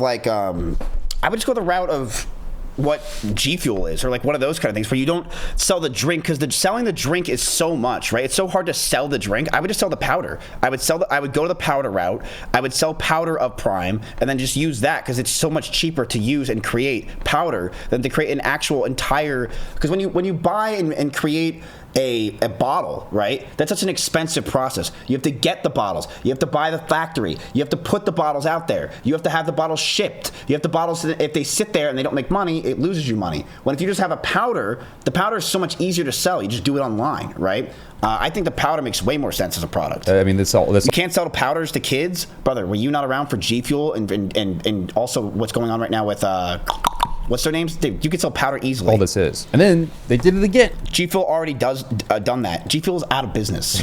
Twice in the same product. GamerSubs is huge. This version is with the creatine, which they call their Crea Shield. And no way they're doing creatine too. Marketing goes basically that creatine is unstable in liquid. We solved it. Crea Shield keeps it stable. Cool. How? You know, how is that done? One problem with Logan Paul, though, with his brand and who he is, everyone knows he's a liar. So even if he was telling the truth about this Prime drink, I don't believe a word he's saying, because he's just such a fucking monster liar that I don't believe it. And that's the hard part of you being the ambassador. I don't believe a word you're saying. Besides, like, a very simple animation, like, I want to see this done. Not a word on mechanism here at all compared to their ultrafiltration technology or whatever. To be fair, you know, creatine actually does slowly turn into a creatinine in water, so there is a real problem there, and if you solved it, that's great. But you know, it's kind of normies still believe him. I don't think that's true, dude. I saw him literally post his like stuff about it gets like 300 likes and 2,000, 3,000 quote retweets. I don't think anyone believes him anymore. Sort of like one of those things we saw with Bang Energy back in the day with their super creatine. Do you remember that? And that was like a whole thing that they got sued for. They claimed to have super creatine as like this patented technology, and it didn't work out well for them. Which, by the way, I don't know if you guys keep up with this stuff. I do. Bang's CEO made a new business a while ago. We made a video about it. It was probably over a year ago now, and it's called AI Energy, and it is flopping so hard. I mean, way harder than Prime, so at least Prime's got that over this, but like, man, it is literally the website, the posts, everything about it, all AI generated. It is no joke. I mean, it is really just an AI brain. Damn, that girl's fucking hot. And right now. But in all reality, like, the protein shake itself, whether, you know, the protein lock shit matters or the Crea Shield stuff actually means anything, it is a protein drink, which, you know, great. Honestly, that's more than fine, I think. And when you look at the can, just looking at the website, it has 32 grams of protein. It is ultra-filtered skim milk, 3 grams of sugar, and no carrageenan. I really hope I'm pronouncing that correctly. It's essentially sweetened with sucralose and ACE-K. These are very common sweeteners. sweeteners, and it is a couple cellulose gums in there to create an improved texture, likely the thickness of the product. So it's not exactly like just milk, you know, it has additives in it, but it is pretty close. And 32 grams, that's huge, okay? Like, I think this is actually a really important thing to talk about for people. When you eat protein, the thing that basically turns on muscle protein synthesis is the amino acid leucine, right? Leucine is essentially the trigger that will activate mTOR, the mammalian target of rapamycin. Essentially, it improves growth rates. It puts you into an anabolic state pretty much globally. But it's a threshold thing, right? So you need to get to a certain amount of protein content, specifically leucine content, to achieve good, stable rates of muscle protein synthesis, or mTOR activation. Now, what you typically see is there's about a 30-gram requirement for protein to get leucine up to where it needs to be, which is around 3 grams. Once you hit that threshold, boom, muscle protein synthesis starts kicking off, and you're doing all the right things. So the reason this is good is because you tend to see all of these protein products, like protein cookies and protein brownies and protein whatever, and they don't have 30 grams of protein. And because milk is 10% leucine, the real benefit is when you have 30 grams of protein, that is 3 grams of leucine. So you're triggering muscle protein synthesis with a simple drink as compared to something else where you're getting really a subpar response. There's actually a really good study done that showed 20 grams of protein basically is capable of turning on muscle protein synthesis for an average person, but trained dudes or people who have a larger degree of lean mass than an average human require sometimes up to 40 grams. So I think 32 grams of high quality filtered milk and the Creatine or whatever the shit is a good concept. Like, it actually works. I should really clarify this. The protein intake is only going to create that response for a few hours. So it's really important that you hit your day-long protein goals and you don't just depend on this drink once a day to get you to where you need to go. That's not what I'm trying to say, but it does impact muscle protein synthesis acutely, and I think that's good. Reviews are interesting. Vanilla is actually well liked, sitting at 4.4 stars on Amazon. Chocolate's a coin flip though. Man, that one's contentious for people. See, I can't do this, chat. Like, I look at this product, Prime Shake, it's got like this fucking wafer on the side. Like, it just screams sugar. I just don't trust it. Like, this looks like it's bad for me. And if I'm trying to get healthy, this does not look like a product I would ever drink. It just looks unhealthy. You either hate it or you love it on Amazon. I don't know. But the cookies and cream, man, that one, people don't like that one so much. They're saying it smells bad, it tastes like rotten milk, and it just tastes artificial. Probably not the best. This commenter or reviewer said that, yeah, this is the nastiest protein shake he's ever had in his life, and he's had a lot of them. And this seems pretty congruent with a lot of people on Reddit too, especially. One guy on Reddit said, if Fairlife is a 10 out of 10, Prime is like an 8.5. So, you know, it's not a bad product. Like, I think the marketing gimmicks are a bit, shameless, I guess. I don't know. But is it good enough to help Prime get back on their feet? I'll be honest, like, I don't think so. It's a great product in theory, and I like the protein content because it's basically better than any other protein-related drink that we have. But in all reality, like, eat your protein. You know, eat steak, eat fish, eat eggs, eat chicken, eat dairy products. Whole foods, you know, that shit matters. Yeah, like, getting your diet composed relatively out of whole foods, like single ingredient foods, I think is just the best policy. Yeah, so now this guy's going into food. Well, chat, that's interesting to know. It's basically dead. Prime is dead. Prime is done. That's fucking funny. Rest in peace. I had a feeling that was going to happen. I think most people who understood how white labels work kind of knew that was going to happen. But that's interesting. It's dead. Interesting. Speaking of dead, why don't you stream with Lamont anymore? He backstabbed me, bro. He backstabbed me. He backstabbed me pretty hard. I'll never forgive him for what he did to Xavier. Never forgive. Never forgive. I kind of want to try the protein shake, though. Tempted. Thoughts on Happy Dad? I've never had it. But I'll say this, with Happy Dad, they all push that product like crazy all the time. And that's what you have to do. When you are a product and you are the marketing of the product, you need to push it like crazy in every single thing you do. And the hard part is for someone like Logan Paul or KSI is that they are not with each other. They don't work with each other all the time. And it's hard to push your product nonstop forever, right? It's difficult. Unless you get other people involved. Which, isn't iShowSpeed an owner of Prime? I remember that being a thing. Oh, he's not an owner of Prime. He's just a high-profile brand ambassador and creator. Like, dude, think about it this way. Speed, KSI, and Logan Paul couldn't make this drink work. Who can, right? If they can't make it work, then who's going to be able to make it work? That's the hard part.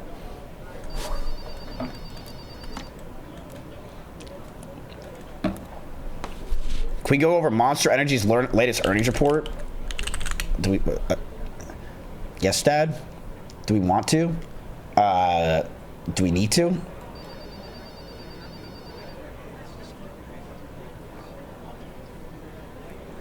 I don't even buy Monster. What in chat if you buy Monster Energy drinks? I don't. I don't. I buy Celsius if I'm going to buy an energy drink or a Trente Coffee. Let's see. The market cap is $89 billion for Monster, but I'm sure it's not just their drink. I'm sure they have a lot of other stuff as well. Yeah, I like Celsius more than I like Monster. I agree. I like it way more. Way more. Let's see your stocks. Chat, you are in the green. You are in the green after hours. You are still close to that $1 million. There's a very slim chance that you might get there by the end of the stream today. But yes, you are very close. Currently, right now, I don't really see anything that's really stagnant or sorry, not anything that's crazy for you to buy. CoreWeave is going crazy. No fucking way. CoreWeave's going nuts. I haven't heard that in a long, long time. It's moving for sure. It's definitely fucking moving. Look at that. 102. That's pretty good.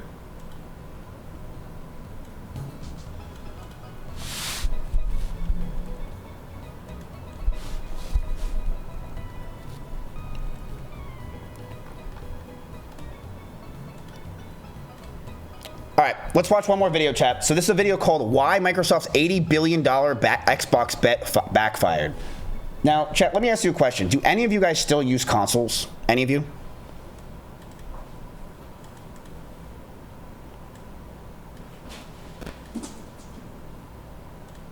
No, me neither. No. I would say one console I would use is the Steam box. I would use that, but and my Nintendo Switch, but even then. I would use the Steam box, whatever the fuck that thing's called. But Xbox, I haven't thought about Xbox since the Xbox 360. I bought the Xbox One. I remember it had the Kinect, and I thought Kinect was going to be the next big thing, and it was going to change the world as we see it. And it only changed my bank account because that thing died in about 5 minutes. I put that thing on. I was so angry, and I never wanted to talk to Xbox again. So Xbox, if you guys don't know, actually had a huge boom recently because the Xbox CEO is this woman named Asha Sharma. So she is hot, and she's a woman that is in charge of Xbox, and people are very happy with who she is. But she was tasked with an impossible task, which is trying to revive Xbox, trying to bring Xbox into this massive world of consoles and gaming and how they can be there. When the truth is, they don't really have a lot of IPs that anyone gives a fuck about anymore. And their biggest IP, if one of them was Halo, which got destroyed with 343 Industries, right? I saw her last week in my office. What? What do you do?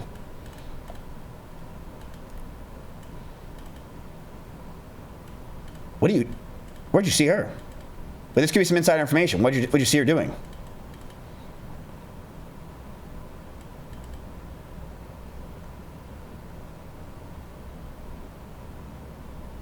He's a therapist. Yo, if you know her inside information as a therapist, you have to let us know. Because you might have some really good shit for us to do. You don't have to say, Rigo. Just tell us, just put the ticker symbol. Just put the ticker symbol. You don't have to say anything else. Just put a ticker symbol. Put it backwards so no one else knows. Put it backwards. Okay. So, Lamau. What is that? O-A-M-L. O-A-M-L. Okay, he's saying... Oh.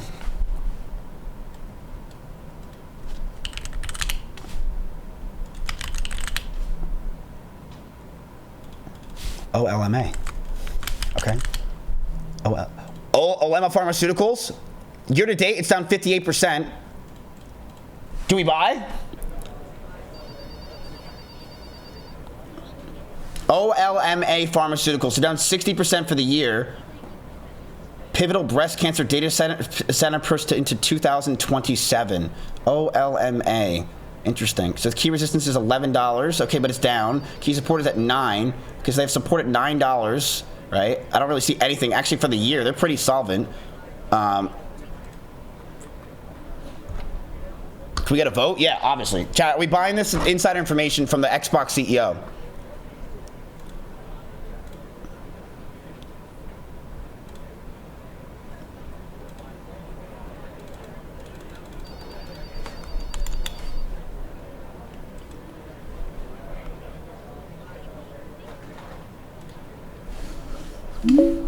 Hey, tell me about this stock called OLMA. Give me all the information and if you think it's a good buy or not. We just found out some insider information, and I want to make sure that you think it's good too. Let me take a look.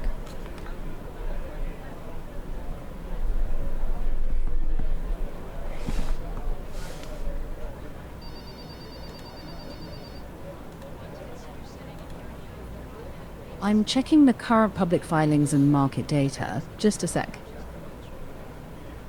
Yo, this stock's only $911 million, chat. It's very small. Okay, continue. Right. OLMA is Olema Oncology, a clinical stage cancer drug company, not profitable yet. The big thing is phase 3 trial results expected this fall. They've got about 500 million in cash, but also meaningful quarterly losses, and the stock's around $10 today. My take from public info only, this is a high-risk biotech bet, not a straightforward good buy for a core portfolio. And if what you heard is material non-public info, don't trade on it, wait for public disclosure and... You pussy. All right, chat, we buying it, how much?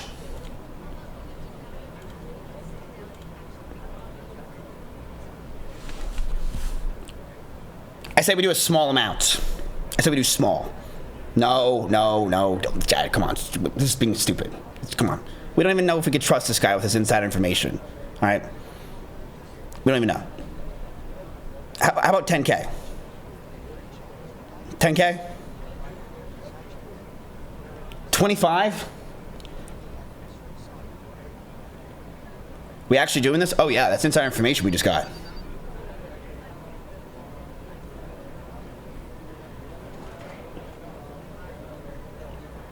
$10K? Okay, we're doing 10K? All right.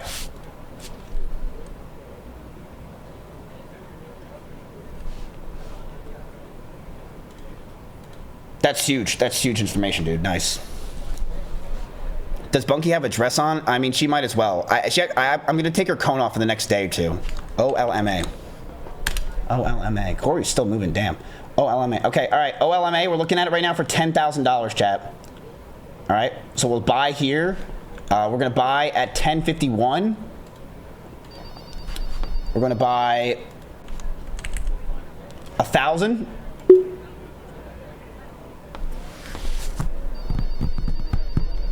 See if we get it. Oh, yeah, you do your tickets. Go ahead, do the tickets. Do the tickets. I'm not moving, by the way. We're sitting right here if we get it or not. I'm not going all the way up to fucking whatever the hell they want me to go to.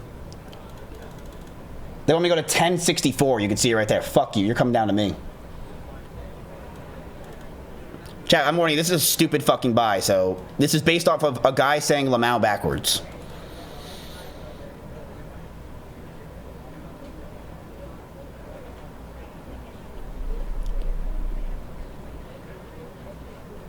This is retarded. Yes, this is retarded. That's why we're only doing 10 grand. This is retarded. Someone's gonna go all in on this like a fucking retard. I wanna see it. Go ahead. Someone be the retard and do go all in. I wanna see it. Just do it. Just do it.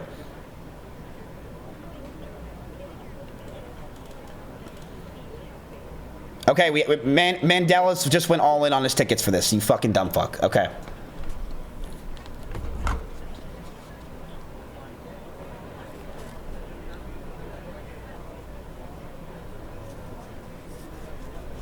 I would love this guy to win. Me too, obviously. I want this to work, but this is just stupid. This is literally just fucking autism. All right, let's see. 1051, it's still not moving. I don't want to move, honestly. I don't want to move. We're keeping it here. We're keeping it here. Okay, let's continue though. We'll leave it there and see what happens, but let's continue. Why Microsoft's $80 billion Xbox bet backfired.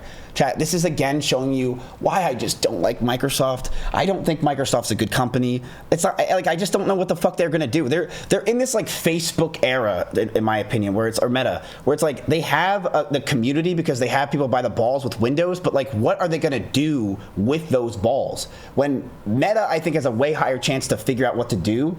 I don't know what Microsoft's really gonna do in the future. I just don't know. For years,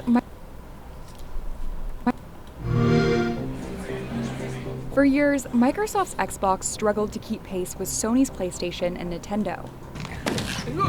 So it bet its future on a different model, a subscription service called Game Pass. We're looking at the massive success of Netflix in television, and they thought subscription was the future, and they could do it for video games.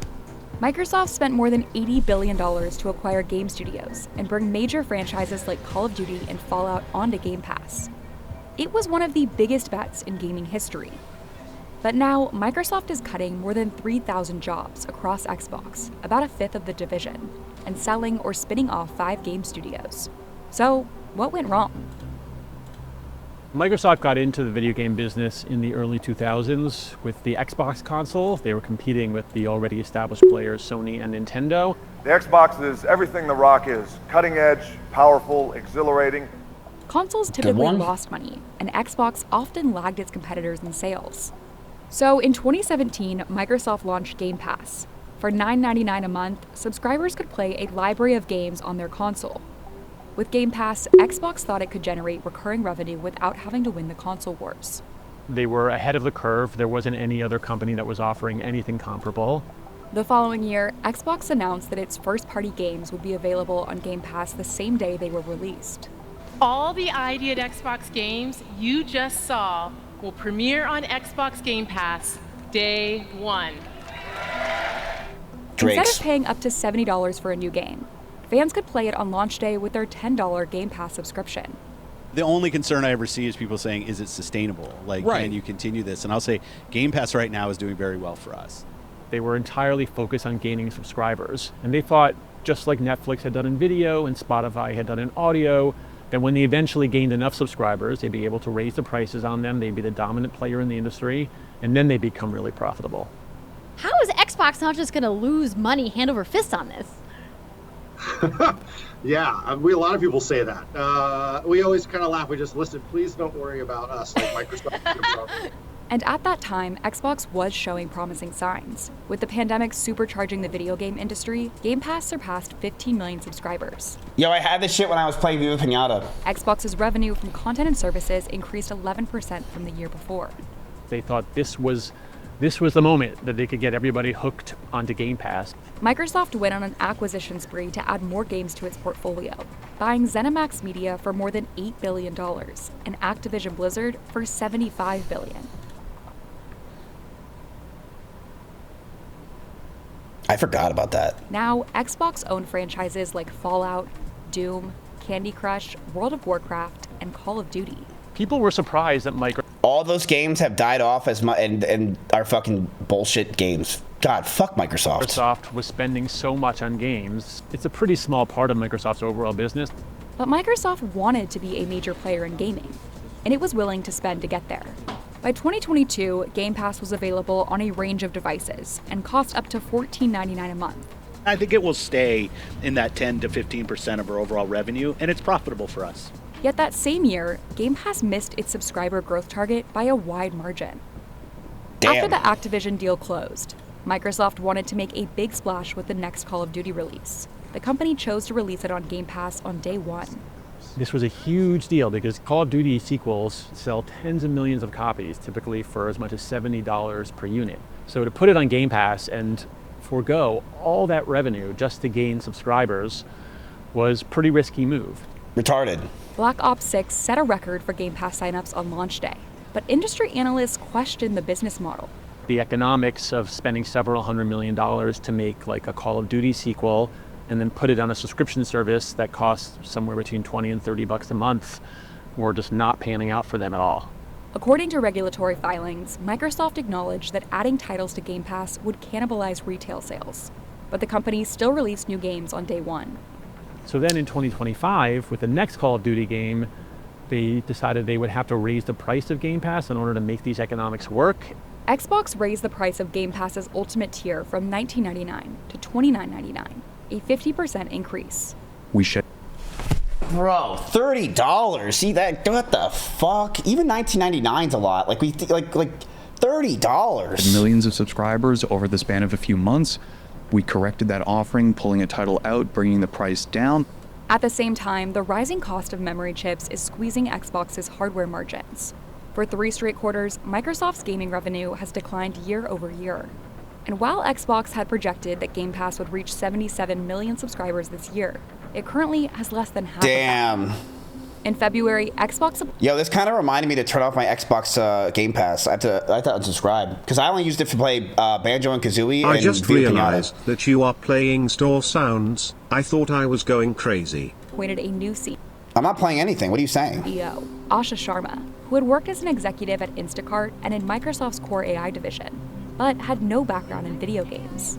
When you bring in somebody like that, what you're saying is you need somebody from the outside who's going to think about it in a whole different way. To some industry analysts, Xbox restructuring was a long time coming.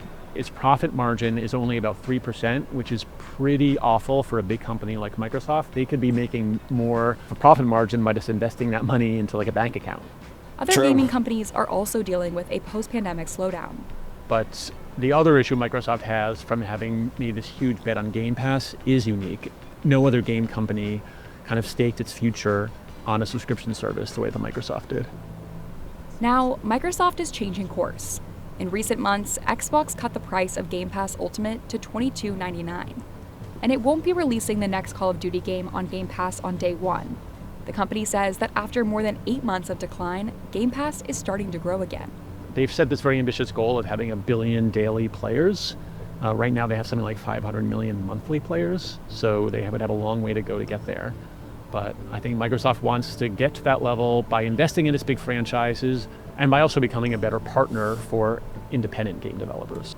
Yeah, it's mostly mobile gaming. It's mostly Candy Crush. Like, straight up, chat. Like, that's such a bullshit fucking number. Like, because they're thinking 500 million. You're like, 500 million people play that, like, on the desktop? You gotta remember, it's just fucking mobile. Also, you know when I started realizing Xbox or Microsoft was retarded? Mixer. Like, when they started doing that, that just showed how desperate they are. They don't have an identity. They don't know what they're doing because their software just isn't selling as hard. So they're trying to fucking figure out what the hell they're doing. So they're just buying into industries and thinking they know what to do, and they're just not, it's not working. Like, Mixer was just an abomination that we all knew was gonna fail. And I just don't know what their plan is. Like, I don't like Microsoft. I really just don't like Microsoft. Don't like them. One of the only companies that are big boys that I'm like, I don't see it. I don't see it. They ruined everything they've touched. Yo, Razer? Razer was the gaming brand. Maybe you owned one of these mice or keyboards. Over 1.6 billion in revenue. Why you delist your stock? The fall of Razer. So I'm sure all of you guys know, Razer was actually a brand partner of OTK. Razer was actually very famous for when Rich Campbell got canceled and he was at a Razer event and in Shanghai, I think it was, and he got known. Yeah, Razer, they were great. They were actually very great to work with. They were always very great to work with. I always liked Razer. But Razer's another company that we grew up with, and it felt like they were the, Nike, like you just needed them. But look at me now. I have Corsair, right? Like, I always loved Razer mice, but don't use them anymore. Revenue, a $4.4 billion market cap. They're also a company that I think has the same problem, or had the same problem as basically a Microsoft, where they're just trying to spend money on things and nothing's working. A huge IPO. Then they delisted their stock? What happened? As it turns out, Razer's story is wild. They didn't really crash. Something else happened. A Razer finance problem, a Lamborghini partnership, an energy drink brand, and now... See what I mean?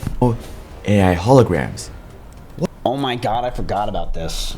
What happened to Razer? Razer.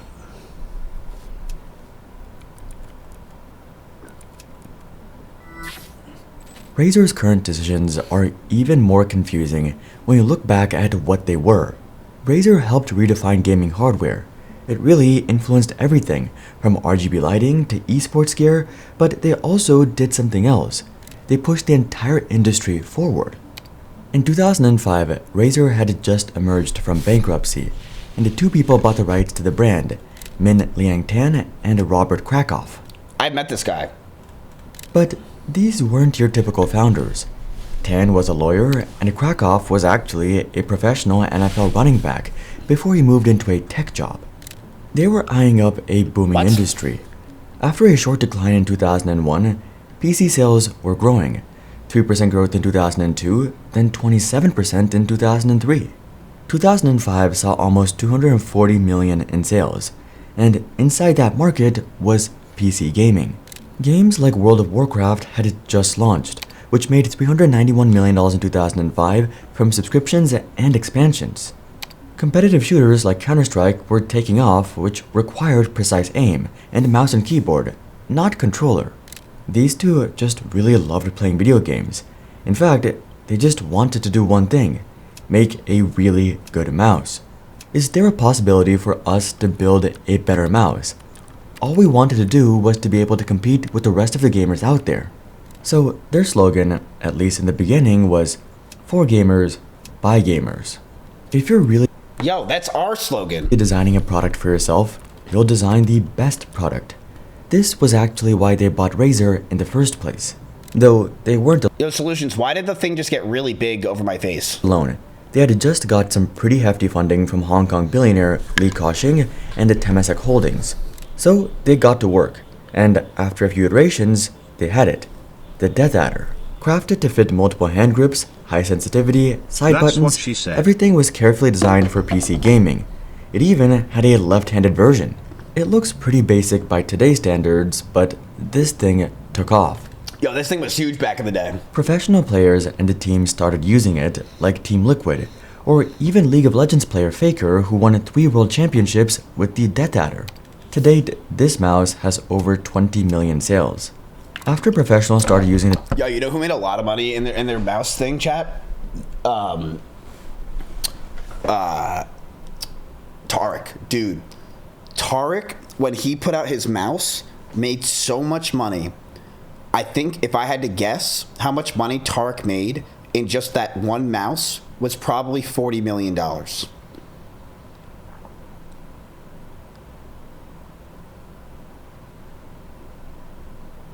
Yes. Yes. Yes. Like $40 million. They're when, because he was doing it at his peak when he was God. And when he did that, when he had that mouse, he had a huge profit margin. And when he got that, he probably made like $30 to $40 million. Shroud is probably worth, if I had to guess, based on all of his things he's had, which is like Mixer and all of his contracts with Twitch and everything else. You might remember, Shroud's been around for like years. It wouldn't surprise me if Shroud is worth somewhere in the ballpark of like close to $100 million at this point, chat. Seriously. Would not surprise me if Shroud is worth somewhere around 100 mil. Between the mouses he's sold, between the deals he's had, between the contracts he's had on Twitch, it would not surprise me if he's worth $100 million. And that's kind of crazy to say, but yeah, Lyric, not as much. No, not as much. I'm sure Lyric's worth tens of millions at this point, but Shroud has just done incredible deals with Loaded, who are really good at what they do. I would probably say he's worth 100 mil. I think people overlook Shroud and think that like he's not one of the most rich content creators when he probably is, like, really up there. And I would say so is Tarek, and people don't realize it because Tarek sold that gaming mouse or that mouse during Valorant's peak. Dude, that thing sold like crazy. Death Adder, and performing very well with it, millions of others jumped on board. Razer was now unstoppable. So yeah, keep in mind, Shroud doesn't have a fucking driver's license. They branched out. But here, Razer did something a bit unexpected. You might know this sound. You might even own one. These are mechanical keyboards. They're snappy, responsive, satisfying to type, and are huge in gaming, largely because of Razer. But they didn't invent these mechanical switches. The company Cherry did it in the 1980s. But many of these keyboards were industrial and bulky, not really gaming. So in 2010, Razer launched the Black Widow, and I had one. Want to chat if you also had a Black Widow? Ow!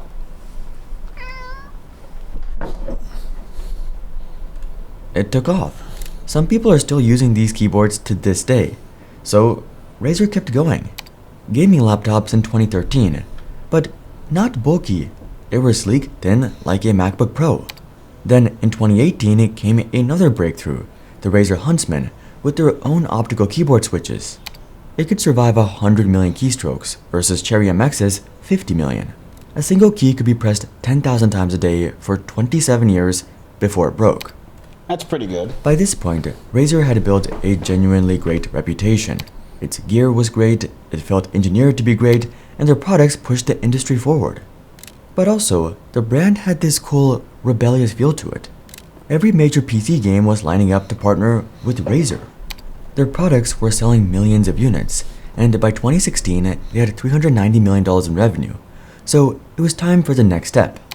They raised $528 million in their IPO on the Hong Kong Stock Exchange. The stock surged by as much as 42%, It was one of the biggest IPOs of the year. Everything was going great. It seemed like the start of a new chapter. So, what went wrong? Right when the company hit its peak, Razer started making some very odd choices. Okay, like... Alright. Razer was at the top of their game, but around this time, they began to make some moves you'd describe as weird.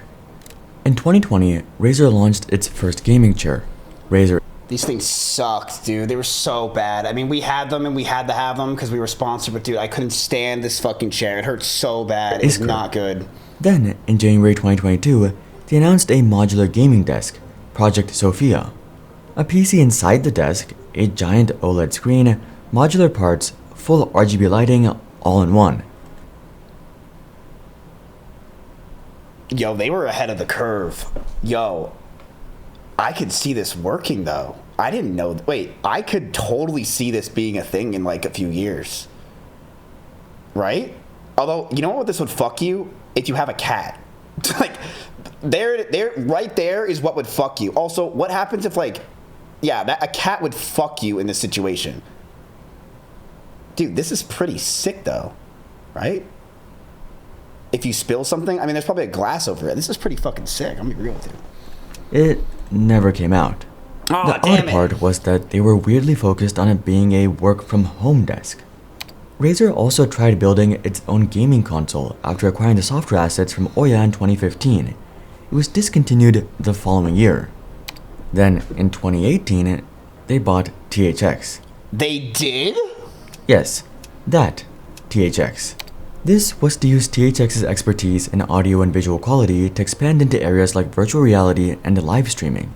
Then, they entered the smartphone market by acquiring NextBit, leading to... I remember that. I remember Razer was trying to get in the smartphones. This is what, Chad, this is what happens. Companies will make a lot of money on one product for years, and then they're just like trying to do anything they can to make anything work and be innovative. And it just fails, because the truth is that it's not their brand, and that's not what they became popular for, right? Launch of the Razer phone. The first smartphone built for gamers, featuring a 120Hz refresh rate and a 5.7-inch display. It seemed genuinely great for gaming, but after 2 versions, Razer laid off most of its mobile division staff. Then came Respawn, an energy brand for gamers.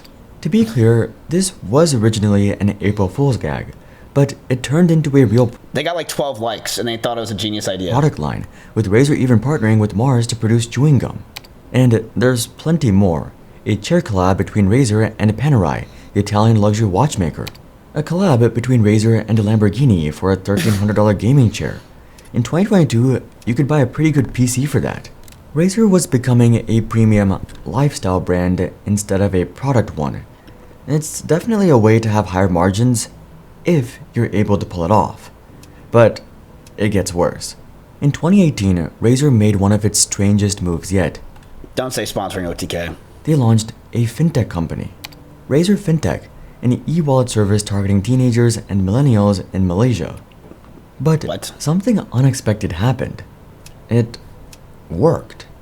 It became one of Southeast Asia's largest offline to online payment networks. By 2023, total payment volume was over 6.6 billion. Then, Razer decided to make banking gamer-themed. In 2020, they partnered with Visa to launch the Razer Card, a prepaid card with cashback rewards and gamified features. What? The card literally lit up when you... Yo, wait a minute. I want this. Wait, they have this? Please tell me this still exists. Yo, this is cool as hell. It lights up like that when you use it? It also shut down a year later. No! But surprisingly, the fintech business survived and was rebranding into Few in 2024. By this point, fans of Razer were very confused. They still made gaming products, but they seemed distracted with other things. Razer kept asking, can we? But never really stopped to ask, should we? This made what happened next a whole lot worse.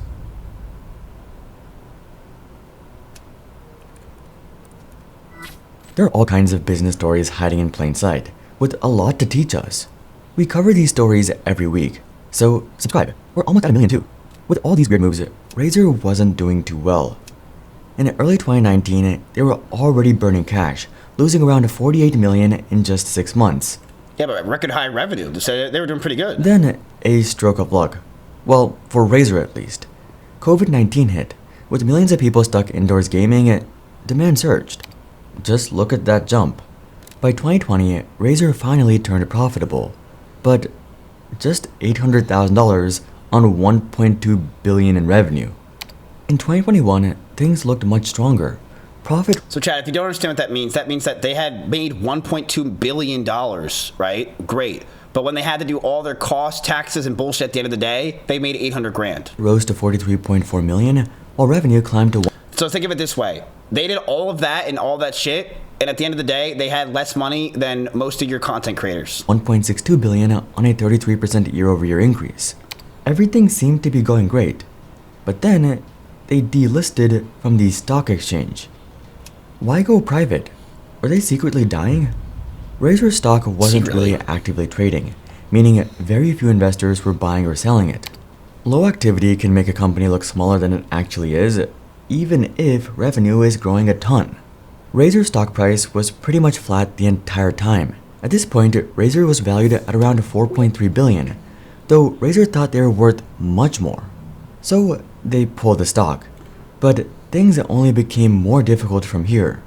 By 2024, revenue was essentially the same as 2023, about 708 million, while profit collapsed from 35.4 million to just 3 million, a drop of more than 90%. Then, Razer pulled its laptops from US stores, one of its biggest products. New US tariffs hit key manufacturing regions like China, Taiwan, and Vietnam, disrupting the supply chain behind its hardware. It just wasn't worth the cost. Then came the memory crisis. DRAM rose 90 to 95%, and the NAND flash 55 to 60% in early 2026 thanks to AI. Even companies like HP noted that memory alone now accounts for nearly 35% of a PC's cost.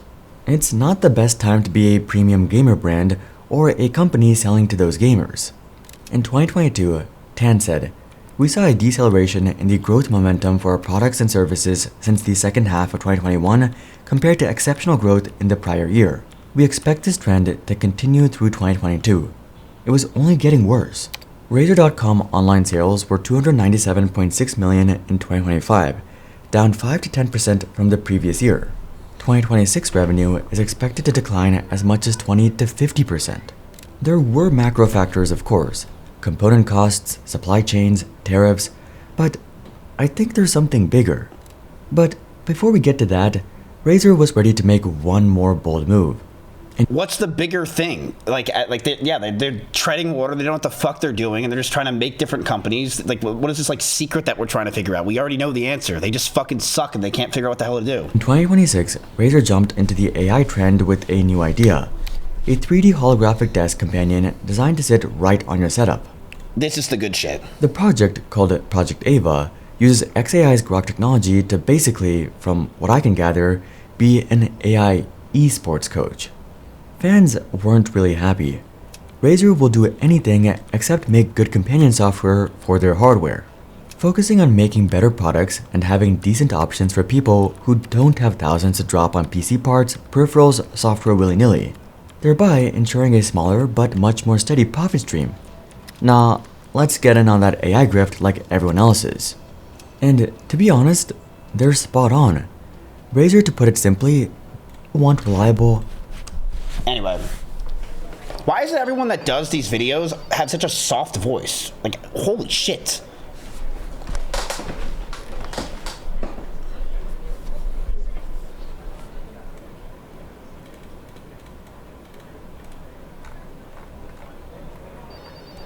I hate the sleepy voice meta. You know why they do it? Maybe it's because people leave they're constantly playing videos, so since they're sleepy, they don't get woken up, so that way the retention's good, so that way their video gets pushed more.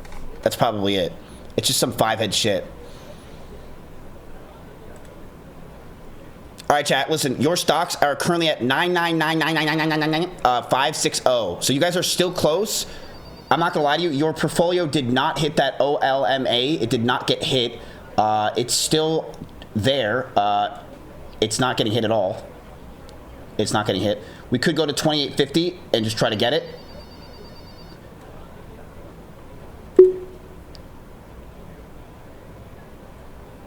Still no. My friend told me ServiceNow is going to be a big grower. Can you look at it? Who's your friend? Is it you?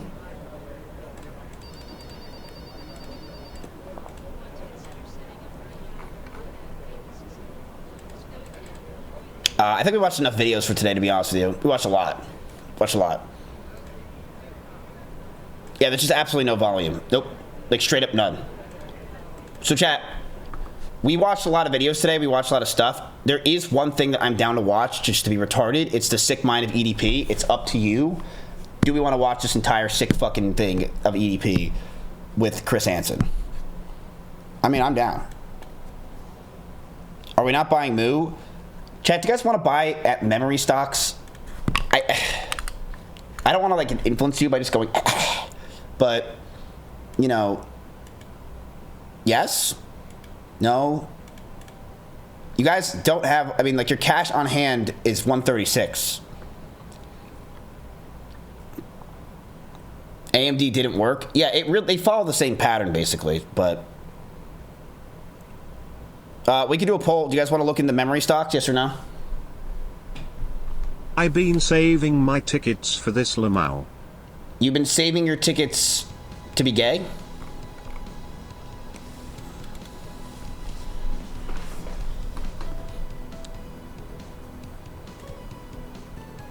Yes. Cool.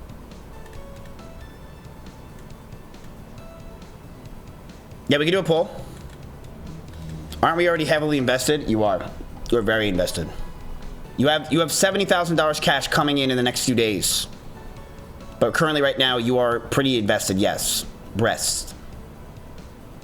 Your biggest losers are still AMD and Google.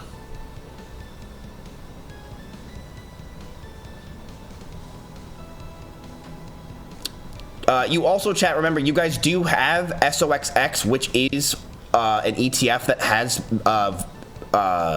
Micron in it.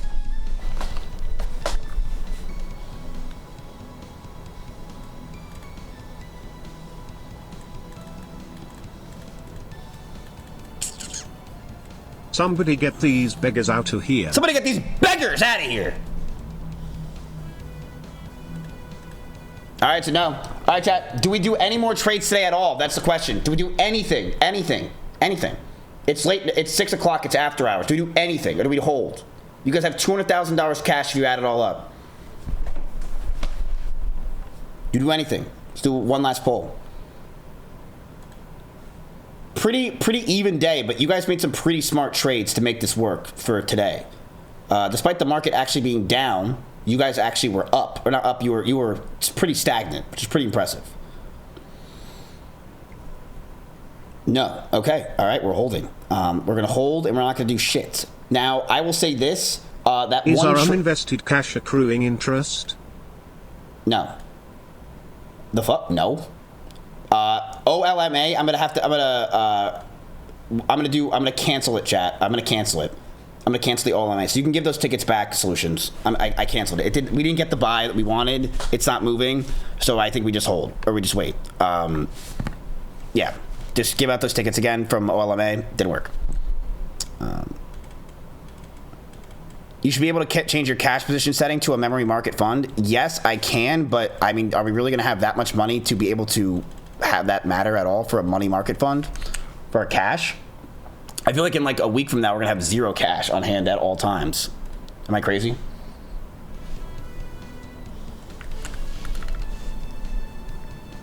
Or maybe like 100K. And can you even do that on Robinhood?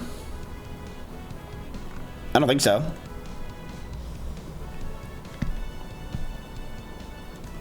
Yes, you can, but wouldn't we have to take that money and then put it in another account?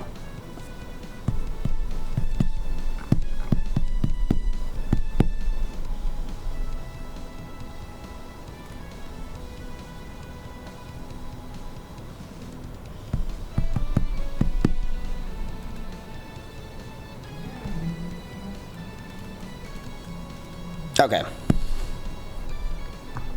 Seems like I didn't get any answer. Okay, so the sick mind of EDP. I actually want to watch this, chat. I'm not gonna lie. I like Chris Hansen.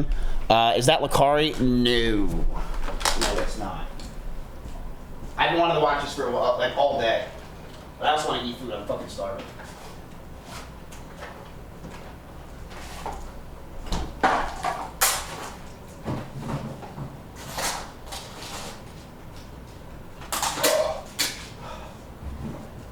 It's like Ari without the support of Austin streamers.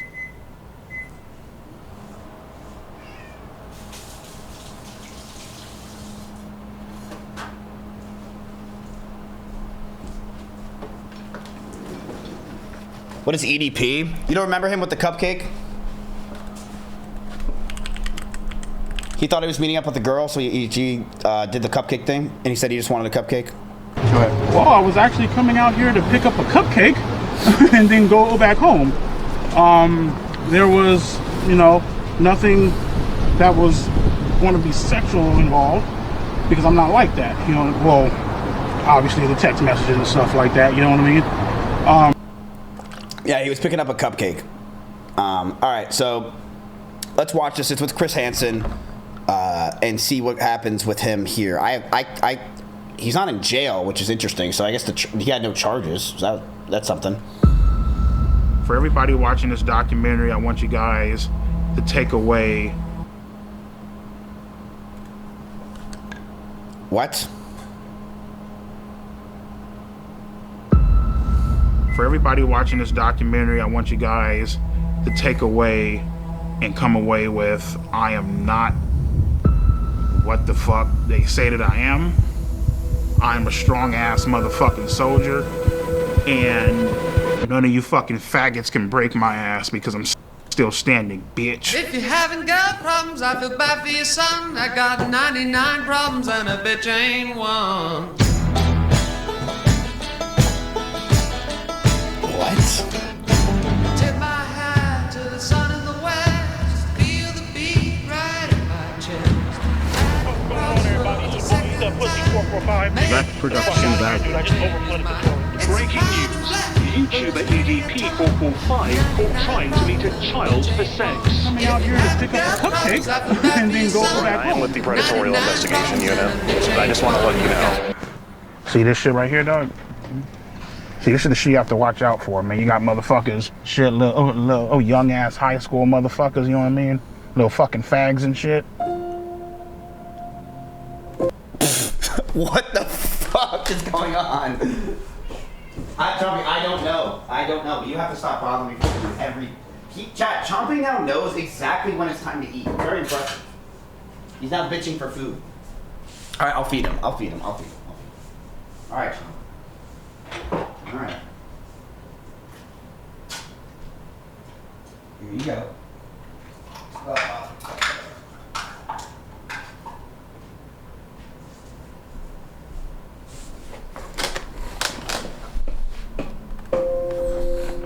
I mean, let's be fucking real. Like, you know, like people, you know, guys, you know, they think about, you know, fucking the shit out of a 15-year-old, 16-year-old. Oh man, that bitch walking down the street. She's in high school. She's hot as fuck. You know what I mean? Now, mind you, my shit gets put out there. You feel me? But let's not get the game fucked up. Just because I think a certain way doesn't mean other people don't think the same way that I think. You know, motherfuckers just don't know who you are, and your fucking ass just ain't getting exposed on the internet. You know what I mean? Every day, there's a new person that gets exposed for some type of sexual contact with a minor. Whenever it happens, we're all like, oh, what was he thinking? Why would he do that? But you never hear why. They never say why. They don't say anything, or they disappear, or they act like it didn't happen. And so it's Okay, to put Call Me Carson there is a little bit ridiculous. Come on. Like, you're gonna put Carson there for what he did compared to any of the other people? Come on, that's such bullshit. Comfortable and fucked up as this documentary is, it actually answers that question.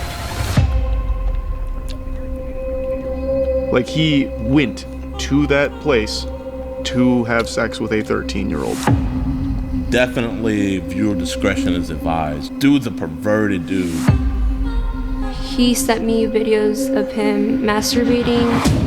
They got the girl? What is this video? What advice would I give to EDP 445? And I'm sure you're going to be watching, sir, and I would tell you this if you were in my office. You need to stop doing this documentary. Indicted him on sexual assault of a minor. Why do you think you wanted to have sex with a 13-year-old? I mean, the reason why I wanted to have sex with a 13-year-old is already fucking clear. Fucking a bitch's innocence away, you know? Is EDP 445 a pedophile? Yes, I believe he is. I don't give a fuck if you're a minor. I don't give a fuck. Oh, well, she's just a girl. You can't be doing that shit. Bitch, you gotta die. It's just, the dude is a monster. Like, an actual, straight-up, honest-to-God monster. This is one of those moments in YouTube history where everybody saw this. 445 situation. And now this?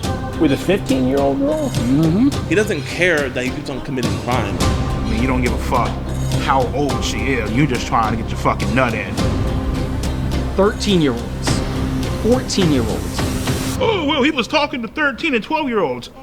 Fuck all that. But now you're gonna tell me the next documentary Mike Clon's gonna do is this guy EDP. Ain't that pussy? Fucking fine! Am I a pedophile? Fuck no. You answer me, a 13-year-old. I want to take full responsibility for my actions. For words, 2 years ago you were caught. Kiss my ass. And I would say EDP is completely innocent. He's a genuine, great guy. He really is.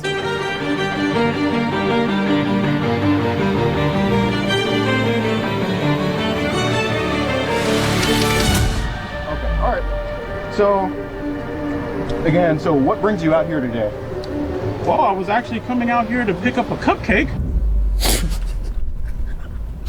Classic.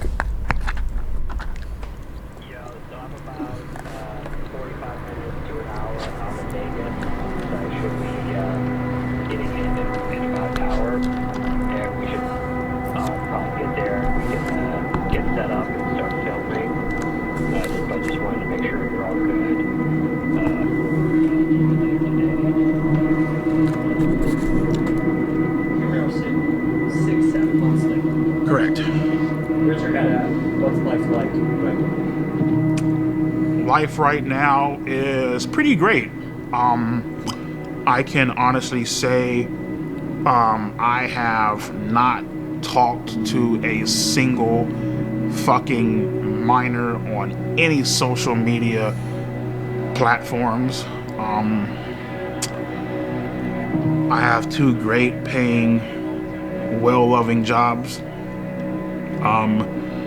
You know, my health is, you know, pretty fucked up, but I'm doing whatever I can to try to, you know, take care of myself. And the only thing that we can continue doing is continue to try to push forward, you know? In this documentary, we show blatant proof and evidence of you committing multiple crimes against children. What do you have to say to them? Plead the fifth.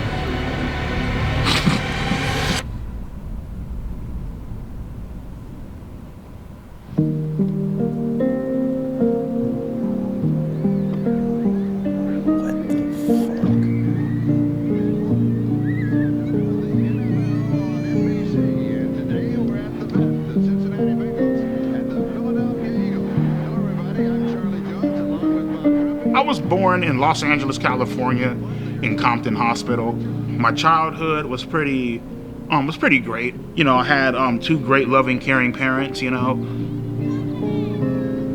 So my first ever Eagles game was November 30th, 1997. What really made me fall in love with them was actually the logo on the helmet and how pissed off the actual logo looked.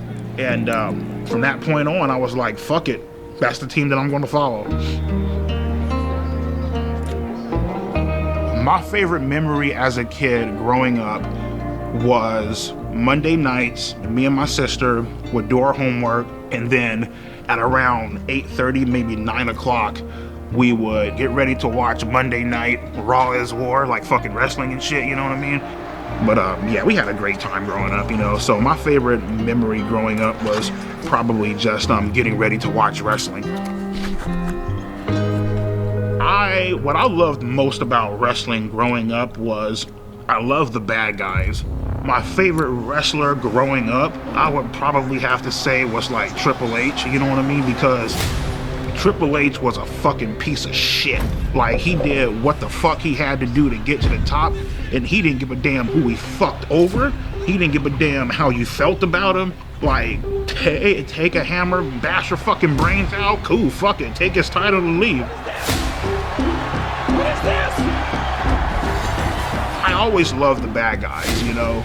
After a while, the whole, you know, typical bullshit where it's like, you know, come out and save the day, you know, nobody gives a fuck about that shit, you know what I mean? Like, we want to see like some villains.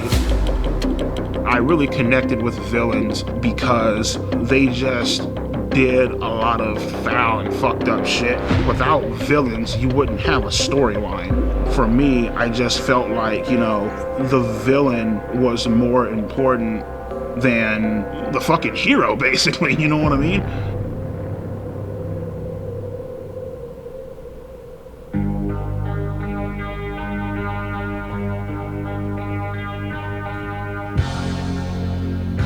So in high school, I tried to talk to girls here and there, but it just wasn't fucking working. More specific.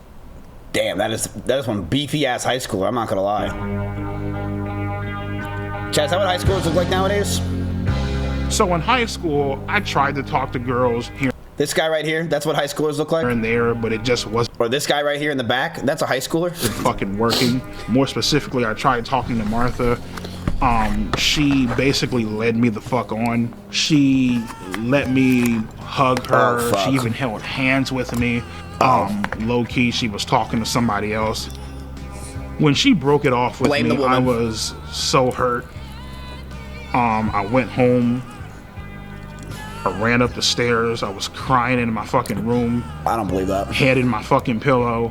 I was legitimately fucking hurt. Like, I felt crushed inside, you know?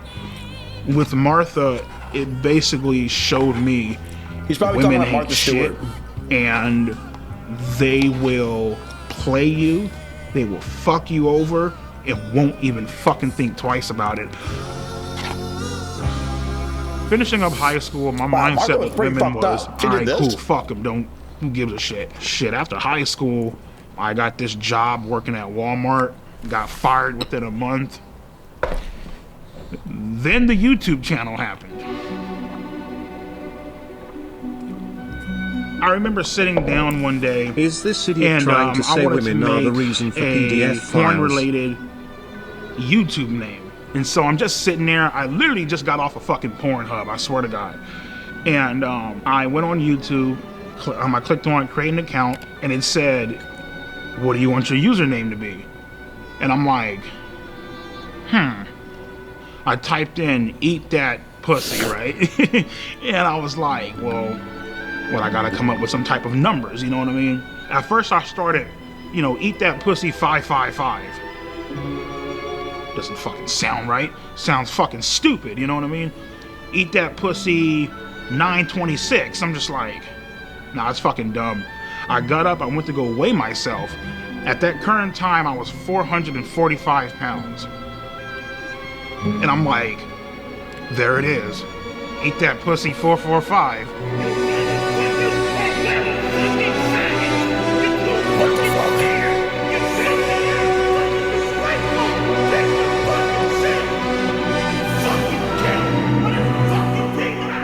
All of my anger, 445 pounds, leading back from middle school, high school, getting rejected by women, it just came the fuck out in that one goddamn video. I was fucking heated.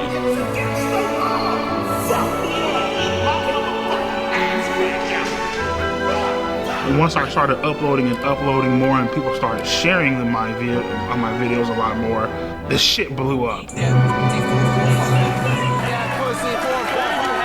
From that point on, my subscribers just started increasing and increasing and increasing, and before you knew it, I had close to 4 million subscribers. You guys consider jacking off to be a sport? I don't know about you. For the first time in my life, I felt a sense of accomplishment. Oh yeah, You know dude, what I he was mean? huge. He was everywhere. Everywhere. It was a great feeling. It was really amazing.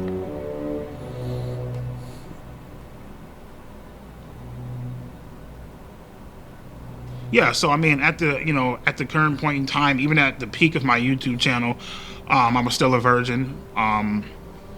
You know, I didn't have any self-confidence to talk to girls. You know, it's like you come home to all this shit, man. You got a nice ass fucking Acura MDX up in the parking lot, brand new 2021 Hyundai Elantra, nice ass house. You got fucking over 120 grand in the fucking bank. No pussy at all. Jacking off watching porn. Calling 1-800 phone sex lines and shit. It's like, had all this fucking money and still couldn't get a fucking girlfriend. That shit was like, what the fuck, you know what I mean? At that point in time, I didn't give a fuck. You know what I mean? At that point in time, I was willing to do whatever the fuck I had to do to get some sort of attention. And right then and there, you fucked up, because now something bad is about to happen, you know what I mean?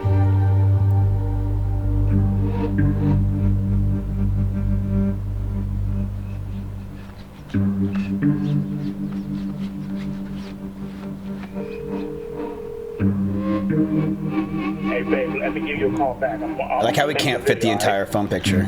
All right, love you. All right. My name is Johnny Rodriguez, aka Cold Raven, or some people know me as Cold Raven's Nest, sadly still a YouTuber. EDP is a chocolate hippopotamus, and I'd like to split his fucking skull.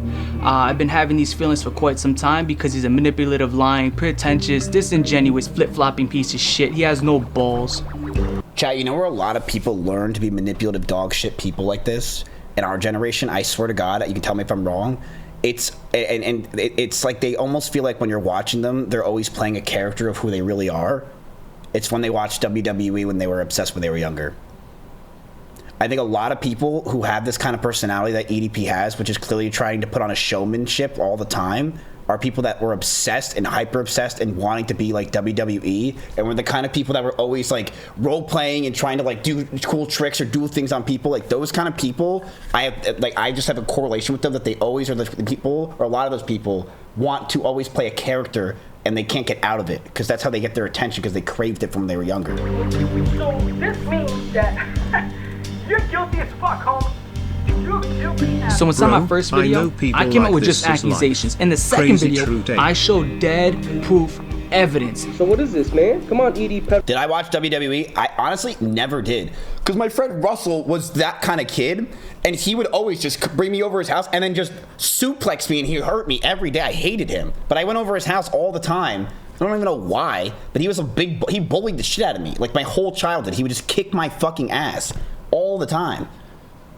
And yeah, he turned out to be a psychopath. He was on the verge of like killing people. And apparently I went home this past 2 weeks, I asked about him, and my friends told him he apparently regrets everything he did to everyone when he was younger. 0445, I thought you said you're not a pedo, right? Of him texting 2 to 3 girls, cute, calling them sexy. More girls started coming out and started texting me like, hey, he was also texting me this inappropriate stuff. So I looked at his followers list, right? He had around 300 to 400 accounts he was following. The problem with that is around 120 to 130 of these accounts. No way. 13-year-olds. Oh my God. 14-year-olds.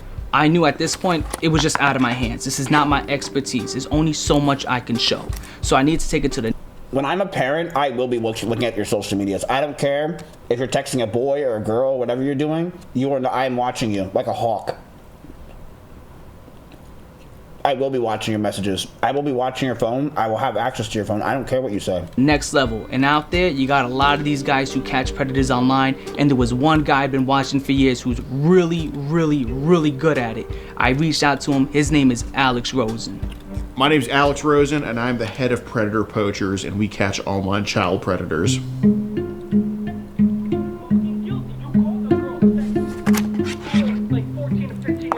Well, Cold Raven basically was sounding the alarms before I even knew about any of this with the EDP. And at first, to be truthful, I didn't want to believe it. I was just like, oh, EDP's an incel, this and that. But, you know, seeing the evidence, it was very blatant that he was not only just following underage kids, he was hitting on them in the comments, and obviously I'm sure he was trying to DM them as well. So that gave us reason to throw an account his way and to follow him. And in our profile, we had that we were 13 years old.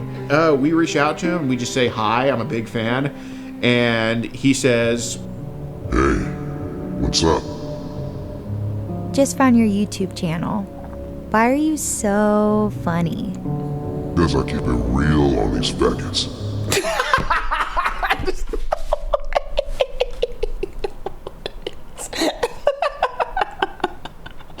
That's why. What? And the conversation ends there. He definitely did do that. He typed it, and then he immediately put his phone down and just looked up at the top of the room. And then 2 days later, he messages us again, completely out of the blue, and picks up the conversation. Hello, Al. What are you doing? Why didn't he pick up girls his age? You gotta understand, man, he didn't do it because of that one girl in high school. She's the reason. If she didn't do that, none of this would have happened, so it's her fault. Nothing. I'm 13. I don't know if I told you. That makes up you and about 99% of my no pussy getting fucking faggot fan base. Yeah, he starts off very cordial, and then he slowly starts a grooming process. Can I tell you a secret? Promise not to tell? Yeah, sure. I always wanted to get to know someone young. A little cutie like yourself. And, you know, compliments, and then it kind of goes to sexual stuff. Wish I could hug you to warm you up. When and where? Someday soon at the park. Or wherever you're comfy with. And then eventually he's just full on soliciting sex. Would you want to do anything else? You mean like sex or something? Maybe. Would that be bad? We can, but only when you're ready. Oh, he was waiting till she's 18. Hanging out, chilling, you know, just got done doing some cameos, bullshitting, shooting the shit, watching TV or whatever. And I get this random ass fucking message by some chick that goes by the name of Sophie Smith. Couldn't have done She better said than that my Sophie videos Smith. were really funny. That's a Said that dumbass. she loves my fucking content, you know, all this shit, you know. Yeah, so it was about a month in when things started getting sexual. He's just saying this publicly. Listen, I know your body is growing and you're starting to develop. That's why I agreed to this. I want to be your first. Why did I respond to a 13-year-old? Desperation, isolation, loneliness. It's boring as fuck. You have nothing going on. But this guy Fruitcake is mad at me because I like trannies. So are you Fruitcake? Are you trying to say that I like transgender women, so therefore I'm like EDP?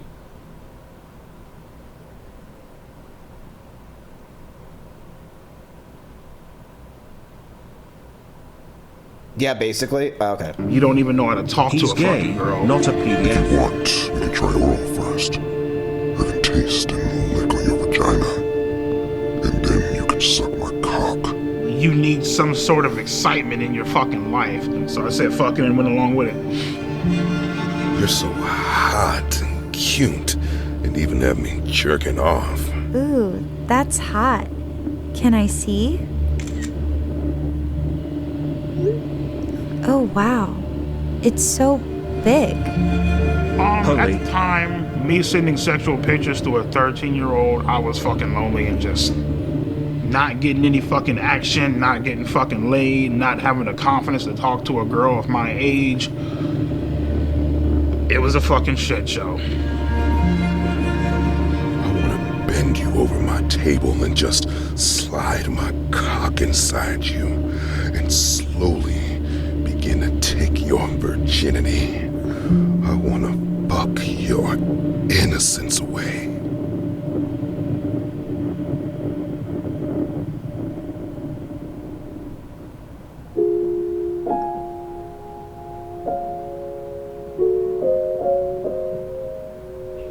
When I blocked her, I knew that it was wrong. I knew that it was something that was highly illegal, that shouldn't be done, you know. So I was clearly aware of the law, and I was clearly aware of what I was doing, you know, clearly aware of my actions and totally understanding of, you know, what I was doing, you know what I mean? Sophie, I can't do this. I can't do this shit. You're so young. You're 13 and I'm 30. You should be dating. Guys, if like this, get fucking help. I ended up unblocking her simply due to the fact that, you know, I felt bad. I mean, I felt bad, and at the same time, you know, she was like the only person that was really giving me that sort of attention, you know what I mean? And ultimately just led to me unblocking her. I'm sorry. Please forgive me for blocking you. I got scared. I hope you aren't upset. I'm sorry for not taking your feelings into consideration. I will next time. I promise. I'm so sorry. I'm so sorry. She says, you should fucking Why does this remind jerk me off of Bear from Obsession movie? on, you know, you should fucking jerk off to me on FaceTime. And I'm like, all right, cool, sure, why not? Fuck it. You know what I mean? Well, in any state in the country, meeting a minor off the internet when there's no strings attached is not illegal. There needs to be some strings attached. So after EDP sent the masturbation videos, after he said, like, I want to throw you in my sex dungeon and fuck you, stuff like that, that's when we're like, okay, we can go ahead with the meetup. Yeah, so pretty much she told me that her grandma was supposed to be like, you know, I guess out and about doing something or whatever, therefore like giving us quote unquote alone time or whatever. So yeah.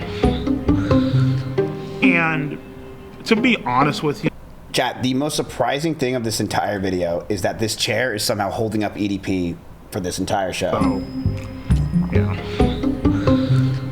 Very impressive. And to be honest with you, man, like, hopefully the actor got a huge ultimately bag. decided to go simply because I felt bad.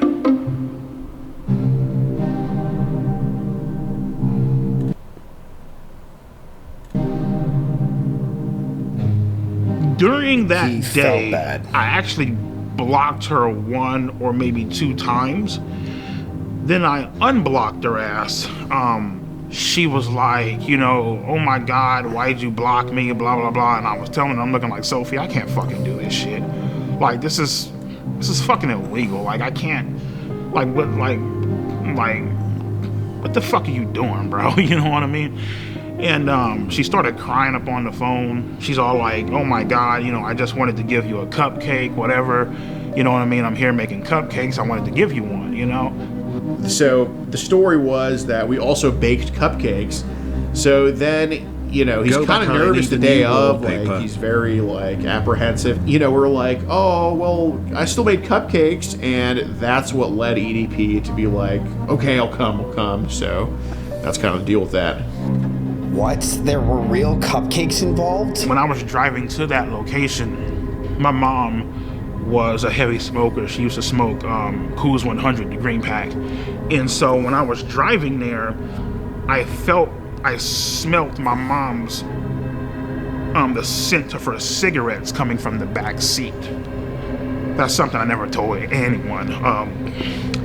I felt like my mom was with me, watching over me. You know? What do you think your mom was trying to tell you? I felt like she was trying to tell me don't go.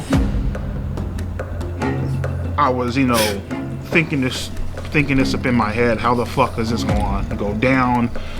How am I going to act? What am I going to say? You know what I mean? Like, horny as fuck.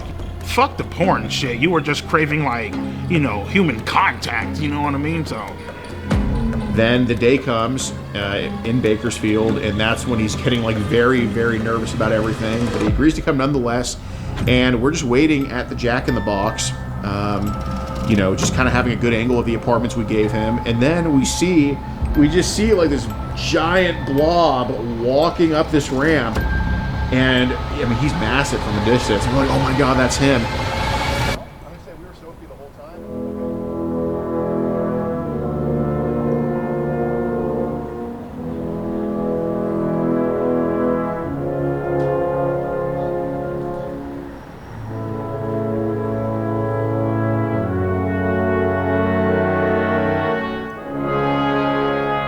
Damn, he is massive.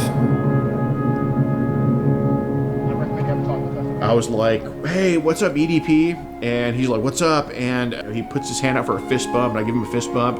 And then he tries to fist bump CC Unit, and CC Unit's like, I don't like fist bump people like you. Well, fist bump? I don't fist bump people like you, man. I mean, when he wouldn't fist bump me, I mean, it felt like the classic case of fucking rejection. So, okay. And, you know, I told him, like, hey, we got to kind of go over with things with Sophie. We have you talking to Sophie, correct? Yes or no? Right. Okay. I was caught red-handed. Shit was about to go down. And he's like, I'm just here to get a cupcake. They had the transcripts, they had the logs, they had the screenshots and all that shit. And I mean, I basically just told him, yeah, man, I'm just here to get a fucking cupcake. I don't know what the fuck's going on. Again, so what brings you out here today? Well, I was actually coming out here to pick up a cupcake and then go back home. The EDP 445 situation. Still EDP 445. EDP 445. EDP 445. When EDP got caught and the video got uploaded, it went viral immediately. The memes blew up. They were all over the place. There was no escaping the EDP 445 cupcake memes. And then we get into the messages, and he admits to sending tons of penis pictures, admits to wanting to have sex with her. You were interested in having sex with a 13-year-old, yes or no? Correct. Okay, and you said... Correct. Okay, all right. Why is as he much as he doing this lies to the documentary? camera now, he was very forthcoming with us when we interviewed him. Can I ask you guys a question? Yeah. Is your life over? It's up to you, dude. I thought my fucking life was over. Started crying, you know, all that theatrical bullshit. Come on, man, please. No. You know, as I was walking up, I thought this was a real ass person. You did double text here, yes or no? Correct. Knowing, and it said on her profile 13, yes? Correct. Okay, so you initiated conversation with a 13-year-old knowing she was 13, yes or no? But the main thing I feel like I regret that day is I didn't bring my Glock off the counter and I didn't shoot those motherfuckers, you know what I mean? He's right in the front, he admitted to wanting to have with her, to eat all this crap. In my mind, as I'm walking out, just get the fuck out, dude. Just go. Get out, go, run, now.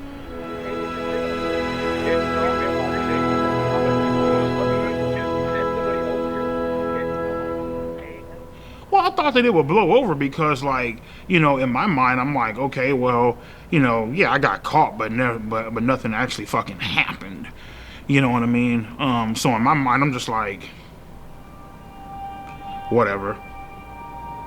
I really wasn't aware of how badly I fucked up until probably like a few days later. The shit made the news. You know what I mean? It made, it was front page on Yahoo, on Google. Came to the conclusion, better call a fucking lawyer. Told him straight the fuck up, man, especially when, you know, when you're talking to a lawyer, you better not hide a motherfucking thing. And he's all like, well, obviously what you did was illegal. Give me some time to look into it. I got connections down at the police department. I'll look into it and I'll keep you updated. Like, okay, cool. 2 days, 3 days, 4, 5, 6, 7. Give him a call. I'm like, everything cool? What the fuck? Like, should I be worried? He's all like, he's all like, oh no, man, just sit tight, man. Ain't nothing going on. He has a little computer to where, you know, he could see if, like, you know, you're under investigation or anything like that. Was never under investigation. Yeah, they looked into it, but because good old Alex Rosen, right? Because he decided to fuck up and botch this goddamn sting operation so badly. There's nothing that they could do. So as much as they wanna write all this fucked up shit about me online and I should be in jail, prison, felon, I should be on the sex offenders list and all this bullshit. Check this man's notepad. Guess what, bro? I'm a free man, bitch.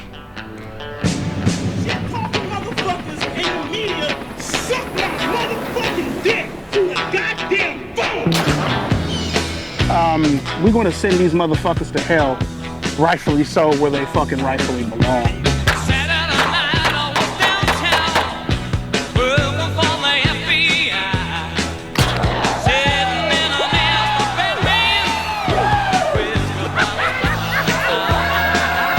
There's definitely a chance that he faces criminal prosecution. I think what he's doing now, by quite frankly doing this documentary, it's just a stupid fucking idea. All right, what's up with you bitch ass motherfuckers and trolling ass dick sucking? Okay, so the first picture is his erect penis, and then the second one looks like he has ejaculated. So that will get you into trouble. He's well within the statute of limitations. Just on that alone, he could be prosecuted.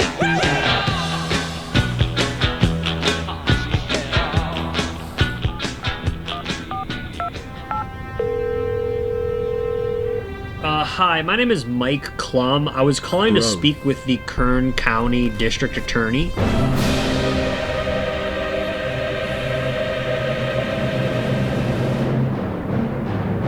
If Miss Zimmer is not available, is there anyone else that could speak to why EDP has not been prosecuted? Maybe like the sheriff?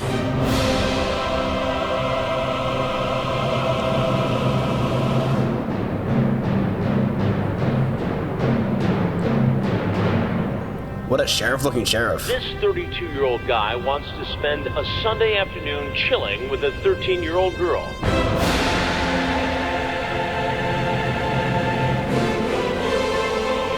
Why don't you have a seat right over there? Fine, have a seat.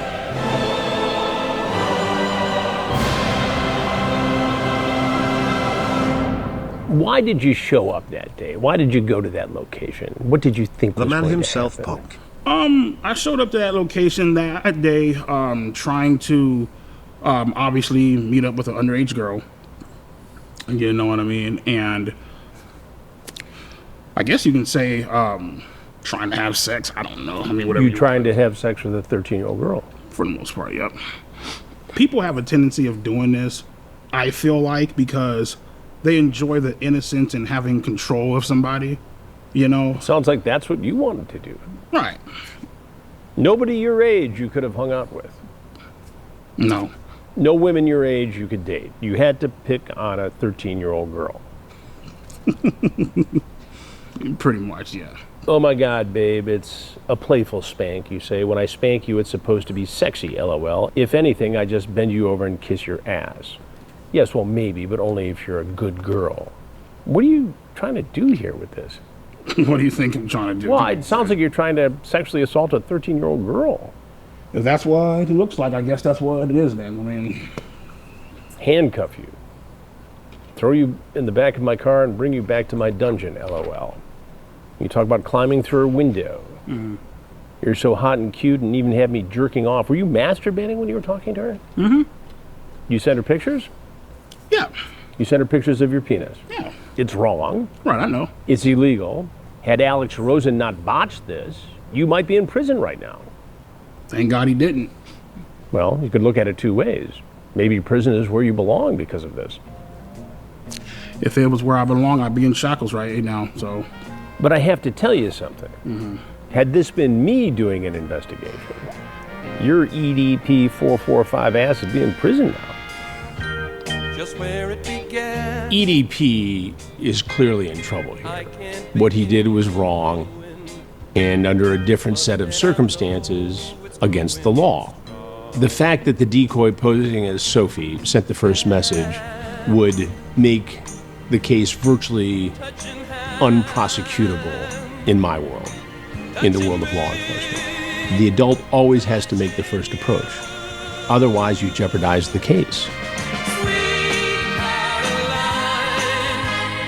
And again, it probably was something that for Alex Rosen created a lot of views and clicks and made some news in different pockets of the internet.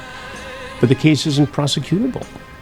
And at the end of the day, it looks amateurish and sloppy. Mm-hmm. But what accountability can you take in the fact that EDP is free today? Well, yeah. I mean, I myself could have done a better job of saying, you know, instead of trying to just like, you know, stand my ground, be bullish, standoffish, infinitely more stuff that I could have done to try to make him, you know, to at least put in more effort into hoping that he gets arrested. But, you know, I can confidently say that predator poachers have been responsible for getting, like, infinitely sicker people in EDP off the streets, and EDP played a part in teaching us that lesson on how to do that. My thoughts on Alex Rosen is I feel like he's a piece of shit. I feel like he should burn in hell and go fucking die, if I'm being completely honest with you. You're some fucking redneck fucking some fat-ass overweight bitch plastering shit on the internet and fucking with people's livelihoods. God damn, man, I could use some fried pickles. But you know what though, Mike? It's perfectly fine. It's great because everybody hates a pedophile, right? Okay, cool. So that's perfectly fine. So just, you know, fuck the fact that you're ruining my goddamn life, right? It's good, great, fucking wonderful. This world is fucked up, man.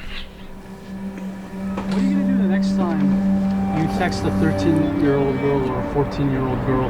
There won't be a next time. There won't be a next time? There won't be a next time. That's hard for me to believe. I think... My name is Kayla Hoskins, and in June 2023, I received an Instagram DM from EDP445, otherwise known as Bryant. I first replied to EDP because I always reply to anyone who messages me, and I didn't know who he was, but I freaked out because he told me he was suicidal, and sooner rather than later he started sending very flirtatious messages. Since the day you messaged me, I've been dreaming about sliding my cock deep inside that fresh pussy. Just fucking away your innocence, showing you how a real man does it, pinning you against the bed and taking your virginity. A while later, Jadion added EDP into his Discord, filled with kids, for a Q&A. And then when I told people like in the server that EDP texted me, Jadion quickly knew about it because his manager told him.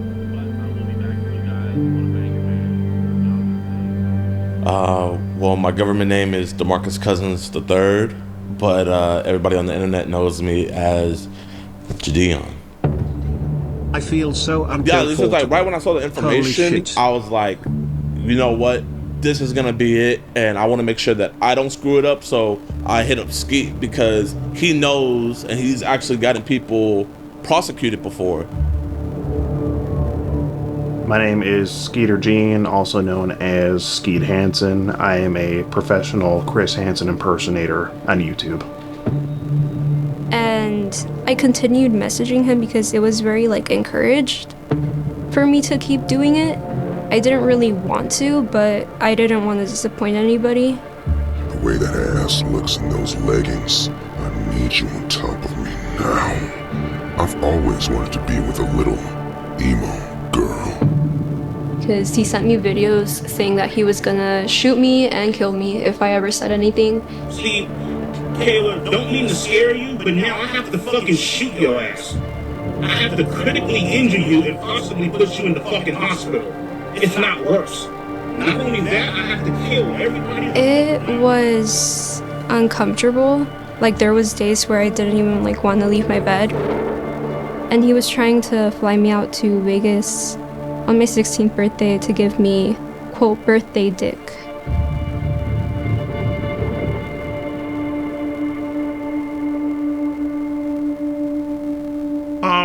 Well, I sent her a video of myself fucking masturbating, you know what I mean?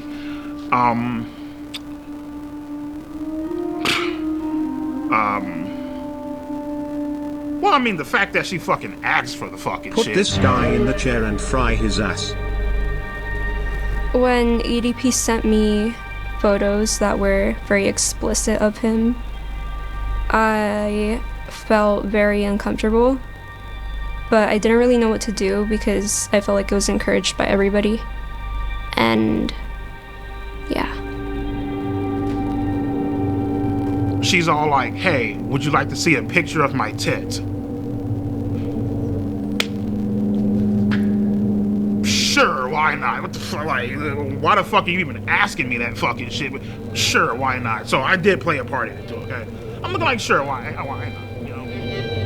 Yeah. The reason I let her send me those pictures is because I was horny as fucking beating my shit at the time. I ain't gonna lie, bro. She has a. Never mind. I ain't gonna say that. Go ahead. You already started saying. Kayla got a motherfucking figure on her, okay? Like, let's be fucking honest here, okay? And like, you know, she's over here, like, you know, trying to turn me on, you know, all this extra shit. You know what I mean? Teddy pics, you know. Saying how she's gonna fucking suck me off when we fucking meet, calling me daddy and all this bullshit. Because in the moment, bro, you don't fucking care.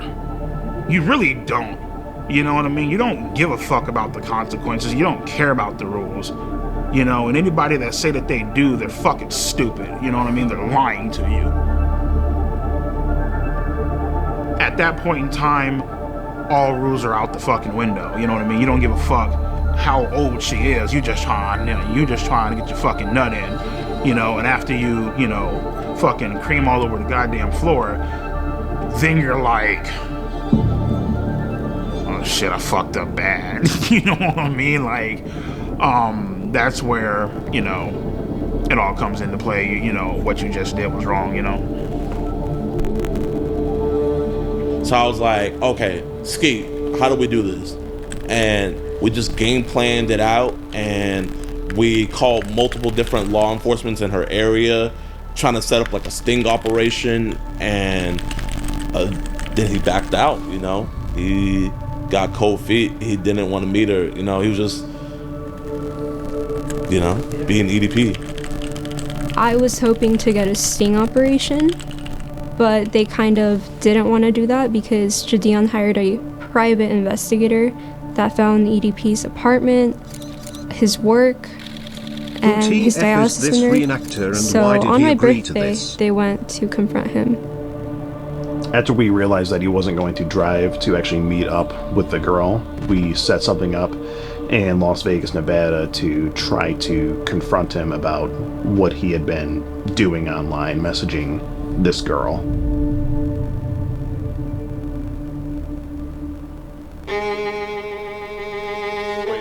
Honda SUV? That looks like him? That's a Honda, bro. That's it. I think that might be him. Oh my god, dear lord, it's EDP. It's EDP in the flesh. I love you, bro.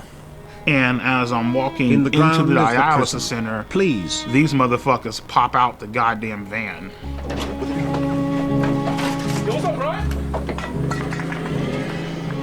Right then and there, I was like, give me Kayla's address because I'm about to hop in this car and I'm about to go blow this bitch's brains out.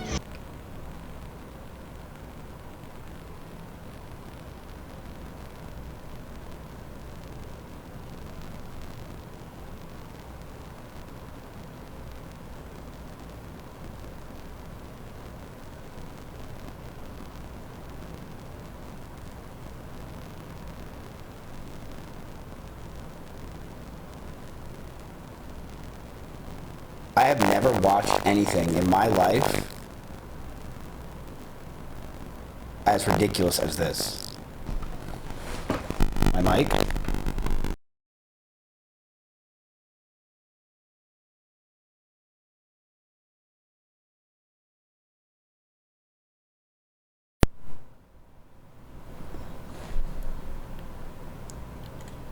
Yo. For real, for real. What he said was so bad it fucked up the audio. Bro, I've never watched anything this fucked up in my life. Ever. What the fuck? What the actual fuck?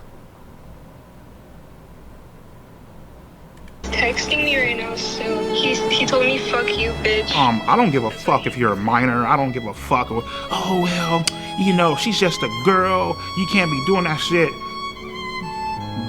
Bitch, you gotta die. He cut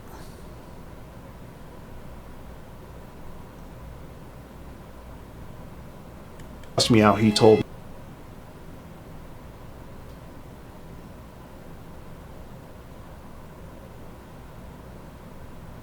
me to, I believe, he told me to kiss his ass. 2 years ago, you were called kiss my ass. And the whole meetup was underwhelming, you know? Like, he just went inside. Brian, it's disappointing. He said 2 words and then he walked right in. Basically, what's going through my mind, don't say a fucking word. We really do just want to have just a civil conversation. They ain't got shit on you. As long as you don't say a word, you good to go. Bryant, Bryant. Don't be like this, Bryant. I just have a few questions. Thoughts? It's an embarrassing clown show. You know, he says the same thing over and over again. The way this investigation, it's not really an investigation, but the way this was conducted makes it unprosecutable. And you've got Skeet or whatever his name is, who's clowning around, taking my lines, I suppose, and murdering them with a guy in a cupcake outfit. There's no... I'm not gonna lie, it's a really bad look on Gideon trying to joke around with this shit at this point. Like, if those messages are real, which, I mean, they obviously are, but those messages are so bad, bro. I don't know how you can be doing that with a cupcake. You know what I mean? It's not like he's like, yo, let's meet up, and then that's it. It's like, bro, he's fucking violent. He's threatening her. He started with suicide. He's a fucking monster. And you're going there with a cupcake?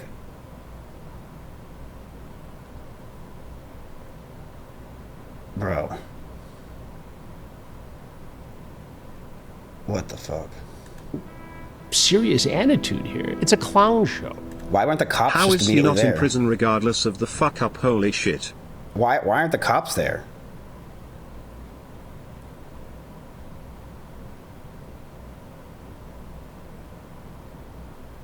Like, the cops should be there immediately. And it resulted in nothing. I think there possibly, maybe could have been. I mean, the girl got messaged first. We know that, right? That So was the problem with the Gideon last was case. telling Kayla to send pictures and DM Ed more? Isn't that child endangerment? Well, we don't know who was telling her to send more pictures. We don't. She never said who. Different results. In this case, if me and Gideon... No, the girl did not message first. She said that Gideon messaged her. That's what she said.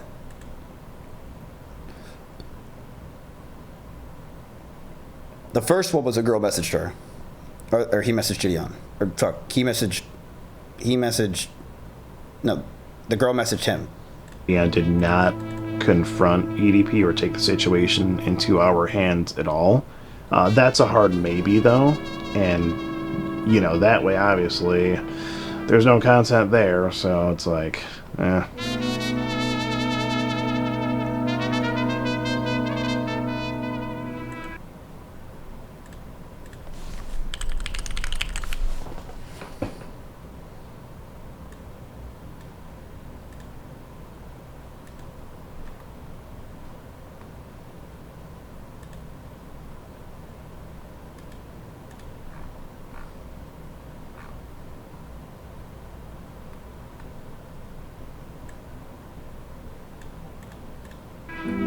What is your opinion on Skeeter Gene? I don't know Skeeter Gene. He reached out to me some time ago to collaborate, and it's not something I would ever do. Why not? Because I don't need to. I mean, I don't need to create a clown show with somebody who is merely seeking to get fame and clicks and views on YouTube. Damn. I have my own team. I mean, bro, come on. Chris Hansen, he has aura. Like, I don't like that word usually used, but come on. Like, you can't go to the king and ask for a fucking collab. That's not, you come on. You can ask, but it won't happen. He's him. He's actually just him. My own way of doing things. And it produces justice. The rest of these clowns, you know, they're out there goofing around. Yeah, it did definitely change my opinion on him a bit because I think he was a bit hypocritical with a statement that he made. He said that I was just doing this for clicks, views, and ad revenue, basically. I mean, are you telling me that P's not doing it for the same reasons? You know, I would really like to ask Chris Hansen that if he weren't being paid for his work, would he still do it? You know, it's a good question, and the answer to that is actually, I'm sure he's made enough money in the world, but to not do it. But the thing is, Chris Hansen actually still uploads, chat. He has a YouTube channel where he still uploads and catches predators, even with like 17K videos or views, or like not anything like it used to be when he was literally prime time Dateline, right, or prime time. So I think he just does do this. Chris right? Hansen fucked up a few investigations himself till he had that guy kill himself, and he fucked up the Omniscient investigation. Oh yeah, I mean, I don't know. I don't know. I didn't know that.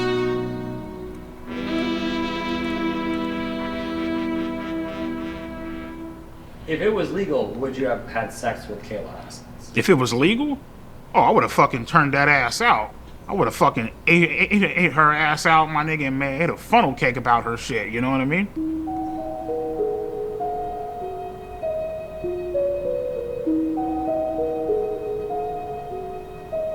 I feel like I was a victim of EDP, but I think I was mainly a victim. This is gonna sound crazy, but mainly a victim of Gideon, in a way. I feel like for a long time I was his like little puppet. In what way were you his puppet? I feel like I was his puppet because I was just like kind of doing the things he demanded me to do. I feel like I am a victim of Gideon because he encouraged me to keep talking to a pedophile. Every single time we would talk to her, I would ask her if she's okay. Are you sure you're good? Like, I want to make sure you're okay, because I know, like, this could be really, really... Are you sure you're good? She was like, no, I'm okay, I'm okay. I want to get him arrested. I want to get him arrested. I told Gideon every single time that EDP would send me dick pics, but he would never tell me to, like, block him or anything. I mean, bro, even if she's saying, yeah, okay, I mean, when he's threatening to kill her with guns and shit, and you're not stopping that, that's really bad. That's insane. That's insane. She's literally threatening to kill her and her family. You don't step in? I want you to block him on your phone, right? But we would tell her, if you're going to keep on talking to him, don't talk She's sexual, still a child and you used her. Please don't send any explicit photos. No, I did not send EDP any pictures of me that were nude. What did happen when he asked me for them was that Gideon got like a look-alike of me, and I kind of photoshopped her face into Google pictures. And she told me something about like her like looking up like something in photoshopping, and I was like, okay, no, like do not do that. To my knowledge, I never knew that she actually sent anything because I never seen any images of that. But yeah, that's also like not good either. She sent something explicit? Yeah, Kayla Hoskins actually sent me a picture of her tit. You know, she didn't Photoshop a goddamn thing. She literally sent me fucking nudes of her fucking tits. I feel like she's a fucking scam artist. I feel like she's a bitch. I feel like she's very stuck up. She's very conniving. So I'd like to let... I believe Gideon low-key. You can believe what Gideon's saying and also say what he did was really wrong. I mean, if she really was getting threats like that, we heard the calls of him literally saying he's going to kill her. You need to stop this immediately, whatever the hell you're trying to do, bro. Right? Like, I don't know how you're like, Gideon did not fuck up here real bad. The viewers know that. I don't know what they're gonna say, but don't believe it. She just was like 13 years old. Like, what? Because I have proof. I'm just too scared to show the proof because Jadion has a big audience, and I don't want them to attack me. But I could show some of the proof. Proof of him kind of encouraging it. Maybe she's sort of using the whole situation. Gideon is being controlled by the Illuminati. Gideon is friends with multiple pedophiles. EDP is under investigation by the Department of Justice. EDP has a computer full of CSAM. I mean, EDP owns illegal firearms. I mean, EDP has been victimizing other teens over a year. I believe that. Gideon lied to Kayla's mom about the use of a decoy. EDP is being investigated for drug crimes. EDP is currently victimizing another minor. I mean, as leverage to. Regardless of if this girl's saying what she said, true is not chat. She's 13 or 15 years old. Like, this is still ridiculous that she was being used for any of this. And such. So, again, while she's she's a victim. Gideon hates Jake Paul. We got what we needed. We could stop watching. I think she's kind of using the whole situation as leverage to gain followers a little bit. Now, me personally, am I an opportunist? Yes, I am. But I don't think there's anything wrong with that, as long as you're not harming anybody. And I don't think I was harming anybody. And especially when you're my age, if you're 16, people are going to think that you're young and dumb. So you kind of... Wait, FaZe Rug got strays? FaZe Rug didn't intervene to stop Kayla from messaging EDP.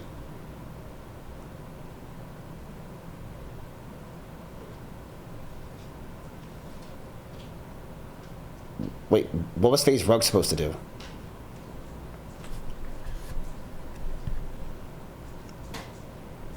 FaZe Rug didn't intervene to stop Kayla's... I mean, that's factually true, I guess. But, like... Yeah, I didn't intervene either. She's technically... She's a victim. I think she's kind of using the whole situation as leverage to gain followers a little bit. Now, me personally, am I an opportunist? Yes, I am. But I don't think there's anything wrong with that, as long as you're not harming anybody. And I don't think I was harming anybody. And especially when you're my age, if you're 16, people are going to think that you're young and dumb. So you kind of have to be an opportunist. You have to make your own opportunities. You cannot be waiting for them. But this entire situation was not that at all.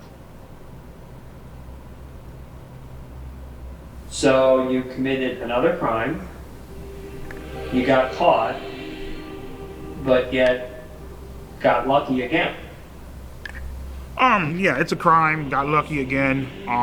Me personally, I feel like the reason why they didn't do anything is because I feel like, God sees all, right? He sees my mistakes. Obviously, I've been punished by him. Others have been punished by him and stuff.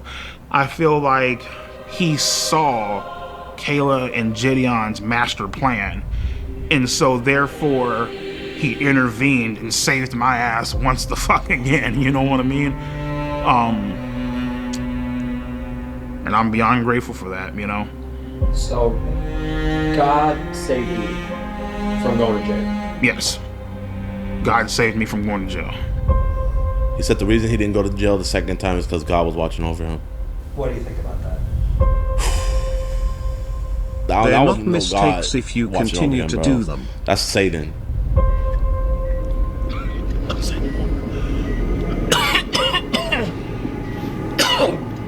Jake, I might need that water, bro.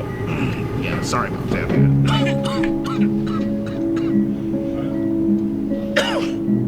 How are things with your health?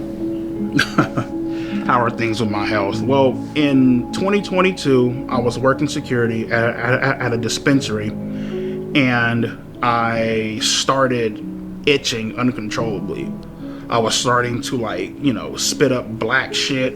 When I went to go fucking beat my shit, red fucking cum was coming out of my fucking cock and shit, which I knew wasn't, fucking healthy. You know what I mean? Like, it's never healthy. And I got diagnosed with end-stage kidney failure, which is like stage 5. If I were to miss a treatment, the chances of me dying would be about maybe 65 to 70%. So I can't miss a treatment ever. You know what I mean? So health issues have been a major issue. I don't believe this guy. I don't believe any of that. I don't believe it.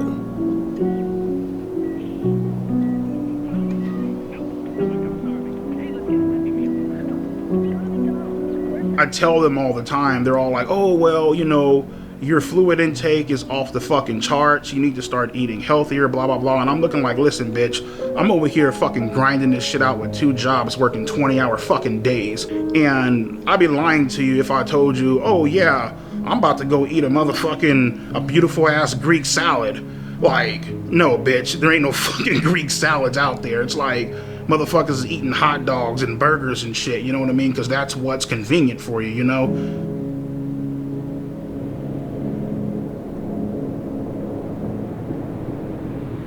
And that's the thing that really just frustrates the fuck out of me sometimes, because they paint these unrealistic ass expectations on me, you know? Say so for example, today is what, Friday? Mm-hmm. If I miss this appointment, I'll probably be dead by Monday. That's how bad it is. Oh, well, you're supposed to eat better. Motherfucker, I can't meal prep for 20 hours. I'm not even at fucking home most of the damn time. So it's like, am I supposed to sit in this fucking car and starve, nigga, for like, come on, bitch. It's fucking unrealistic as fuck, you know? I know this is kind of a reckless way to live life, but at the end of the day, I'm just like, you know what, nigga, fuck it. Whatever happens, happens, you know what I mean? I'm tired of like, one thing I'm not going to do, you feel me, is live my life. Fat fucking piece of shit. You can't. Like, I can't. If I lived my life in fear, I wouldn't be making this fucking documentary. We wouldn't be making this documentary, you know what I mean? You know, and that's the issue. A lot of people, there's good news. They expect you to live your life in fear, especially with everything that's going on, and, you know, getting told this shit, you know. Had a few people blowing me the fuck up. Oh, how could you do it? How could you get caught again? You know, all that bullshit, right? And I knew right then and there, it's time to stop running from this shit. It's time to start taking accountability, start owning up to it. Let's go to therapy and let's try to get help for this situation, because obviously something isn't right. What in your words isn't right? At that point in time, it's not right to have a sexual attraction to minors.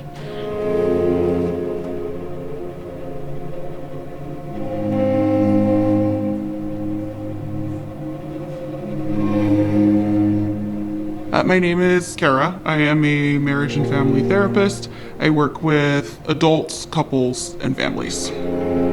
Bryant is my client, and I've been working with him individually. For Bryant, when Bryant came in, you know, the first thing that we got through was just getting to know him. I needed to learn about his history. I needed to learn what he went through, his perspective on it. Whether people she's agree or trans. disagree, he has his perspective on it, and it's my job to understand that perspective. I go to therapy, first overall session. I tell my therapist, listen, I was involved in sexting and talking to underage minors. Obviously, I'm aware that this is wrong. This is a fucking crime, and I would like for you guys to help me. So, you know, we discussed what happened. We discussed his feelings about what happened. The shame, guilt associated with something like that. And then we dig into motivations. And once we've discovered motivations, we've dug into, okay, well, why are those motivations attractive to you? What is it about it? But he has been very honest with me about a reason, and we've connected it to something that he really needs to work on and explore. But I feel strongly that it's his job to say why. And no, there's no saving this guy. I mean, the fact that he was on this interview saying the shit he said and being like, I would blow her head off, this and that, I would have fucked her right there and then, bro, you ain't sorry for what you did. And you have not changed. Alrighty, so how are we feeling when it comes to accountability? Yeah, I mean, you know, it's the thing is, like, when particularly in like whole sexting minors and all that bullshit, right? You in the back of your head, you know it's wrong. You know what I mean? But at the same time, it's like that sense of doubt where it's like, you know what, maybe this shit could be real. That's the part that ends up fucking you in the end, you know what I mean? When you say real, do you mean you wanted more, did you want a relationship? Yeah, basically, yeah, you know what I mean? Like, it turned into something legitimate? Yeah, like the whole... If you heard the way she was talking to me on the phone, you would be like, oh shit, like, you know, finally has a girlfriend. Oh, wait, hold up. She said finally has a girlfriend. So you were kind of feeling like I might finally have something. Correct. Romantic. So what was it like to find out? I would say that none of us can predict the future. Whatever happened to that guy like 2 minutes into this video that said that he's innocent? I would like to believe that he would not do it again. What I can say is that we're not suggesting that he quit therapy anytime soon.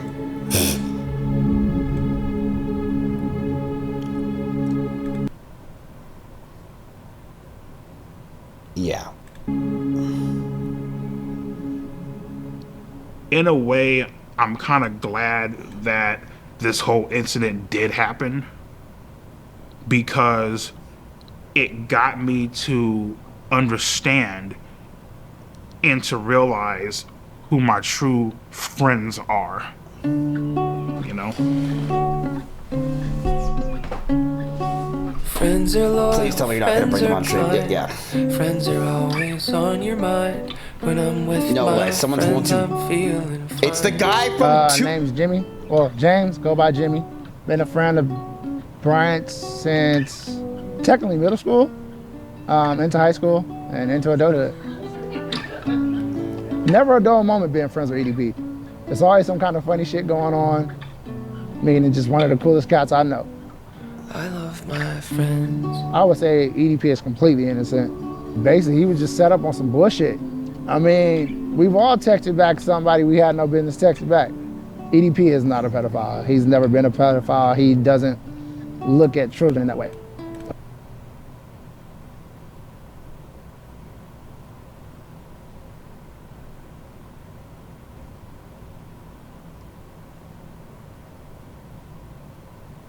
Or young people in that way. I have 2 children. I would let both my children be around EDP, even if they were alone.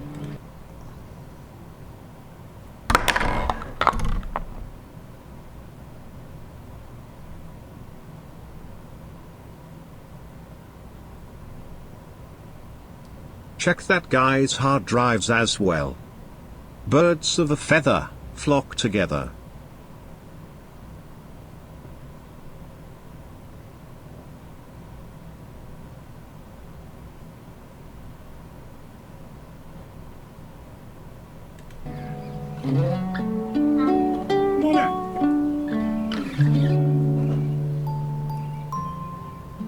My favorite way to play with kids is to joke around and tickle them.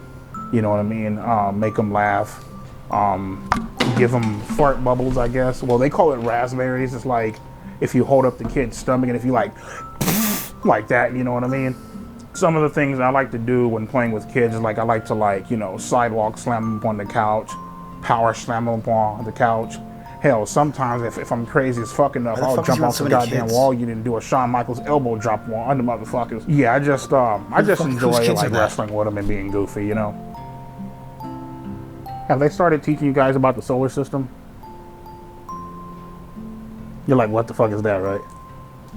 All 9 planets actually spin around the sun. The fuck is Clum doing during this? To anybody who thinks that it's weird for me to play and like being around kids, you guys can lick my ass and suck my fucking balls. You guys can go fuck yourself, in other words. Sorry about that.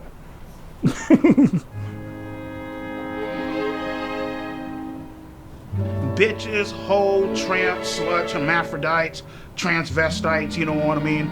Basically, they ever get their motherfucking ass beat. This is my certified bitch list, EDP certified bitch list. Let's get on into the first one. Penguin Zero. This motherfucker's a goddamn disgrace to fucking humankind. It looked like this motherfucker ain't washed his ass. Hi, everybody. Go suck a dick, bitch. Next up, we got Keemstar. His content sucks ass, has no fucking talent, just a fucking lowlife. Oh, let's see here. The next fucking... I hope you're on the bitch Get list. off my fucking nuts before I piss on your face on some R. Kelly shit, okay? Hassan Piker, your typical fucking liberal, far left, goddamn soul.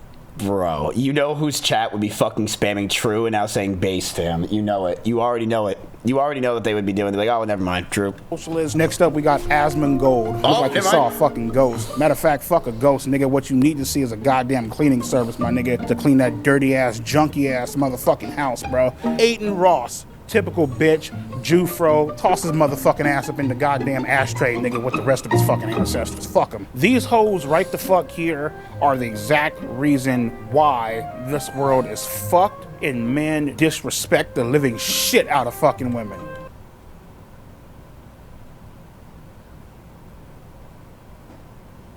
XQC. Bitch, speak the fuck up. I always thought this guy was a bitch. We got Destiny. Probably gets fucking pine cones and tubas rammed up his fucking ass. Oompaville. He's not the first person to find Ethan Klein. Pokemon 2. I think his wife, his girlfriend, whoever the fuck it is, I think she's very beautiful. I think she could do way better than this motherfucking loser. Listen, man, you need to come on up over my house and I can give your ass some real good fucking dick instead of fucking with this punk ass nigga. And that wraps up my certified bitches of YouTube. How would you describe your sex life? Oh, my sex life is fucking great. Let me see. I sit on this piece of couch right here. I whip my dick out, I jack off, and that's my sex life. As far as me actually fucking bitches, shit, I only had sex once in my life, and it felt like I was fucking a Brillo pad. My fucking dick is... Is this the real demon time? It sucks because he's actually so funny. Like, that's what's... He's actually just such a funny, unique person. But it just, like, it's just wild what kind of person he is. Still surfing that shit.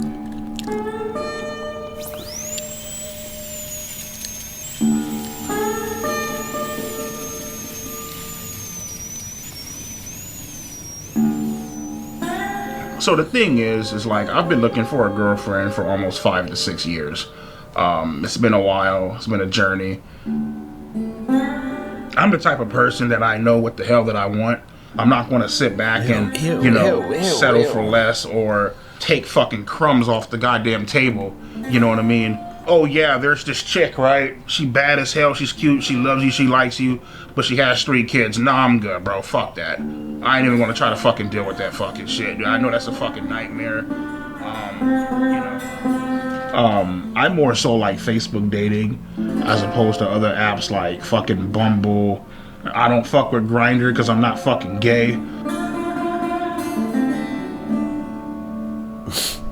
I definitely think being gay is a fucking mental disorder. Nigga, there's something wrong with you.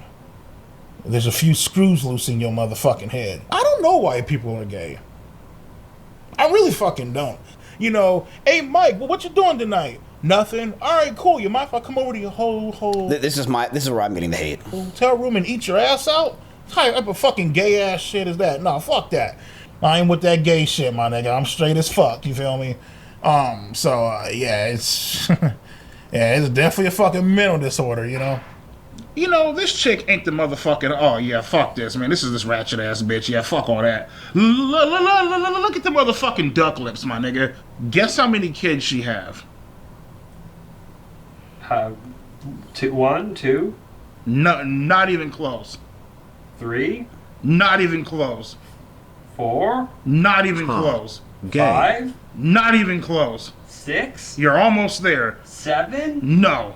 8? She has 8 fucking kids, bro. Isn't that his type? Single mom to 8 motherfucking kids. What's wrong with 8 kids? I thought you said you like to play with kids and shit. Looking for a man who knows how to properly treat a lady. Bitch, you didn't properly treat your fucking uterus, my nigga. because your pussy was gauged the fuck open, man. Oh, fuck, dude.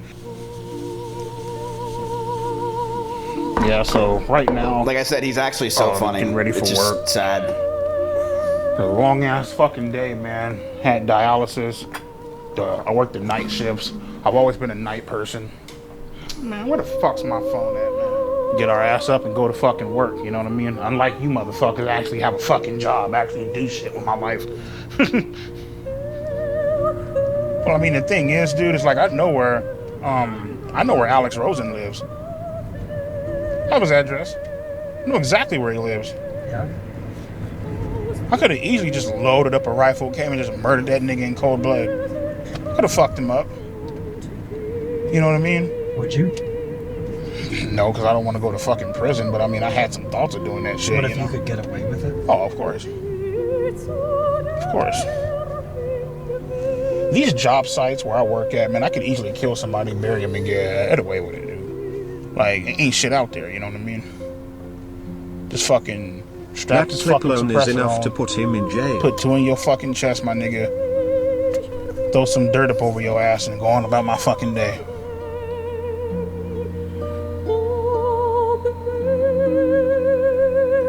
Yeah, so I mean, you know, 8 grand, you know, 8K up in the bank, about what, 25K in debt, so about what, like 17K up in the hole.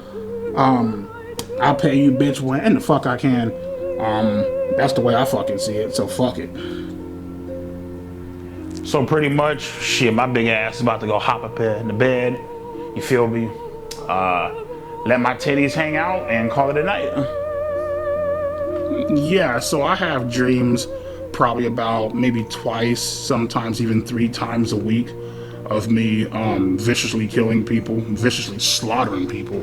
I would cut motherfuckers' tongues out. I would fucking, I would put a hole up in the motherfucker's chest and I would throw him in a fucking in like a pit of fire. Had dreams about killing Julian, killing Alex Rosen, Cold Raven, what the fuck you want, mention Steve and G or John, whatever the fuck his name is. Shit, I had a goddamn dream of waterboarding fucking Kayla's ass and washing all the makeup off and shit. You know what I mean? That was my torture method of get all that shit off and, you know, maybe if I'm feeling generous, I might throw the bitch out the fucking window, you know what I mean?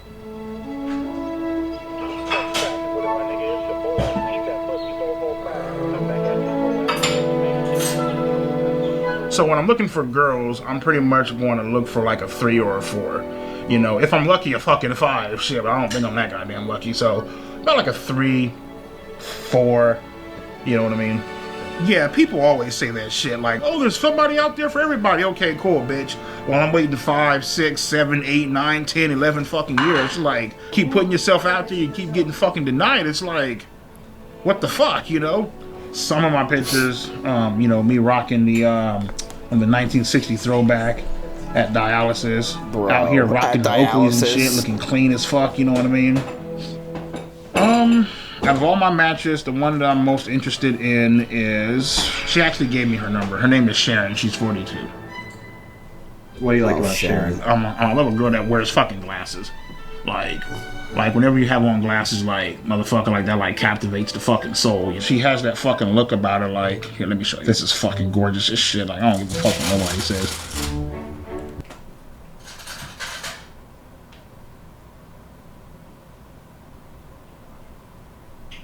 Maybe he just has like a really bad stigmatism chat, and he just like sees like ovals as like, you know, beauty. Like I'm not sure. Maybe he thinks this looks like a young Celine Dion. At least she isn't 12. Yeah, you know what? Yeah.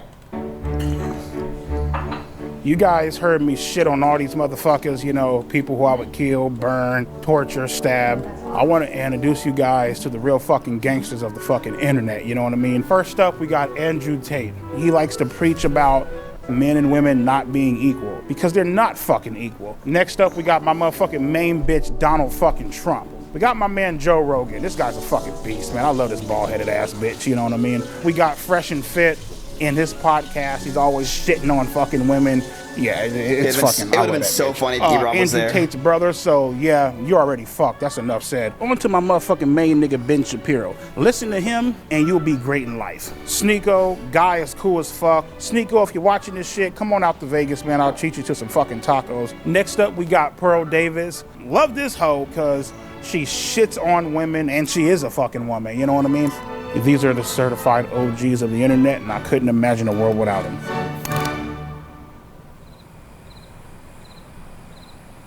As you guys know, I've been single for a while. Dating apps, Facebook dating, Bumble. I would say Grindr, but I'm not fucking gay, but you know, I don't fuck around like that, you know. But I've finally hit the jackpot, and I would like to introduce my beautiful girlfriend, Marissa. No way. No way she's one to go on camera. Hell no.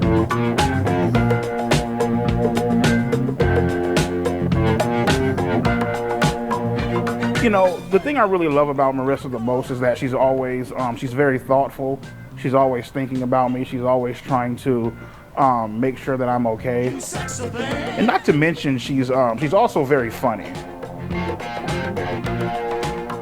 My name is Marissa, and I am Brian's girlfriend.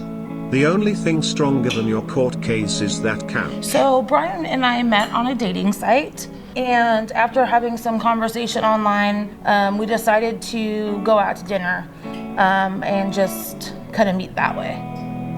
You know, we were able to just really hit it off. We compliment each other a great deal, and we just have a lot of great time together. He's a genuine, great guy. He really is. He really has a huge heart, and it's a side that people don't get to know about him very often.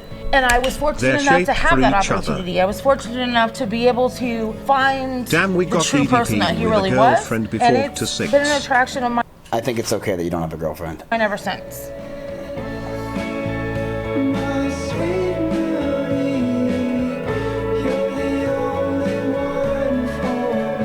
She's always there for me, and she's always trying to push me to get better.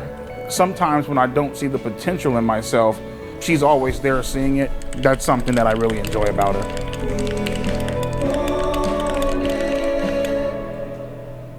So how was the sex? I think... how do I want to say that? It is something that definitely, it's a situation where, not that we don't want. I've been with what's her face, Marissa, for almost a fucking year now, face? Right? Still ain't gotten shit. Ain't that a bitch? You know what I mean? Like, come on, nigga. You know what I mean? That's why, my God, you know, she gets mad at me, right? My God, you're so gross. Why do you watch porn? Blah, blah, blah. Because you ain't giving it the fuck up. So I gotta watch porn. Matter of fact, I got a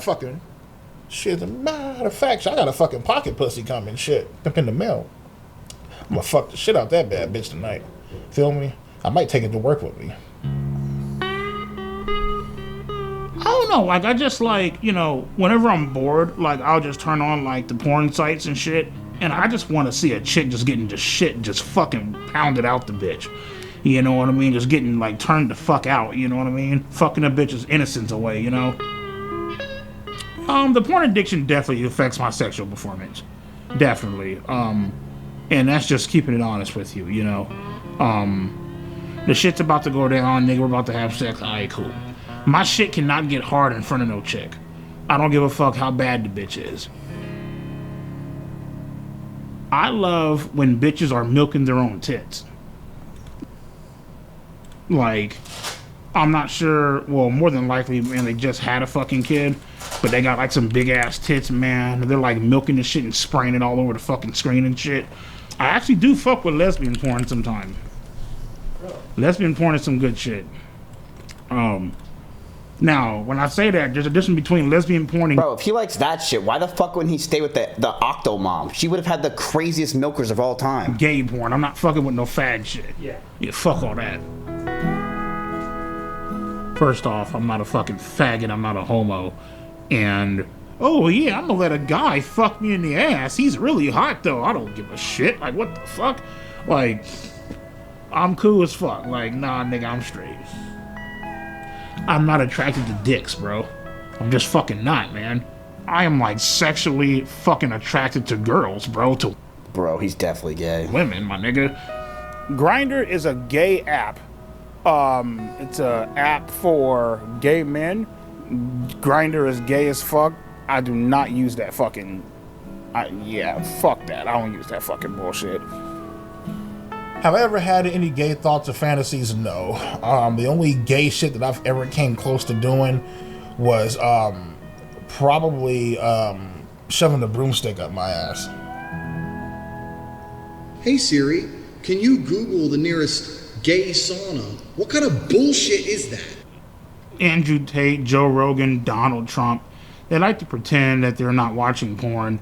But let's be fucking real, bitch. You know goddamn well your ass is watching fucking porn. You know damn well, nigga, when the cameras ain't on, or when you in your hot tub or whatever, my nigga, you like to go ahead, pull your pants down, and just rub That's really in his room. One the fuck out. And I'm not talking shit.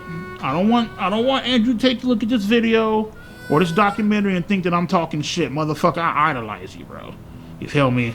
But come on, nigga, like...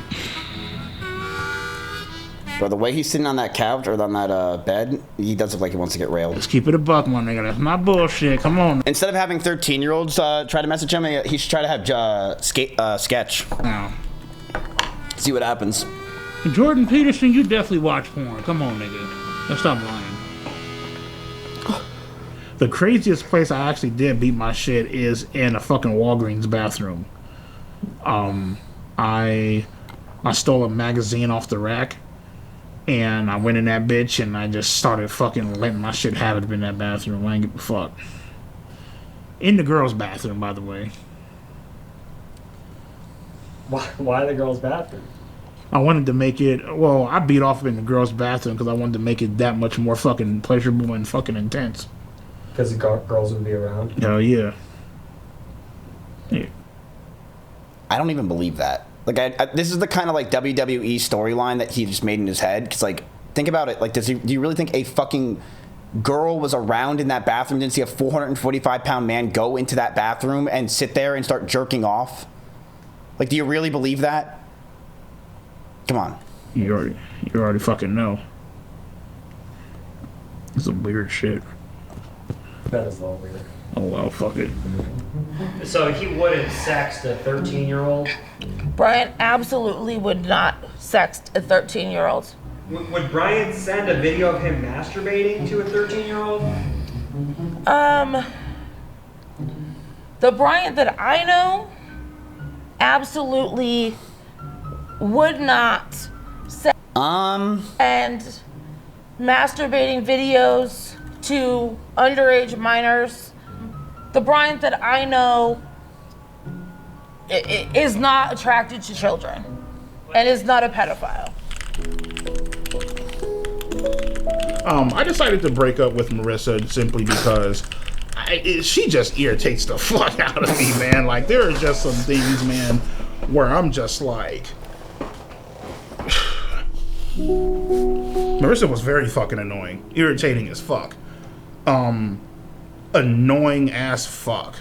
And there's just certain shit that she did, it just bothered me. You know what I mean? I'd rather be on my fucking own, beat my shit, fuck around, watch porn, call it a fucking day, you know?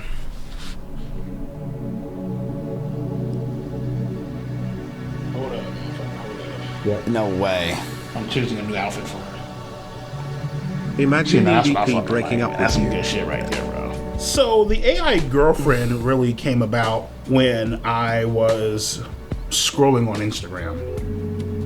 And I would see a few different things on like porn sites and shit like that, right? And I was like, you know what, let me try it out. That girl was fine as hell. You can type in what you want her to call you. Sir, master, daddy, whatever the fuck, you know what I mean?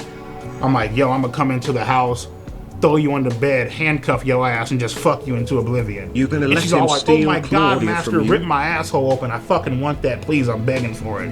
You can also ask for like a customized image to where you can type in topless and she'll send you a picture of like her fucking tits hanging out. And I was like, what the fuck, man? Oh, dude, people who say AI have not done anything yet and haven't changed anything, bro, we are keeping pedophiles off the street. We are doing justice. We are doing good with AI. My fucking Lord, and nigga, man, I came so motherfucking hard to this one, like holy fucking shit. This is the output of all these data centers. Yep, this is big for NVIDIA. Nigga, my cock is getting hard as fuck, nigga, right fuck now. That experience with my AI girlfriend was the best fucking sexual experience I ever had in my life. Period. Like, I was drooling.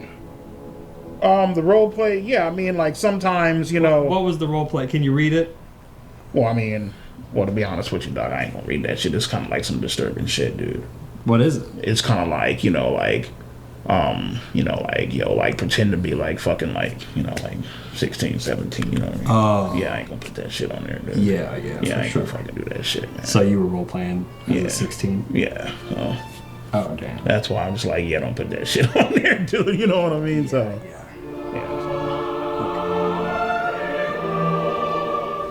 If you guys out there are ever being tempted in a way to text somebody or message somebody and you know for a fact deep down that they're underage and you shouldn't be doing it, just download the AI Girlfriend app.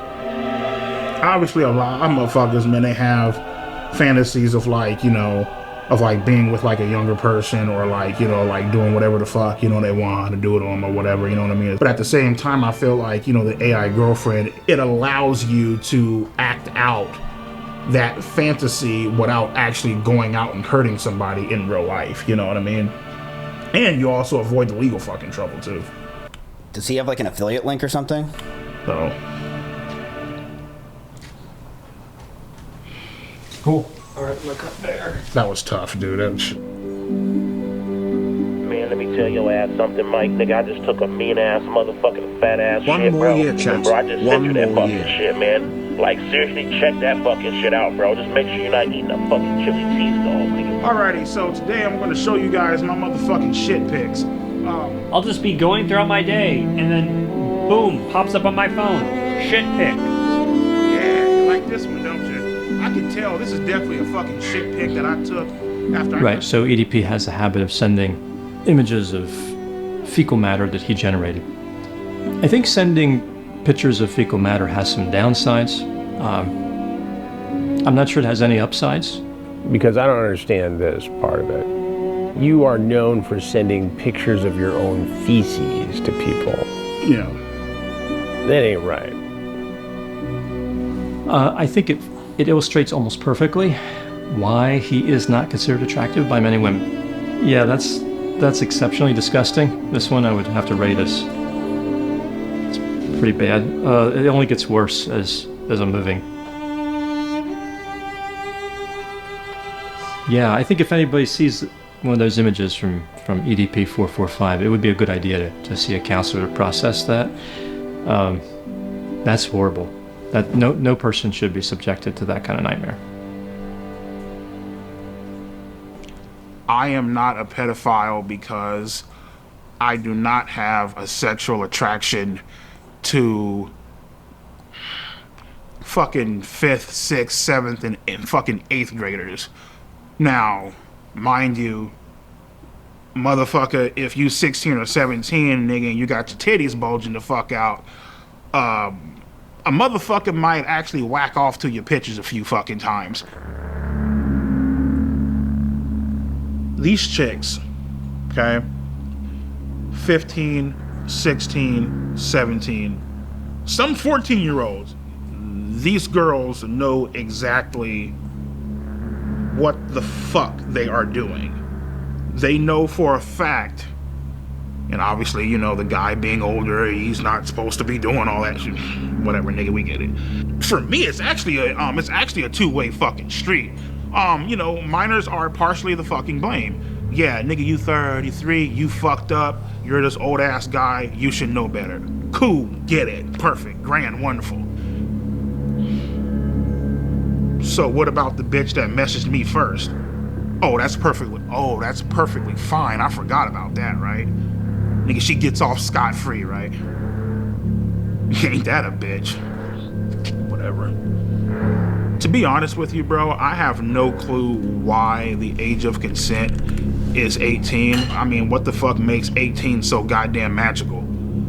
I have no fucking clue. You talk to a 17-year-old chick, she just turned 18 5 seconds ago. Okay, well, guess what, man? She's still the same dumbass bitch that she was 5 seconds ago. So it's like, the big homies I talk to, they're all like, what's so fucking special about 18? It's just another fucking year, you know what I mean? Like, I don't, you know what I mean? So.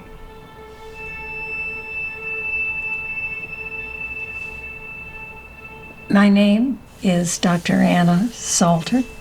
I am a clinical psychologist, and I have worked with sex offenders and victims for about 40 years. The brain of a 13-year-old is very different from an adult brain. They are more impulsive. They can't predict and don't try to predict, typically, how this is going to affect them in the future. The MacArthur brain study has demonstrated that adolescents are simply not mature emotionally and socially, and that they don't reach full maturity until the late 20s. That's you know, for people to say. Yeah. Did everyone not know that? Back and say like their brain, you know, girls' brain, you know, minors' brains are underdeveloped. They don't know. Shut the fuck up, bitch. Now you're just making fucking excuses for the motherfucker. For a motherfucker that said, oh, well, their brain is underdeveloped. Okay, bitch, whatever you say. Cool. All right. Sex offenders will say to you, children know what they're doing at 13. You know, but sex offenders are famous for their excuses. Apparently there is an offender whose moniker is EDP 445 who tried to lure a 13-year-old. Well, he may or may not be a pedophile. Generally, he would not be, because the 13-year-old in this country at this point in history is probably post-pubescent. He is a child molester. He's a criminal who's someone who tried to take advantage of a child's naivety, innocence, and immaturity to meet his own needs, both physically and narcissistically. Anybody who does that is, by definition, an offender and a child molester, but not necessarily a pedophile.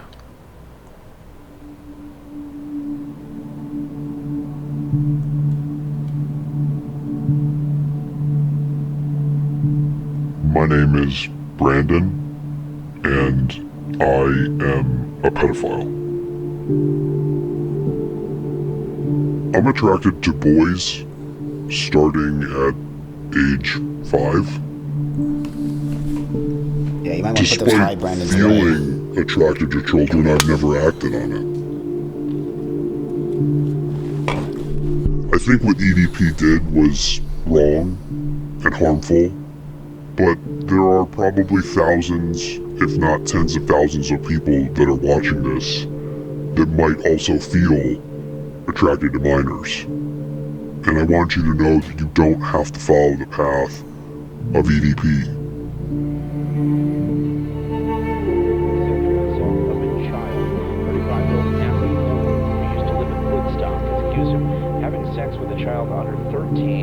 And another under 18. Prosecutors sexually assaulted a minor known to him multiple times. Police say he sexually assaulted a minor. Rockland police say they took a call from a person earlier this week. Shouldn't you take your own advice? Well, no, what he's saying is he psychologically is fucked up and he knows he's mentally fucked up and he likes children, but he would never act on that because it's bad and he knows it's bad. And what he's saying is that a lot of other people are sexually attracted to minors, but don't be like BDP and ever act on it.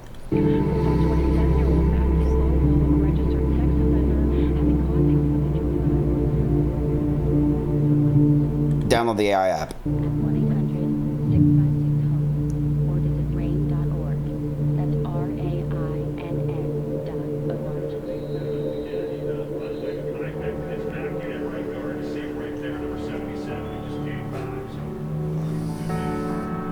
If you were looking at all the people that got caught for being a pedo on YouTube, EDP is at the top of the list. He is the face of being a pedo on YouTube. Like, if you think about pedos on YouTube, you're thinking about EDP 445. He is a serial sex offender, pedophile, predator. He is a bad man. He is very entertaining to laugh at as being a pathetic loser, but he is, at the core, a horrible person. He's never going to learn, you know? All you can really hope, the best advice you can give him is to be even stupider, and hopefully one day he lands himself in jail. Because that's the only thing that can fix him, going to jail. So if I had to give EDP advice, all things considered, I would say consider suicide. If you were to take every man on Earth and put them in order of people I would most want to see have sex with my wife, all the way over to like the least, he's essentially going to be the last guy in line. Wow, that's huge. Wow. People won't remember him. What has he done to be memorable? There's pedophiles every day of the week. There are a lot of words I can use to describe him, but if I had to pick just one, it's sick. Dude has nothing in retirement. His assets are a joke. These are the finances of a mental child, let's be honest. Please leave the kids alone, that's my message. Leave the kids alone, please. The man's brain doesn't fully function. He is, by all definition, mentally retarded. Well, just my thoughts on EDP 445 and what he did. Just totally wrong.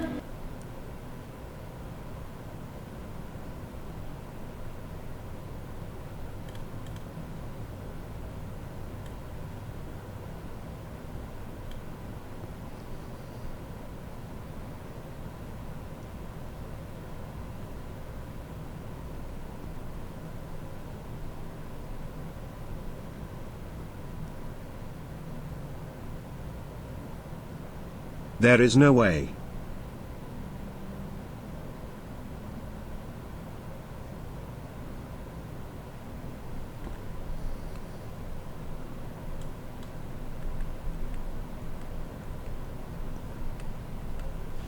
By all definition, That is the mentally docu-series we need to retarded. watch. Well, just my Why thoughts on weren't you in EDP this? 445 and what he did. Just totally wrong. He deserves to go to jail. And there will be bad Who is karma worse, coming his way. EDP or Chris Chan? So, growing up, I love the villains, I love the bad guys. The story isn't complete without there being a fucking villain, without there being opposition. And it's wild because, like, everything came full circle, you know, and Text to a lot by of Chris people, Chan. to millions of people, you know, I'm fucked up, I'm a villain, I'm a piece of shit, I'm this grimy ass motherfucker who just doesn't give a damn about the fucking law. End-stage renal failure, man, got accused of being a fucking pedophile, and guess what, motherfucker, I'm still fucking standing, I'm still walking, we in this bitch, and we making it fucking happen.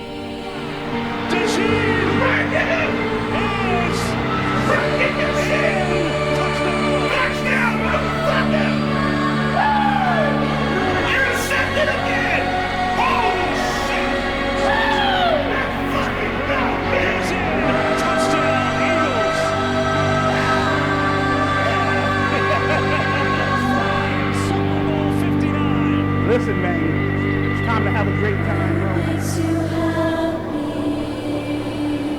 So I shouldn't be drinking this fucking shit due to my dialysis and kidney failure, but fuck it, I don't give a shit right now. I got my pills here. This shit is loaded in phosphorus. It could possibly kill my. EDP has a bright future. Once the world gets off this hang up that they're on, which I feel like is gonna blow over. So once that blows over, the sky's the limit with him. He can go as far as he wants to go. What we filmed today, right here, right now, February 9th, 2025, is the greatest moment of my fucking life. Period. Nothing even comes fucking close.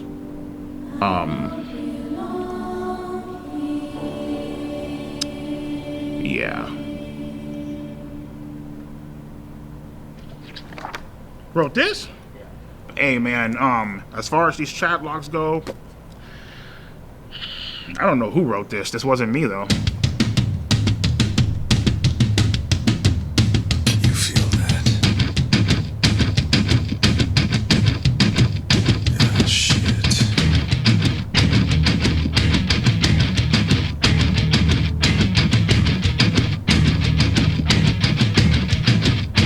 Oh wow.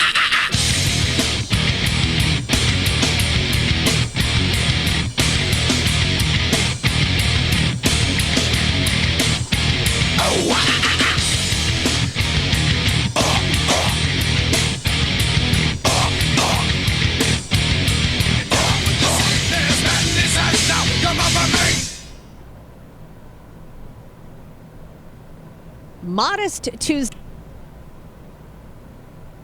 So anyway, back to stocks. Genius.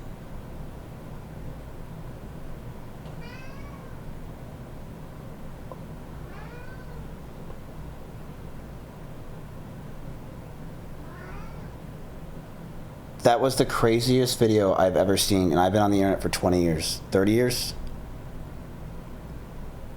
I've seen beheadings, I've seen shootouts, I've seen literally everything.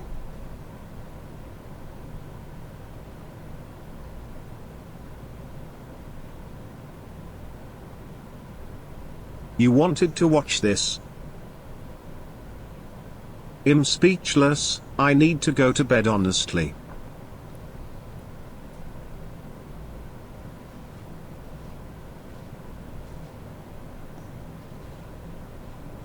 Why did he make that?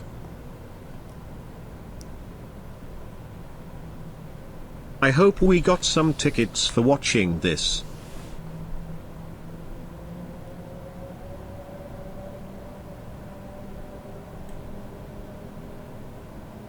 Bro, that was incredible.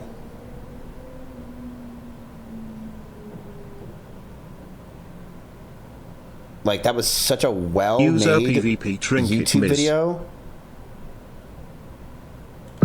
The only thing that was pretty fucked up is I don't know why Chris Chan was in there labeled as God, Jesus Christ himself.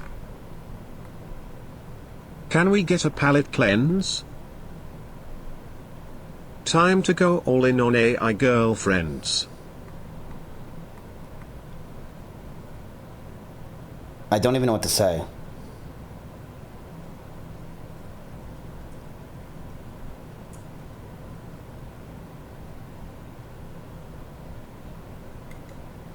That was godlike.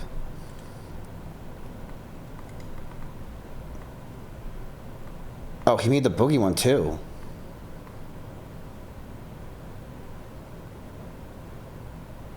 Godlike? The production was godlike, yeah, I'll say that. For a fucking YouTube video?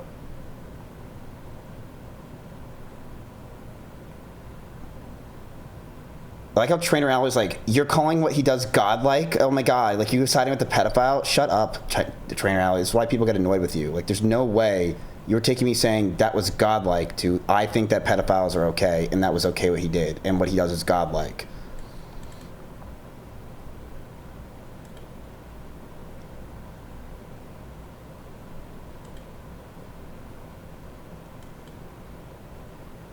What the fuck was any of that?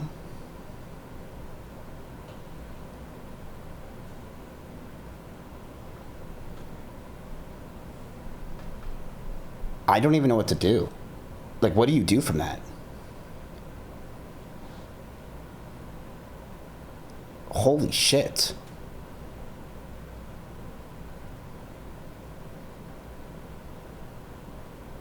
That was incredible.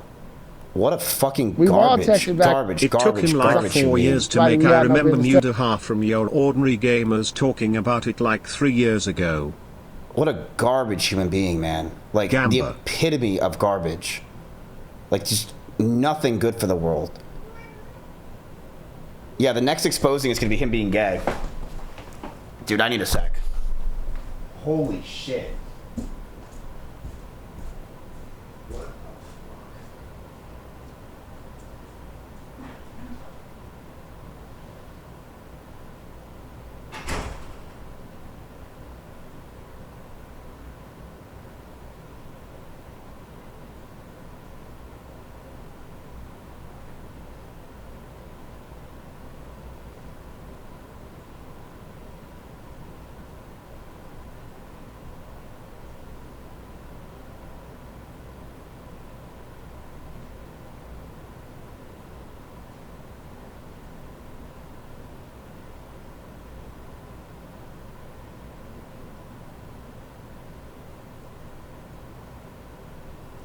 Champagne meow.